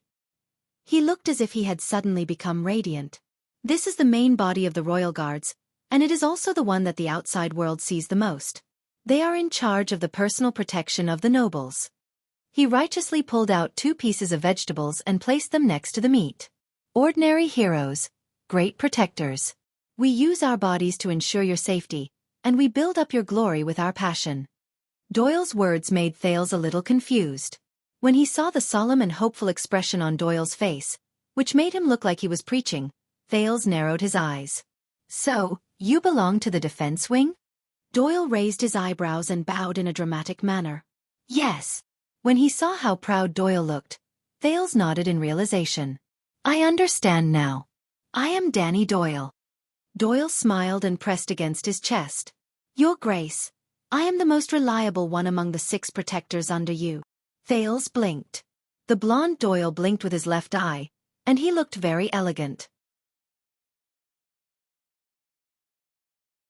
Or to put it simply, everyone likes to call me Doyle. Thales froze. D.D. The prince repeated with a strange expression.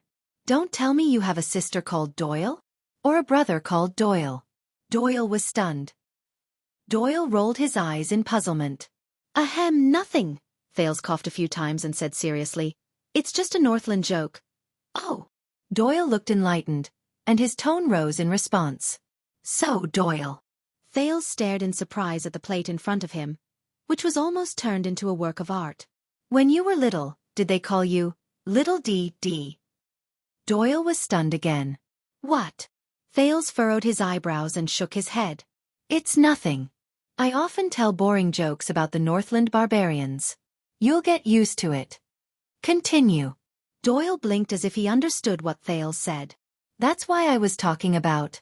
Oh yes, the other part of the Royal Guards. The guards who often appear in bardic poems are cute and charming villains, but they have the right to make decisions during wartime. The Vanguard Division. Vanguard Division. Thales remembered the stubborn Barney Jr. and the neurotic cannon in the dungeon. Thales arched his eyebrows. So, why are the Vanguard Division the villains? Doyle cleared his throat and began to arrange the soup bowls and cups. Let me put it this way. The duty of the Defense Division is very important, and we cannot easily leave the nobles' side. We also have a lot of time to appear in public, and there are many things that are inconvenient for us to do. Doyle suddenly stopped talking, and his tone turned cold. So sometimes when you find someone an eyesore and want his head, or when you fancy a girl, but she is not willing, and other trivial things like that. Doyle stopped what he was doing, and his expression turned cold. At that time, you can let the lackeys in the Vanguard Division run errands. Find someone an eyesore? Fancy a girl? A trifling matter? Run errands? What? Thales stared at him with a strange expression and asked in return, Really? Doyle continued to stare at him sternly. 2 seconds later, Doyle suddenly snickered, waved his hand, and shook his head. Of course I'm joking. Even though the bards often exaggerate the nobles' personal guards as thugs for nouveau riche, under normal circumstances, why would the Vanguard Division do such senseless things? When he said this, Doyle's expression froze. You understand, he said coldly. He drew closer to the prince, and a profound and mysterious smile appeared on his face. First, general, situation. Thales did not know whether he should laugh or cry at his behavior. But you said that they have the right to make decisions during wartime. Doyle waved his hand. Oh, that is not important. Doyle cleared his throat again, grabbed the table knife, and began to tidy up the pumpkin pie that had been tested for poison and left in a mess. There was only half a pumpkin pie left. Then, it is time for the Discipline Division, which has the least number of people but the highest status. Discipline Division. Thales remembered the former chief penal officer of the Royal Guards, Lieutenant Belden, and nodded. For example, if you want us to run errands like what I said, but unfortunately, We are caught and caught red-handed. Doyle's gaze focused. Then, the discipline division will have to take the field. So, no one in the guards likes them. Doyle turned to Thales with a warning look. I believe it is the same for you. It is said that they are also in charge of carrying out the punishment of the members of the royal family. Doyle put down the table knife. At some point in time, the pumpkin pie, which had only half a piece left, was cut into 6 slices and placed in a circle around the plate. It looked exquisite, beautiful, neat, and symmetrical. Thales was incredibly shocked. Doyle shook his head, and as if he was performing a magic trick, the solemn expression on his face was completely gone. Next is the logistics division. Just like what you said, it is the most boring part of the 6 divisions. There are even quite a number of part-time workers in there.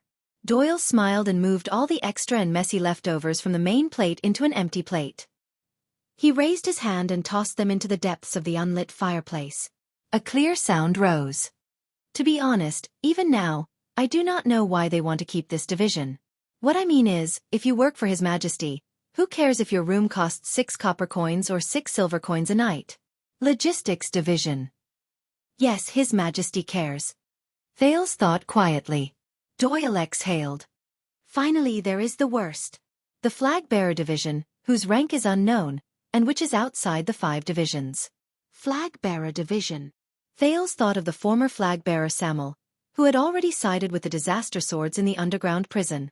Thales asked curiously, the worst? Doyle snorted coldly. It is said that every flag-bearer has a small notebook in their bosom. Their usual duty is to spy on us and then report to the higher-ups.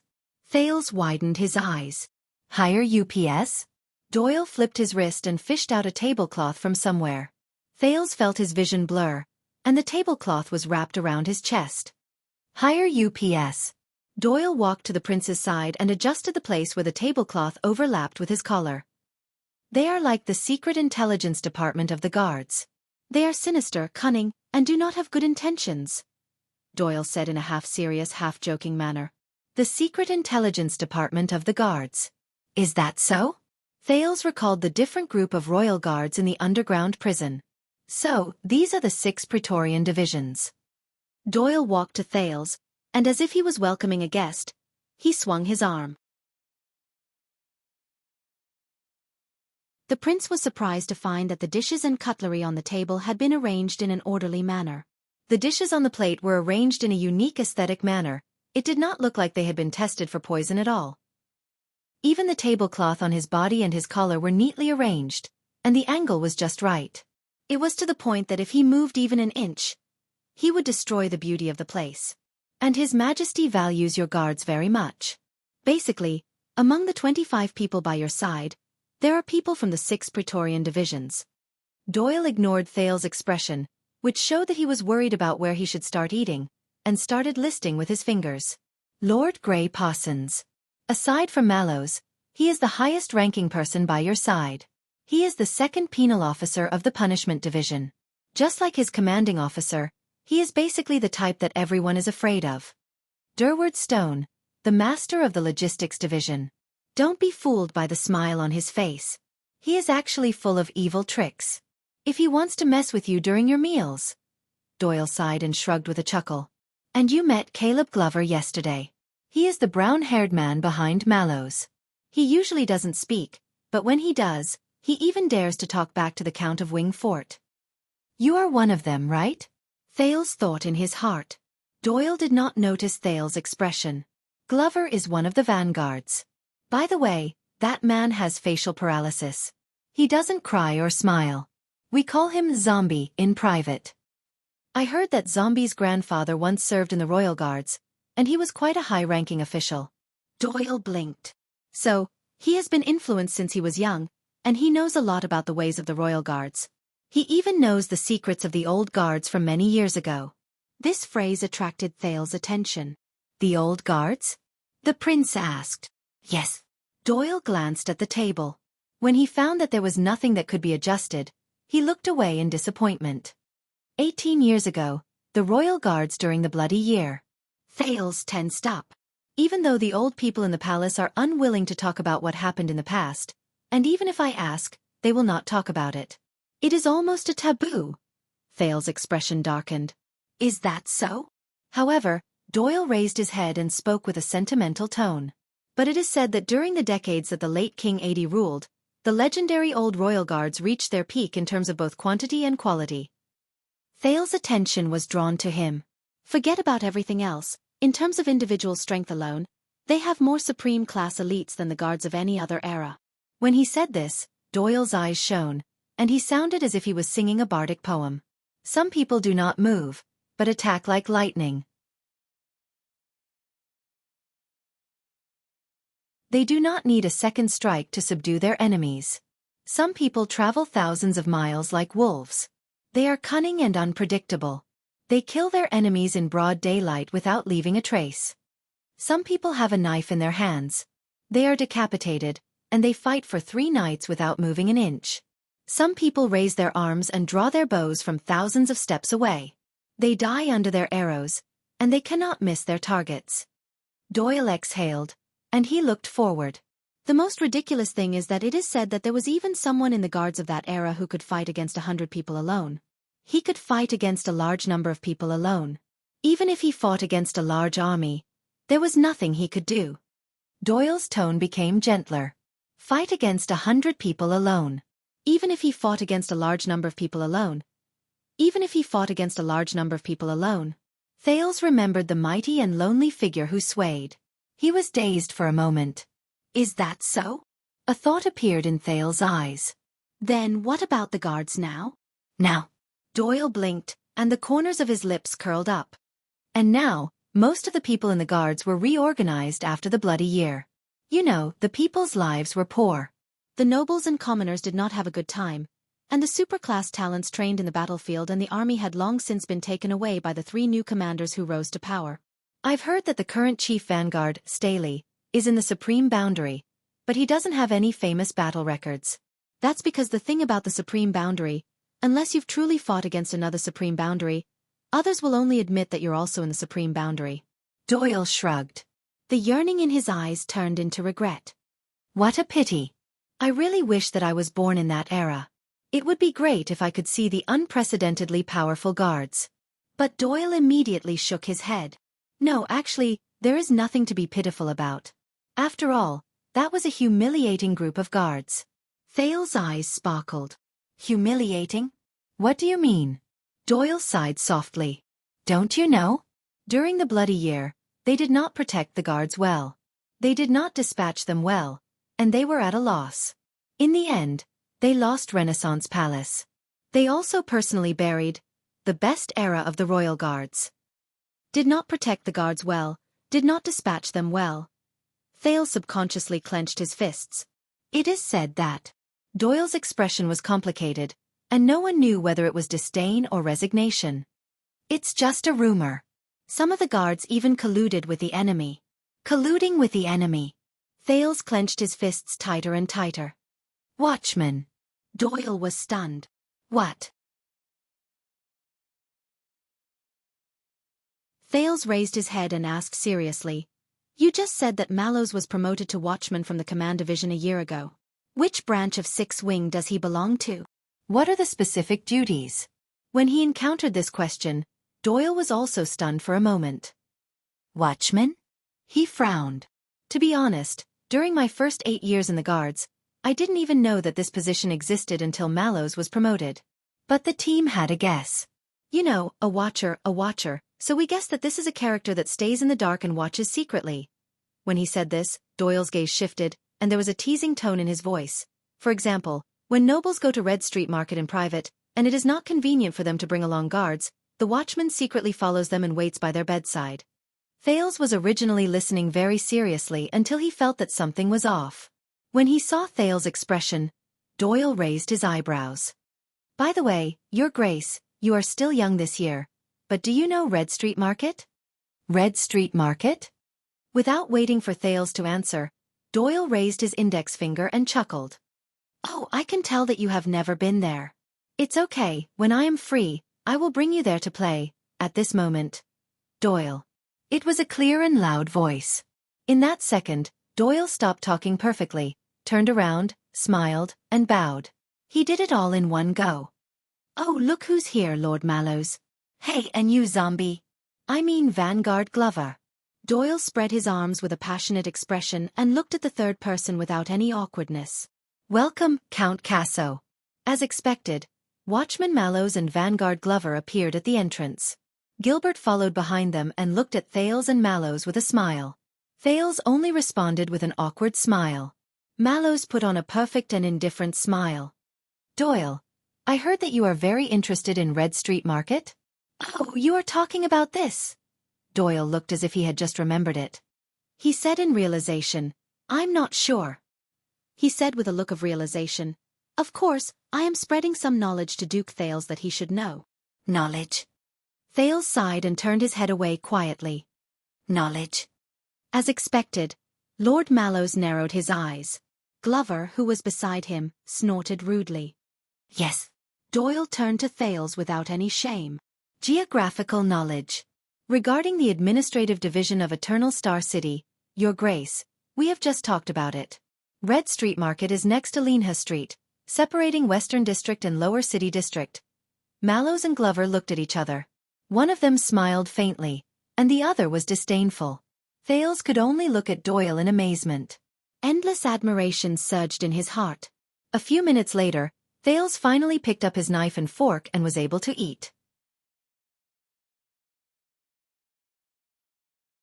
Mallows and the others left quietly, leaving only Gilbert to look at the prince with a gratified expression. "I am glad to see that you have a pleasant conversation with Danny, Your Grace."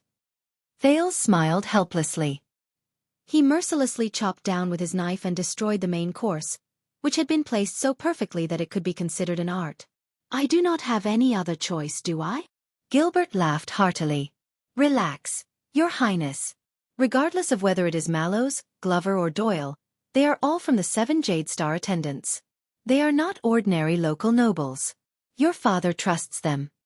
Thales picked up a piece of meat with his fork and hummed. 7 Jade Star attendants? Gilbert nodded. During the Battle of Eradication, the King of Renaissance had 7 squires by his side. The bards called them the 7 Jade Star attendants. The Foreign Affairs Minister once again adopted the tone of someone narrating a story. Even though it was not as captivating as Putre's, it was straightforward, direct, and simple. After the country was built, they settled down in Central Territory and were conferred titles ranging from counts to viscounts. They became direct vassals in the king's territory, and their families also became a powerful ally of the Jade Star royal family. It has been 600 years. Even though things have changed with the passage of time and the members have changed, the vassals who are the closest to Jade Star are still called the 7 Jade Star attendants based on habit in every era, even though there are times when the number of vassals exceeds or falls short of this number. Aside from the 6 great clans and the 13 distinguished families, the 7 Jade Star attendants are also frequent visitors of the royal guards. This has been the case for the past 100 years. Over the past 100 years. Thales mulled over this word. What about 100 years ago? Gilbert's gaze shifted. Thales bit into a piece of steak. The Duke of Western Desert once told me that he had an uncle who served in the royal guards a long time ago. He even helped my grandfather ascend the throne. Thales swallowed and stared at the steak that had been cut into pieces in front of him. So, Gilbert, when did the people from the 6 great clans and the 13 distinguished families gradually disappear from the king's most trusted personal guards and the royal guards? At the porch beyond the hall. How is it? The watchman, Mallows, strolled forward with his hands behind his back. Doyle followed behind him slowly. Doyle shook his head. His expression was calm. I do not know. He is not as amazing a genius as people make him out to be. To a certain extent, he is still a little dumb? Mallows snorted through his nose. Stupid? What do you mean? Doyle cast a glance behind him and tugged at the corners of his lips. He is gullible and unguarded. I just casually said a few words to reminisce about the past, and our Duke of Star Lake. He shrugged and smiled faintly. Just now, in just a short while, I almost touched his entire body.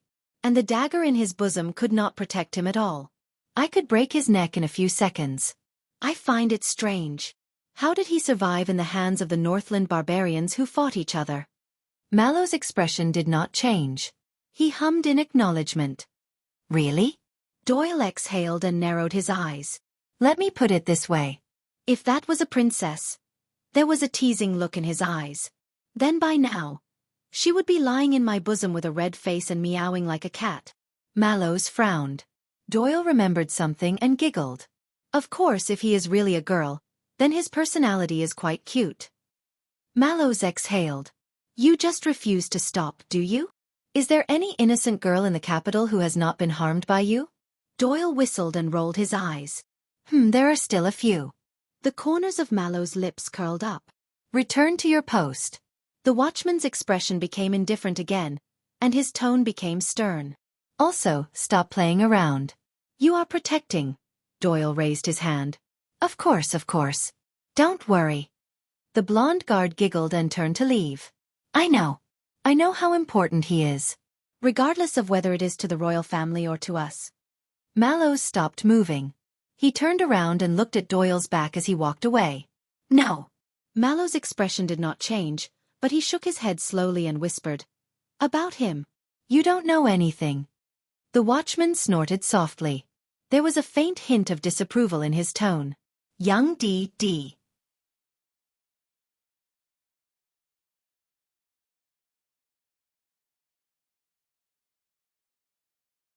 Chapter 508. In the main hall of Roran Castle, Gilbert's pupils reflected the light from the everlasting lamp in the distance. Baron Williams told me that a few days ago, Duke Cyril Fakenhas paid you a surprise visit. The Foreign Affairs Minister asked gently but cautiously, I believe that he did not just bring you a sword? Thales paused for a moment. He did indeed say a lot. The teenager swallowed the piece of meat. His gaze focused slightly, and he seemed to be deep in thought. It also made me very uneasy. Gilbert's expression darkened. Interacting with different people is always the most direct way to understand the world. Gilbert's tone was still gentle, but there was a hint of caution and deliberation in it. But, Your Highness, please make sure that you never forget. Gilbert sat opposite him and said profoundly, Everyone shows you what they want you to see. Everyone wants you to see what they want you to see. Especially when your status is so special, and your identity is so sensitive. Thales put down his knife and fork, and he was lost in thought. What a coincidence. Not long ago, Thales' expression was resigned and mocking. Count Chroma said something similar. Gilbert stared at him. He wanted to say something, but he did not. Thales continued eating his dinner until Constellation's cunning fox sighed. Since you have met them, Your Grace. Then, what kind of people do you think the nobles of Western Desert are? Thales' hands slowed down. The nobles of Western Desert. What kind of people are they? His thoughts returned to the past, to the moment when he met the three nobles, Fakenhas, Chroma, and Bosdorf. The prince narrowed his eyes. They are not stupid. They know that you know what we want to do. From Bladefang's camp to Blessing's town. Thales stared at the lights in the distance in a daze. Gilbert furrowed his eyebrows slightly. He was heard clearing his throat. Then how did they deal with it? I mean with US? How to deal with it? Thales sank into deep thought again. He was immersed in what he saw and heard in Western Desert. It's hard to say. From the guardian duke to the appointed count, from the four-eyed skull to the crow and the black lion, from the new nobles to the old forces, it's obvious that they don't have a good relationship with each other. Thales cut the steak that was neatly cut by Doyle into smaller pieces. He frowned. I guess they didn't handle it well. Under the light, Gilbert's expression became a little complicated. Really?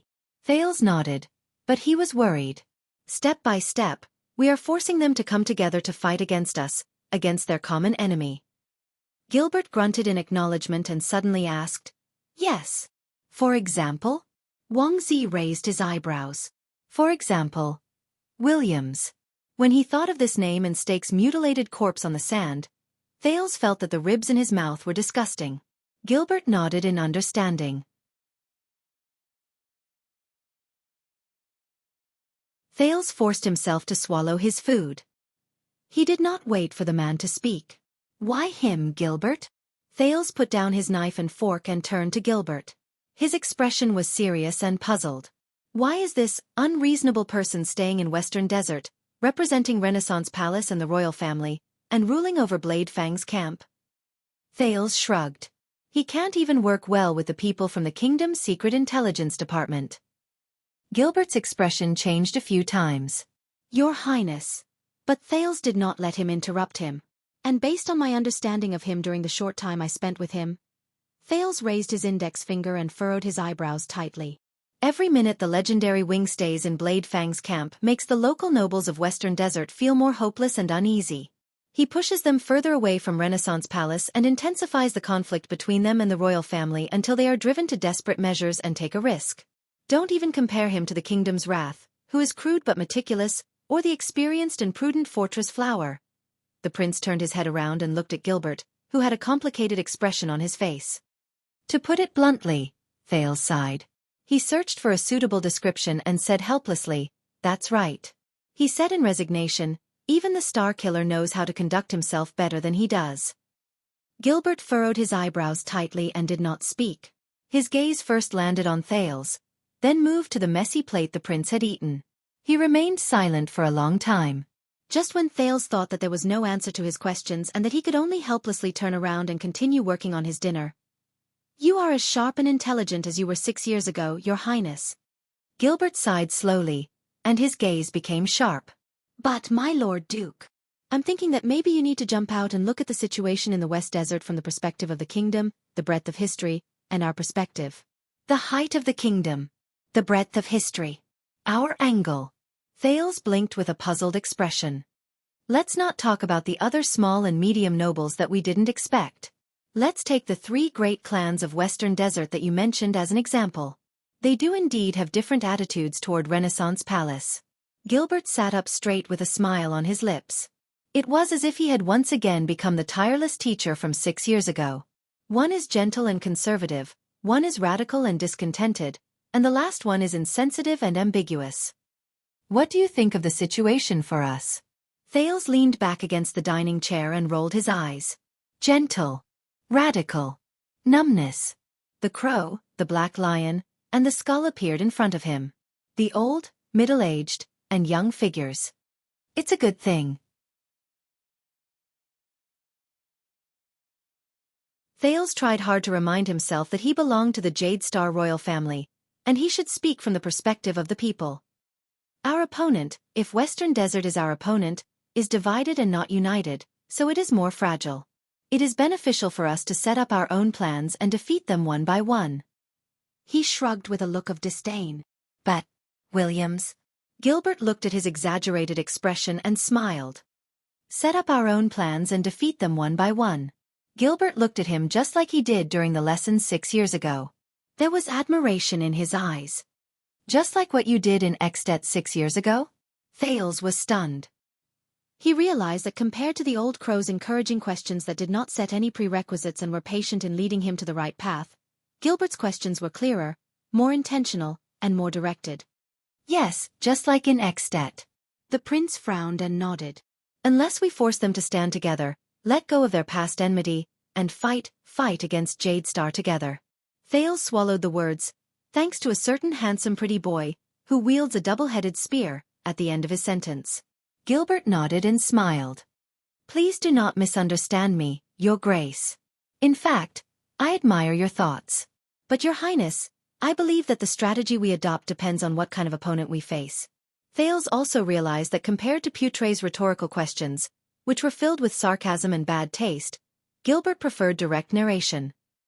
Extet is Constellation's greatest enemy since it was founded hundreds of years ago. Its territory is thousands of miles wide, and it is easy to defend but difficult to attack. Its people are tough, and their ferocious nature has yet to be tamed. In addition, they have a strong army and a large number of heroes. They are a powerful natural enemy that we may not have the confidence to defeat even during our prime.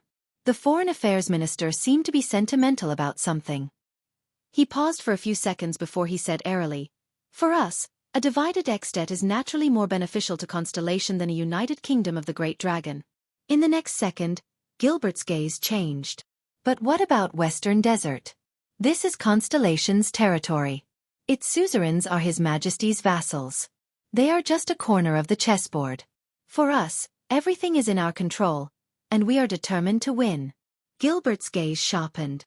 In this situation, Is the chaos and division in this corner of the chessboard really beneficial to us?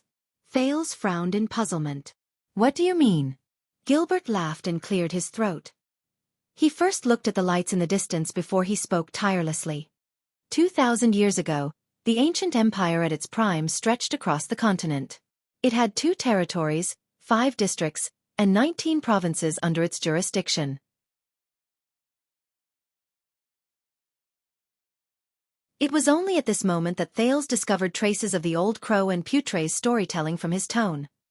But among these 26 known places, the one that gave the capital of triumph and the Pegasus throne the most headaches was not the powerful Northland, not the ancient chauvinism, not the steep and barren mountains, not the complicated Green Heart, not the difficult-to-tame Cersei and the wild Nada, not even the Sea of Flames, which is hard to communicate with, and the Far East, which is beyond our reach. Gilbert's tone changed. Instead, it was the insignificant and remote Thorn Land, located in the southwest of the empire. Thorn Land. Thales recalled the world geography he learned in Northland. Fortunately, the Northlanders did not need to be secretive about Thorn Land. Based on his memories, the prince asked tentatively, "Is it because they are conservative and xenophobic, and never submit to outsiders, or even the empire's rule?" "I have read a 1,000-year-old proverb from Thorn Land in the books of the Northlanders. The children of Thorn are born to fight back." Gilbert nodded. There was a gratified look in his eyes that said, "The Northlanders are finally willing to study." "Yes, your highness, yes, but that is not all. The children of Thorn do not submit to outsiders' rule. They are even more unwilling to submit to their own people's rule."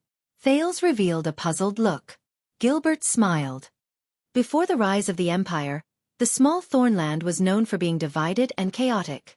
Warlords rose in droves, many factions stood in great numbers, oligarchs appeared everywhere, and unrest was frequent.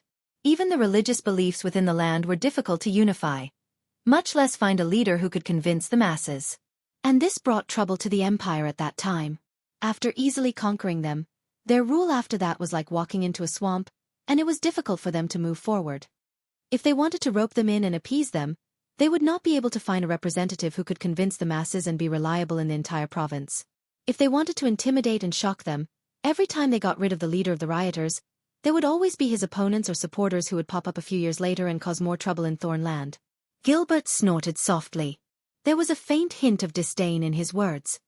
This characteristic of Thorn Land lasted for 1,000 years, and it has been passed down since the empire ceased to exist. Even today, after the Battle of Eradication, in the old Thorn Land, regardless of whether it is a Lumbia kingdom or Turundi joint governance, they have never stopped. The former's royal family changes every season, while the latter's internal strife is a common occurrence, and it happens regularly. Thales listened to Gilbert's words seriously. "Are you saying that Western Desert is to us like how Thornland is to the Empire?"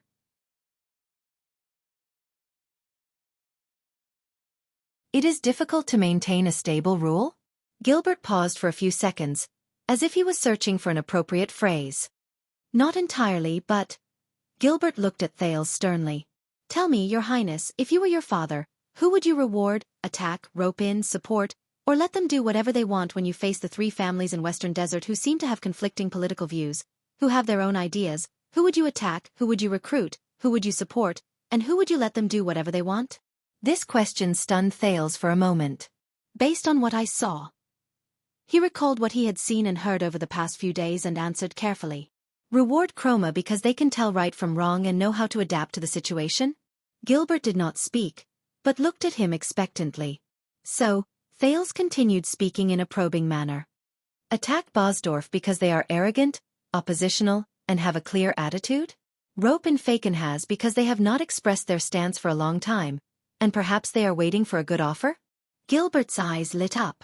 "Very good, because that is what we thought in the beginning as well." When he heard this strange tone, Thales frowned. "But," as expected, Gilbert flashed a smile and continued Thales' words. "But, during the few years after the Bloody Year and before Williams was conferred the title of nobility, major national policies such as conscription of soldiers, tax reform, annexation of land, and minor ones such as rewards and punishments, conferring titles, and appointments were carried out in Western Desert. No matter what kind of laws were carried out in Western Desert." Gilbert's gaze became sharp, just like his tone. When Renaissance Palace took action with a good reason and did things according to plan, such as the implementation of the Fixed-Time Conscription Act and the emergency annexes to the Desert War, conservatives like Chroma were always dragging their feet and seemed to agree in public, but opposed in private. When His Majesty treated them gently and supported them, such as temporarily suspending the tax exemption order for the development of border counties as a form of compromise and goodwill, stubborn people like Bosdorf would jump out and take a mile when given an inch, and resist stubbornly to the end. When Eternal Star City decided to take action and strike like a thunderbolt, such as punishing the nobles who violated the central tax order, the unpopular Fakenhas would suddenly appear. He would make jokes and feign ignorance, and he even stirred up the mess in Western Desert to the entire country, causing our plan to fail. What? As he listened to these specific matters, Thales only felt his head swell, and his frown deepened. This is Western Desert from another perspective? The other middle and small nobles took sides, and there were few exceptions. There was a hint of resentment in Gilbert's words. No, it was not just a few years, and it was not just 1 or 2 generations. It was the past 100 years. Every time Constellation had a king's decree and a great government was about to be carried out, every opposition in Western Desert could always find a place they wanted to belong to, regardless of whether it was the Black Lion, who was famous for his unyielding attitude, the single-winged crow, who appeared to be submissive, or the four-eyed skull, who had nothing to do with it but was shrewd and ruthless. The more Thales listened, the more fearful he became. No matter what we did, one of the 3 parties who did not agree with each other would always be able to throw out an unexpected trump card. They would play the rules of the game to perfection, and they would be able to react with ease. They would either dodge or move, act shamelessly to stall for time, or strike a blow to the head. They would catch our plans off guard, and we would only get half the results with twice the effort. There was a deep wariness in Gilbert's words. They might seem to be at odds with each other and have divided Western Desert, but they would always be able to split up when they faced the king's decree from Renaissance Palace. They would cover for each other on the smallest front, and they would work together from different directions to build the most suitable obstacles. They would then cleverly destroy our efforts in Western Desert and the entire kingdom. The lights in the main hall were still lit. A few royal guards came forward to take over their shift dutifully, but they wisely kept a distance away to avoid disturbing the conversation between Gilbert and the new Duke of Star Lake. Thales took a long time to digest the information Gilbert told him. But, Gilbert, are you saying? Thales turned his head around in disbelief. The 3 great clans of Western Desert. The 3 great clans in Western Desert. They showed us that they were in cahoots with each other? Did they do it on purpose? Thales remembered Fakenhas's terrifying smile, Derek's sincerity, and Bosdorf's aggressiveness. From the rise of power to the Sword Sentinel, from the history of Blessings Town to the joke about Cohen, and then to the dazzling 9-pointed star flag. At that moment, it was as if someone had broken a mirror. What was left for Thales was a floor full of countless faces that could not be pieced together.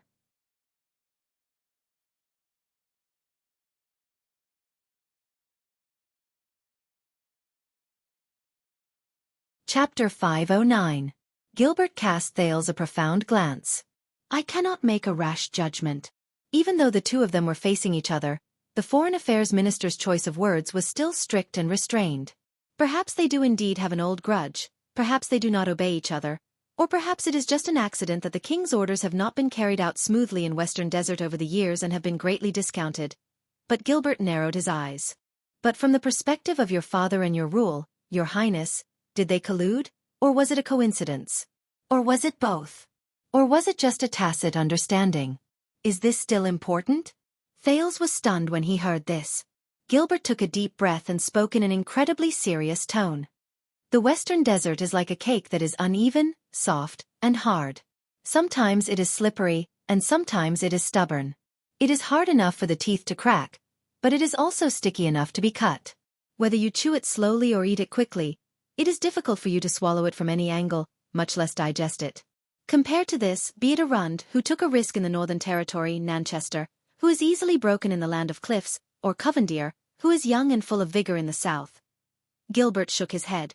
The wariness and worry in his eyes increased instead of decreasing. So, do you understand the meaning behind Baron Williams? Thales, who had yet to register the situation, stared at him in a daze. Gilbert chuckled softly. Indeed.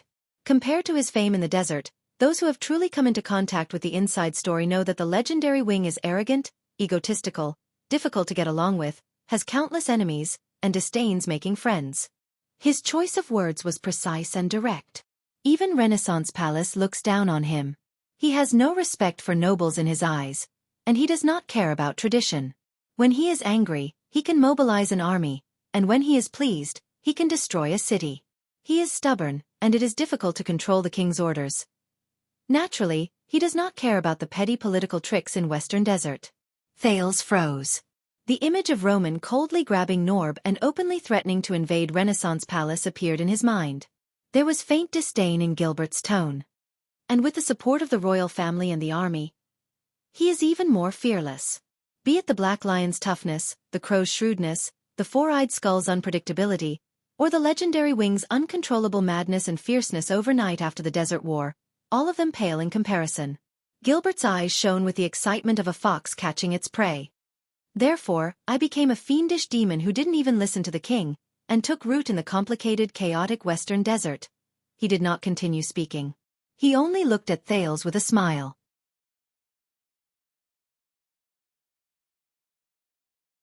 On the contrary, Thales looked at him in surprise. So what you need is not a West Desert that is at odds with each other, but a West Desert that is forced to unite under the heavy pressure outside the rules? So that you can hold the end of the rope and grasp the key, and you can solve the problem once and for all. Trapped beasts in a cage? And Williams is that pressure.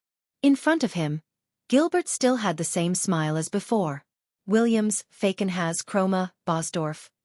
And now it was Gilbert and Kessel V.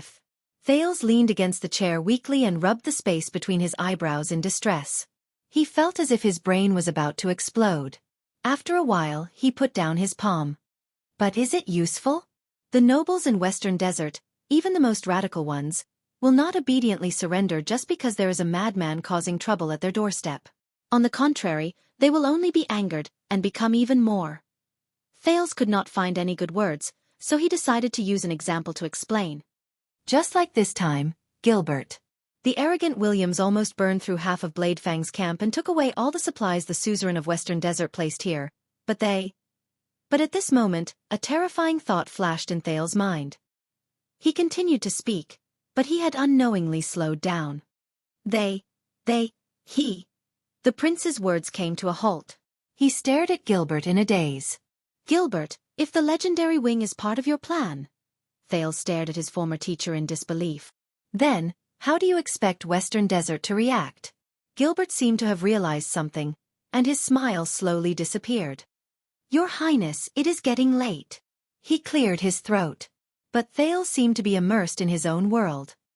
He continued to speak absent-mindedly. I always thought that Bladefang's camp was not your target, but a bait. And the nobles of Western Desert suffered great losses and had to give up the camp. That is your result. But what if I am wrong? Thales stared at the shattered food on his plate. Gilbert did not speak. He only looked at him worriedly. What if Bladefang's camp is not even bait? What if it is just a gambling table with rules written on it? What if the nobles of Western Desert, who think they understand the rules, carefully place their chips? Thales slowly organized his thoughts. As he deduced, he narrated. The more he spoke, the more shocked he became. Until their chips were eaten by Williams, who ignored the rules. What if this is the real bait? What if the result you want is not just to make the suzerains of Western Desert give up Bladefang's camp?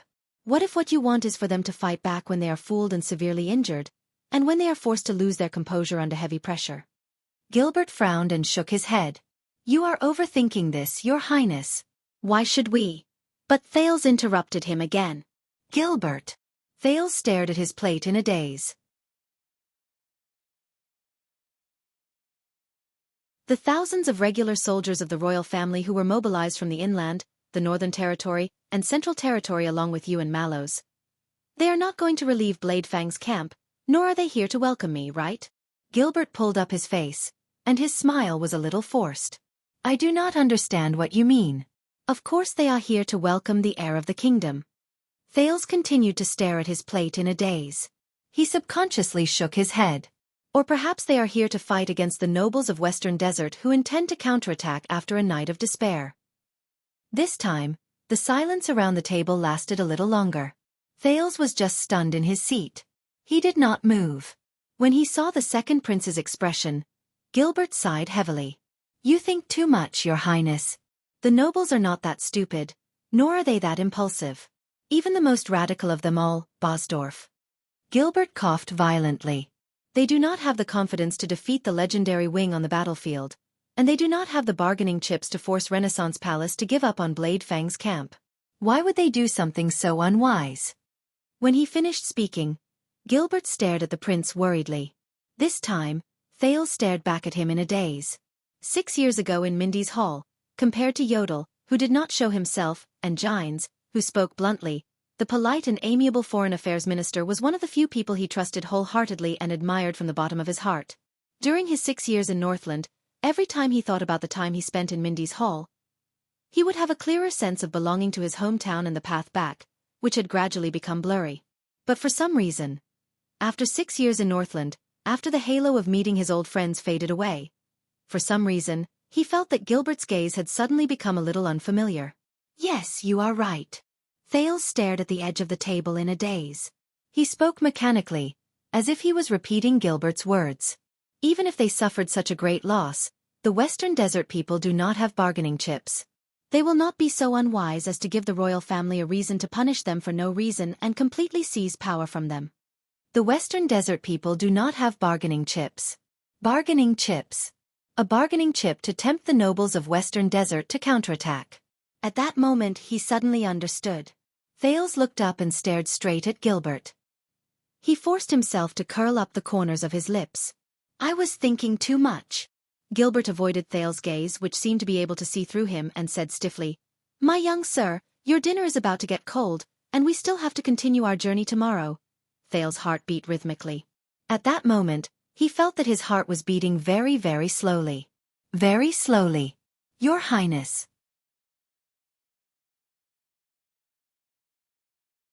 Thales snapped out of his daze. He forced himself to smile, took a deep breath, and started eating again. The Foreign Affairs Minister seemed to have sensed something, but he only opened his mouth hesitantly. He did not say anything. Why, Gilbert? Gilbert lifted his head. Thales was cutting his food absent-mindedly, and he was in low spirits. Why did the Duke of Western Desert give me a sword that has been passed down in his family? Why did the legendary wing fly into such a rage when he saw it? Why? The Count of the Single-Winged Crow came in person and politely sent me on my way home. It was clearly a question, but there was no questioning tone in it. When he saw Gilbert's dumbfounded and hesitant expression, Thales understood something. Gilbert paused for a moment before he explained patiently and gently, about this, but Thales could no longer hear what he said. He remembered the story the watchman told Derek when he first met Mallows yesterday. So, that is not just a story. Thales lowered his head and stood rooted to the ground. The ugly old thing was right.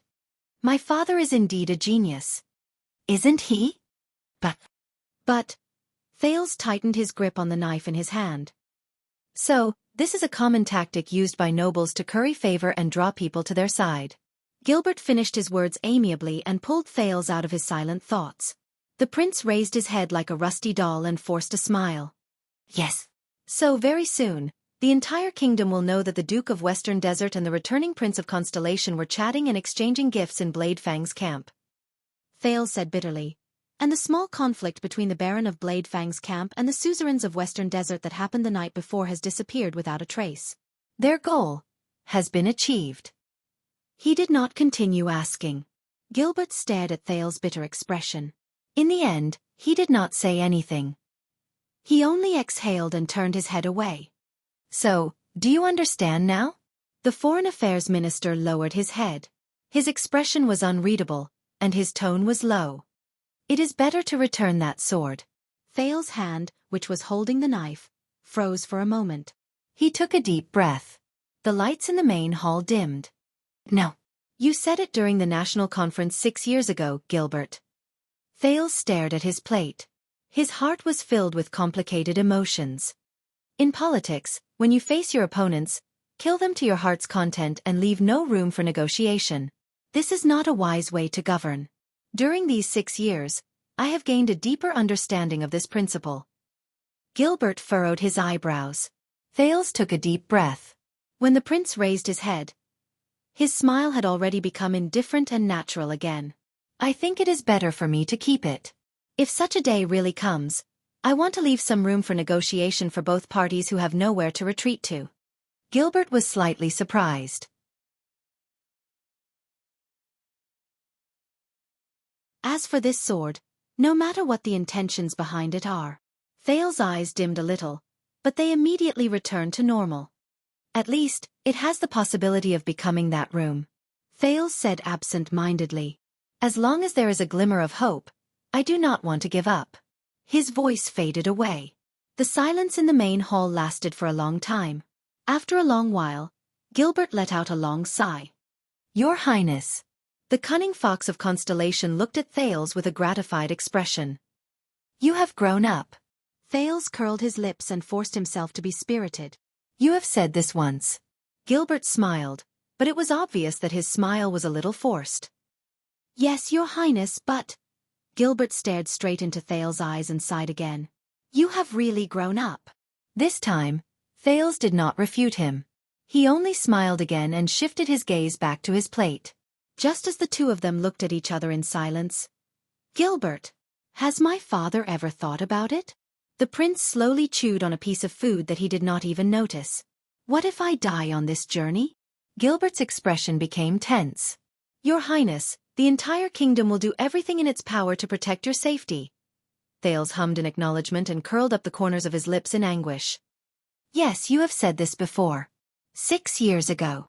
The Foreign Affairs Minister was instantly rendered speechless. A few seconds later, Gilbert continued the conversation in a very unnatural manner. This is also the reason why Yodel has been by your side throughout the journey. He forced himself to speak. His Majesty is concerned about your safety, so he sent his most trusted secret protector. He believes that Yodel can protect you, just like how he believes that he can protect His Majesty himself.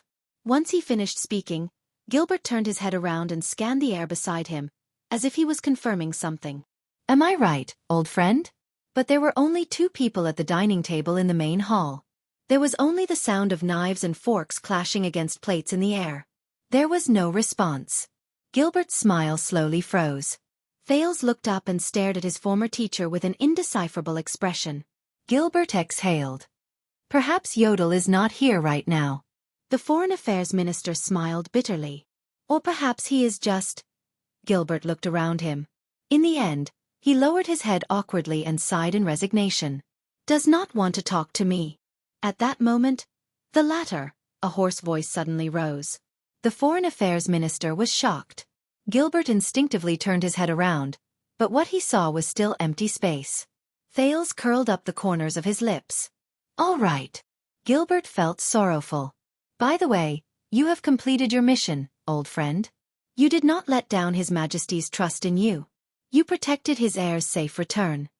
There was still no response.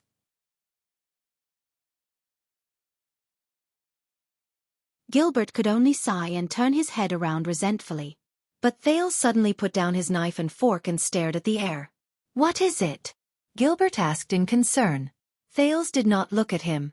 He only grabbed a spoon and scooped up a spoonful of beans. Nothing, it's just... Thales stared at the beans in a daze. He subconsciously twitched the corners of his lips. I miss Northland a little. Especially during mealtimes. Gilbert raised his eyebrows in realization. You know, after 18 years ago, there was quite a long period of time. The Foreign Affairs Minister nodded. His tone was filled with endless nostalgia. I think so too. The old man and the young man were immersed in their own memories by the dining table. A few seconds later, Thales snapped out of his daze and put down the spoon of beans gently. He grabbed the knife and fork that were difficult to use. The second prince flashed a fitting smile at Gilbert and ate a piece of meat covered in sauce with perfect etiquette. Gilbert gave him a gratified smile in return. But only Thales knew. That piece of meat had been left for too long. Bitter. Stiff. Under the dim light, Count Bosdorf stepped into the room, looking travel-worn. A guard with the emblem of a four-eyed skull on his armor rushed forward, but he was pushed away rudely. The guard was enraged. He was about to draw his sword. It's fine. A sharp and cold voice rose in the room, causing the guard's arm to stop. He can come in. Count Bosdorf did not even look at the guard who was ordered to retreat. He strode straight to the owner of the shop voice and stared at the man who was eating. You came in without announcing yourself. Cyril Fakenhas swallowed a mouthful of fruit. He then raised his terrifying face and narrowed his eyes at the guest. If Gotham was here, he would have beaten you to death. With his fists. But his threat did not seem to work on the guest. My father respects you, Cyril, the master of the Black Lion, Louis Bosdorf said coldly. I do not. The Duke of Western Desert sneered. Coincidentally, I also respect your father. He shifted his attention away from the plate in front of him. His tone was cold. But not you. Bosdorf snorted angrily. You were the one who asked the crow to travel day and night to rush to the camp to fetch him? Count Louis gritted his teeth. The anger in his eyes almost overflowed. You. The Duke of Western Desert chuckled again and did not answer. But Bosdorf was not prepared to let him go just like that. Asterisk thud. Asterisk he punched Fakenhas' dining table with his iron-gloved fists, causing a plate of fish to flip over. Juices splattered everywhere. The Duke of Western Desert did not panic or become angry. He only quietly took out a handkerchief and wiped his face, which had been splashed by the juice. The Count of the Black Lion bent his elbow, and his upper body slowly pressed down on the Duke. I even prepared the boy's family flag. It's very big. Louis' gaze was as sharp as a knife. He gritted his teeth and said, All I need to do is to welcome him. The Duke of Western Desert snorted. Really? Count Bosdorf stared at the seemingly indifferent Duke. Then he curled up the corners of his lips. He looked as if he was so angry that he laughed. In Blessings Town, that boy was right in front of me. He was as close as I am to you right now. He could slit his throat with one slash. Bosdorf tilted his head. There was a fierce glare in his eyes. He met the Duke of Western Desert's eyes, which were sometimes murky and numb, and sometimes clear and sharp. And he was still as self-righteous as he was 6 years ago. He proudly showed off his ridiculous eloquence to me, completely unaware that he was only 1 foot away from disaster. Fakenhas did not realize that he was being threatened at all. Instead, he laughed. You have to admit that the boy does have some eloquence, don't you? Bosdorf did not seem to have heard him. He gritted his teeth. And that damn crow and his equally damn crow whelps are standing there, between him and me. They are within the reach of my army. They are smiling at me, like a god's personal bodyguard. Bosdorf's voice was cold, and his words were suppressed. Because of you. Fakenhas' smile slowly faded away. He seemed to be in deep thought. That Derek did a pretty good job. Thank the Sunset Goddess. He is a good crow, isn't he? Asterisk bang. Asterisk Louis slammed his fists on the dining table again. I could have taken him down. This time, Count Bosdorf could no longer suppress his anger. You knew that my army, the Black Lion Infantry Regiment, which is best at breaking through enemy defenses and destroying cities, had already arrived at Blessings Town. You knew that I was far away from Bladefang's camp from him. Bosdorf could not contain his anger. He panted a few times before he finished speaking. There is only 1 day left. 1 day. He gritted his words. Fakenhas also seemed to have become serious. He snorted in disdain. And then, Bosdorf stared at the Duke of Western Desert. That is Renaissance Palace's lifeline, the foundation of their rule, and our best bargaining chip over the past 10 years. The Count of Black Lion was aggressive. The anger in his eyes could be seen clearly. We can take back Bladefang's camp and even chase that sissy away. At least, we can tell them our attitude. But the Duke of Western Desert, who had been calm, suddenly raised his head and said firmly, Then, there is only 1 day left before the Bosdorf family of Brave Souls fort is destroyed. His words were as fierce as a cold wind, and he was not polite at all. The conversation between the two stopped for a few seconds. This time, it was Bosdorf's turn to sneer. Do you know what happened in Bladefang's camp? The Duke who has been pampered all his life. The Count of Black Lion straightened his body and distanced himself from Bosdorf, but the sharpness in his eyes only increased. Byril lost an entire year's income, and a lot of it was borrowed. Emery lost their family heir. New Offering Land also lost the season's autumn harvest manpower. And Toth said that he will never join our military expedition again. Lugo even bet everything of his entire family. Faken has turned his head to avoid the Count's gaze. Bosdorf's question sounded as if it was ground out. This is us. Destroyed today, destroyed tomorrow. Is there a difference? Faken has raised his head slowly. Of course there is. At this moment, the Duke of Western Desert's gaze became profound. Destroyed today, and you will have nothing. Faken has narrowed his eyes. Destroyed tomorrow, and you will at least have tomorrow's hope. Louis Bosdorf's lips parted, and he laughed coldly. 2 seconds later, his laughter came to an abrupt halt. Tomorrow's hope? All the things you've done. His smile turned into ice. For the so-called hope? Cyril Faken has paused for a moment. No. He turned his hand to his walking stick.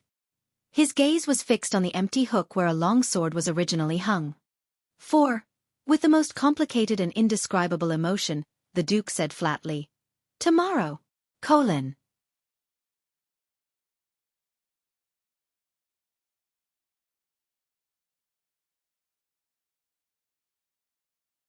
Chapter 5:10. He was dreaming. This time, he knew it clearly. He sensed that a hole had appeared in the void beneath his feet. It was an increasingly large hole. Until he fell into it. He could not free himself. He subconsciously lifted his leg, wanting to get rid of that terrifying hole, but he was greeted by a call. Your Highness. Thales woke up with a start. Only then did he realize that he was lying horizontally on the seat. His right leg was firmly pressed against the carriage. And there was no hole under his feet. Not to mention falling. There was only the rumbling of horse hooves, the slow sound of wheels, the low murmurs of people, and, I am sorry for disturbing your sleep. In the swaying carriage, Gilbert's gentle voice slowly calmed his panic. Did you not rest well last night? Thales sat up straight, took a deep breath and rubbed his face. No, I was just... It has been a long time since I had such a good sleep. Thales buried his face in his palms and said quietly. A second later, the prince raised his head from his hands and smiled amiably. I was just resting for a while. Gilbert looked at him seriously for a long time before a smile appeared on his face. Your Highness. Eternal Star City is right in front of us. Eternal Star City. In an instant, this phrase seemed to have supernatural power. It swept away Thales' fatigue and sleepiness. What? Thales turned his head in surprise. So fast. The teenager dragged his slightly numb body and tried his best to move to the side of the carriage. He pushed open the window. We have only been in Central Territory for a few days. Thales' words came to an abrupt halt. As the carriage went up a slope, he saw it through the vague figures of the cavaliers outside the window. Under the bright sunlight, the plains were vast, the roads were flat, and the villages were orderly. It was like a colorful ribbon between the blue sky and the black earth. More and more people came from both sides of the road. There were busy peddlers, hurrying farmers, government officials who dashed past, and all sorts of carriages. Some were fast, some were slow, but they were in order. Under the forceful orders of the regular soldiers, they moved to the side of the road. They stayed outside the temporary cordon set up by the soldiers, and they sized up the astonishingly large group of carriages with curious and surprised gazes. They are probably some high officials and nobles. Oh, there are so many bodyguards clearing the way. Maybe it's a Grand Duke from another clan. What do you think is in that carriage? I'm guessing it's some expensive urinal. The indistinct discussion reached the young man's ears. However, none of this could compare to the focus of Thales' gaze. It was a city. In the distance, the towering gray brick city wall stood tall like a towering tree. The protruding sentry towers and battlements were uneven, creating a different kind of scenery.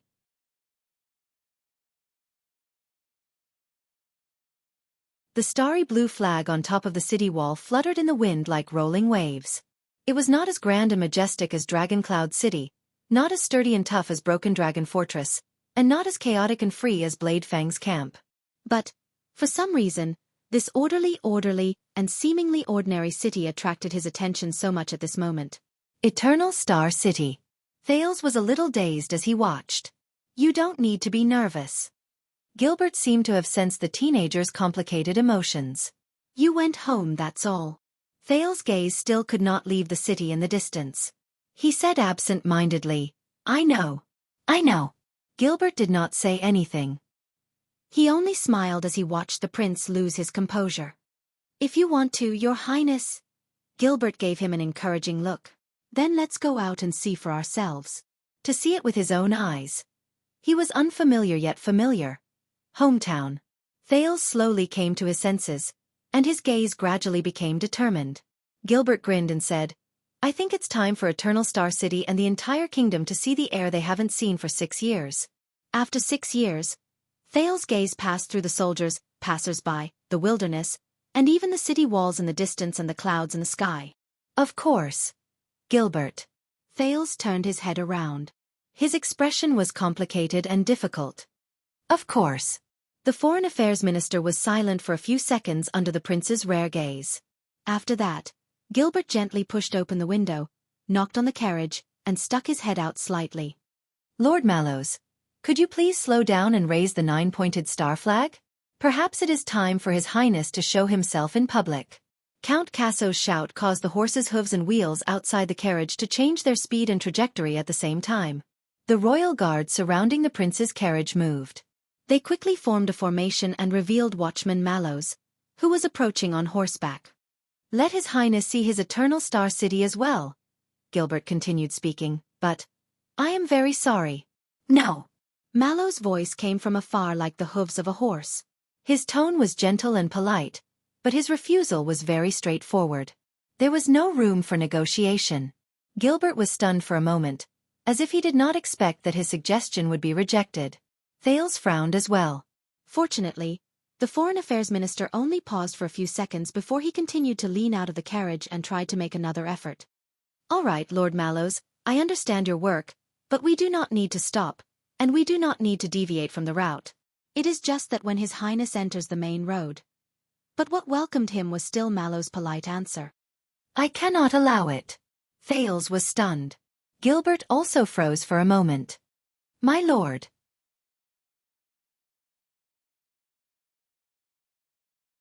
Mallows' face appeared outside the carriage window, and he exchanged a glance with Thales, who was in the carriage. "I believe that you understand the commotion caused by the prince's return to the country better than I do. The nobles in the Western Desert are a good example. I can even imagine what kind of crowd and chaos we will have to face if the Duke shows himself in public. From the commoners who are watching the show to the nobles who are trying to get information. This is too troublesome for us. For safety's sake, I do not think it is suitable for you to show yourself. Instead, you should stay in the carriage until we enter Renaissance Palace." The watchman continued to smile. He looked at the curious commoners on both sides of the road and rejected him with a friendly tone. "And there is no need for us to make a big fuss and attract more attention. For safety's sake." When he heard the other politely but resolutely reject him, Thales frowned a little. "Lord Mallows, if you are thinking about safety, we have already reached the capital, and we have all of you and even the regular soldiers behind us. I believe that all of you have the confidence to ensure His Highness." Gilbert spoke softly, but he was interrupted by Mallows. "No, no, no. Do not overestimate us, Count.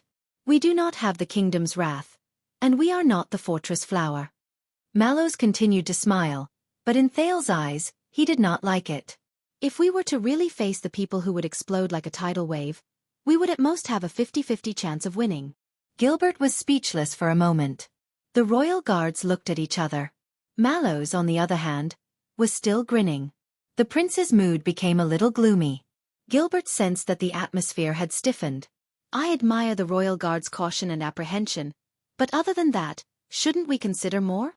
Count Casso sat up straight, supported himself with his staff, and adopted the attitude of a professional negotiator. Regardless of whether he is the prince or the Duke of Star Lake, on the first day of his return, he should show himself in public. At least for a few seconds, let everyone see him enter the city and let the news spread. Constellation's cunning fox narrowed his eyes. "And this is for the royal family, for His Majesty's rule and interests." "Lord Mallows?" When he heard the other party's righteous and noble reason, Mallows lowered his head and remained silent for a while. But just when Thales thought that he was about to compromise. "Ha ha ha. Perhaps I did not express myself clearly. Perhaps you were just joking." Mallows raised his head. His smile was even more sincere, but his gaze was calm and indifferent. "But my mission is to safely escort the prince back to Renaissance Palace, Count Casso."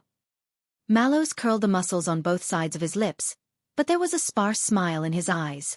Nothing else. The nail that was neither too hard nor too soft made Gilbert frown.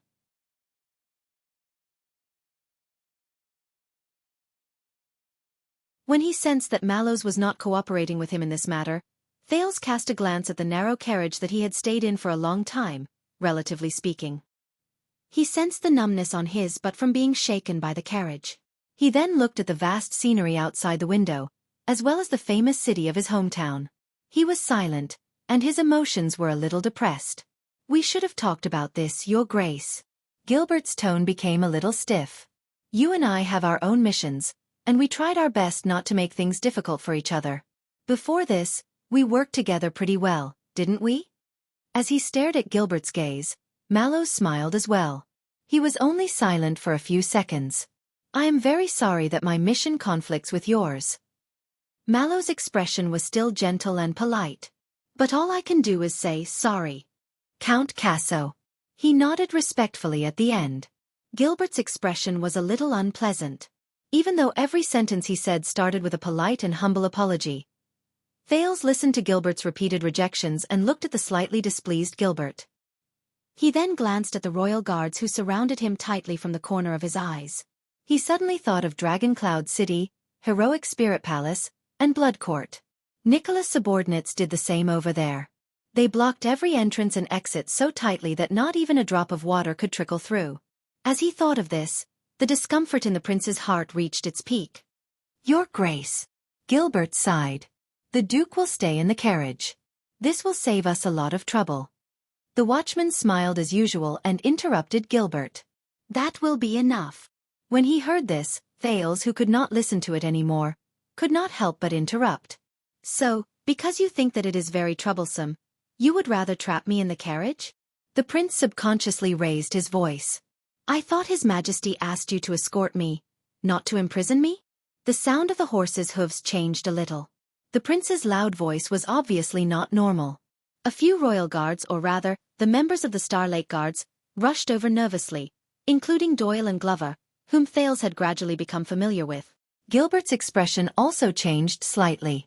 Mallows finally shifted the focus of his gaze to Thales. Thales frowned.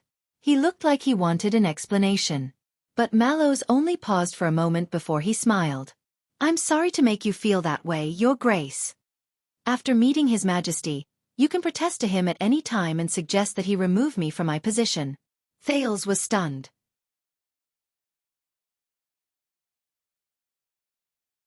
Mallows looked at Thales in a gentle manner, shrugged, and said softly, "But before that, according to tradition and rules, as the watchman of the royal guards and the person in charge of your personal guards, I'm afraid that my consideration and judgment for your personal safety takes precedence over your personal preferences. It's my duty, please forgive me." In that instant, the air inside and outside the carriage seemed to freeze. Thales' expression was stiff.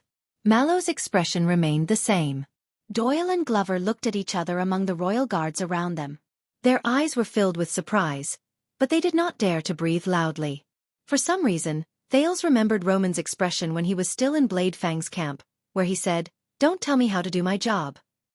Just as Gilbert wanted to say something to soothe his cheeks, Thales shut his eyes tightly before he opened them again. "Are you royal guards or my personal guards?" Thales spoke slowly. "You should obey my orders." But Mallows only shook his shoulders. "You are the Prince of Constellation and the Duke of the Kingdom."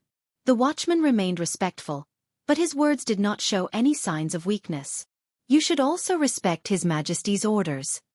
His eyes shone with a profound light. "Especially on the first day you returned." Thales' expression darkened. "Are you saying?" The prince stared at Mallows and enunciated each word clearly. "Is this His Majesty's order?" At that moment, Gilbert's expression changed as well. "No," the watchman said faintly while he rode on his horse. "It's just the way I carry out my orders." "The way I carry out my orders." Thales' gaze changed. Doyle, who was listening by the side nervously, suddenly felt that the air around him seemed to have become thick. "Lord Mallows." Under everyone's gazes, The prince faced the watchman who refused to back down and spoke softly. I want you to stop the carriage now. But Mallows only snorted softly.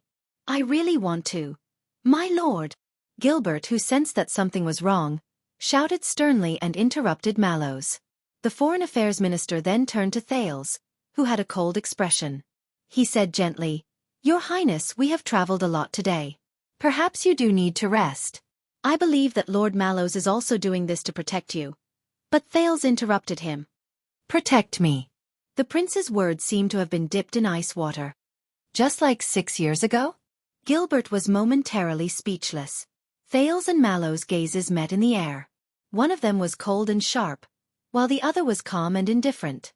Doyle, who was watching by the side, suddenly had a bad feeling. Gilbert, tell me, the prince said softly. The personal guards of each Duke of Star Lake, such as John, are all royal guards directly mobilized by the king and stationed around him? Gilbert froze.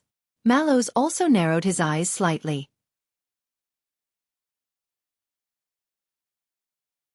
The Star Lake guards around them looked at each other with different expressions. A few seconds later, Gilbert coughed, and he seemed to be rather embarrassed. That is because you have been away from home for too long, and you lack the manpower by your side. His Majesty is also worried. Thales did not hear the rest of his words. He only stared intently at Mallows. It was as if he was staring at another person. I understand, the prince said softly. Continue. Mallows' expression froze. What? Thales stared straight at him. Continue smiling, Lord Mallows. Under the puzzled gazes of the royal guards around him, Thales snorted coldly. Because if you don't smile, then you will look like a dead man. Mallows was stunned. Gilbert looked at Thales worriedly. Your Highness. But Thales ignored Gilbert's words. He only minded his own business and looked at Mallows, who had a puzzled expression on his face. Mallows frowned slightly and ignored him. He turned his horse around and gave his order. Return to the previous formation. But this time, the prince spoke before he could. Then, the watchman of the Royal Guards, the Royal Knight, and my captain of the Star Lake Guards, Lord Tormund Mallows. The watchman's gaze froze. Thales raised his voice so that the royal guards around him could hear him clearly. To thank you for your hard work and diligence in escorting me back to the capital. When he said this, all the guards were puzzled. Thales stared intently at Mallows and said slowly, I want to reward you. Steel Fragrance, you're tuning in to the Xiaofan's Wuxia Tales YouTube channel. Don't forget to subscribe and join us on this journey to catch the most captivating stories.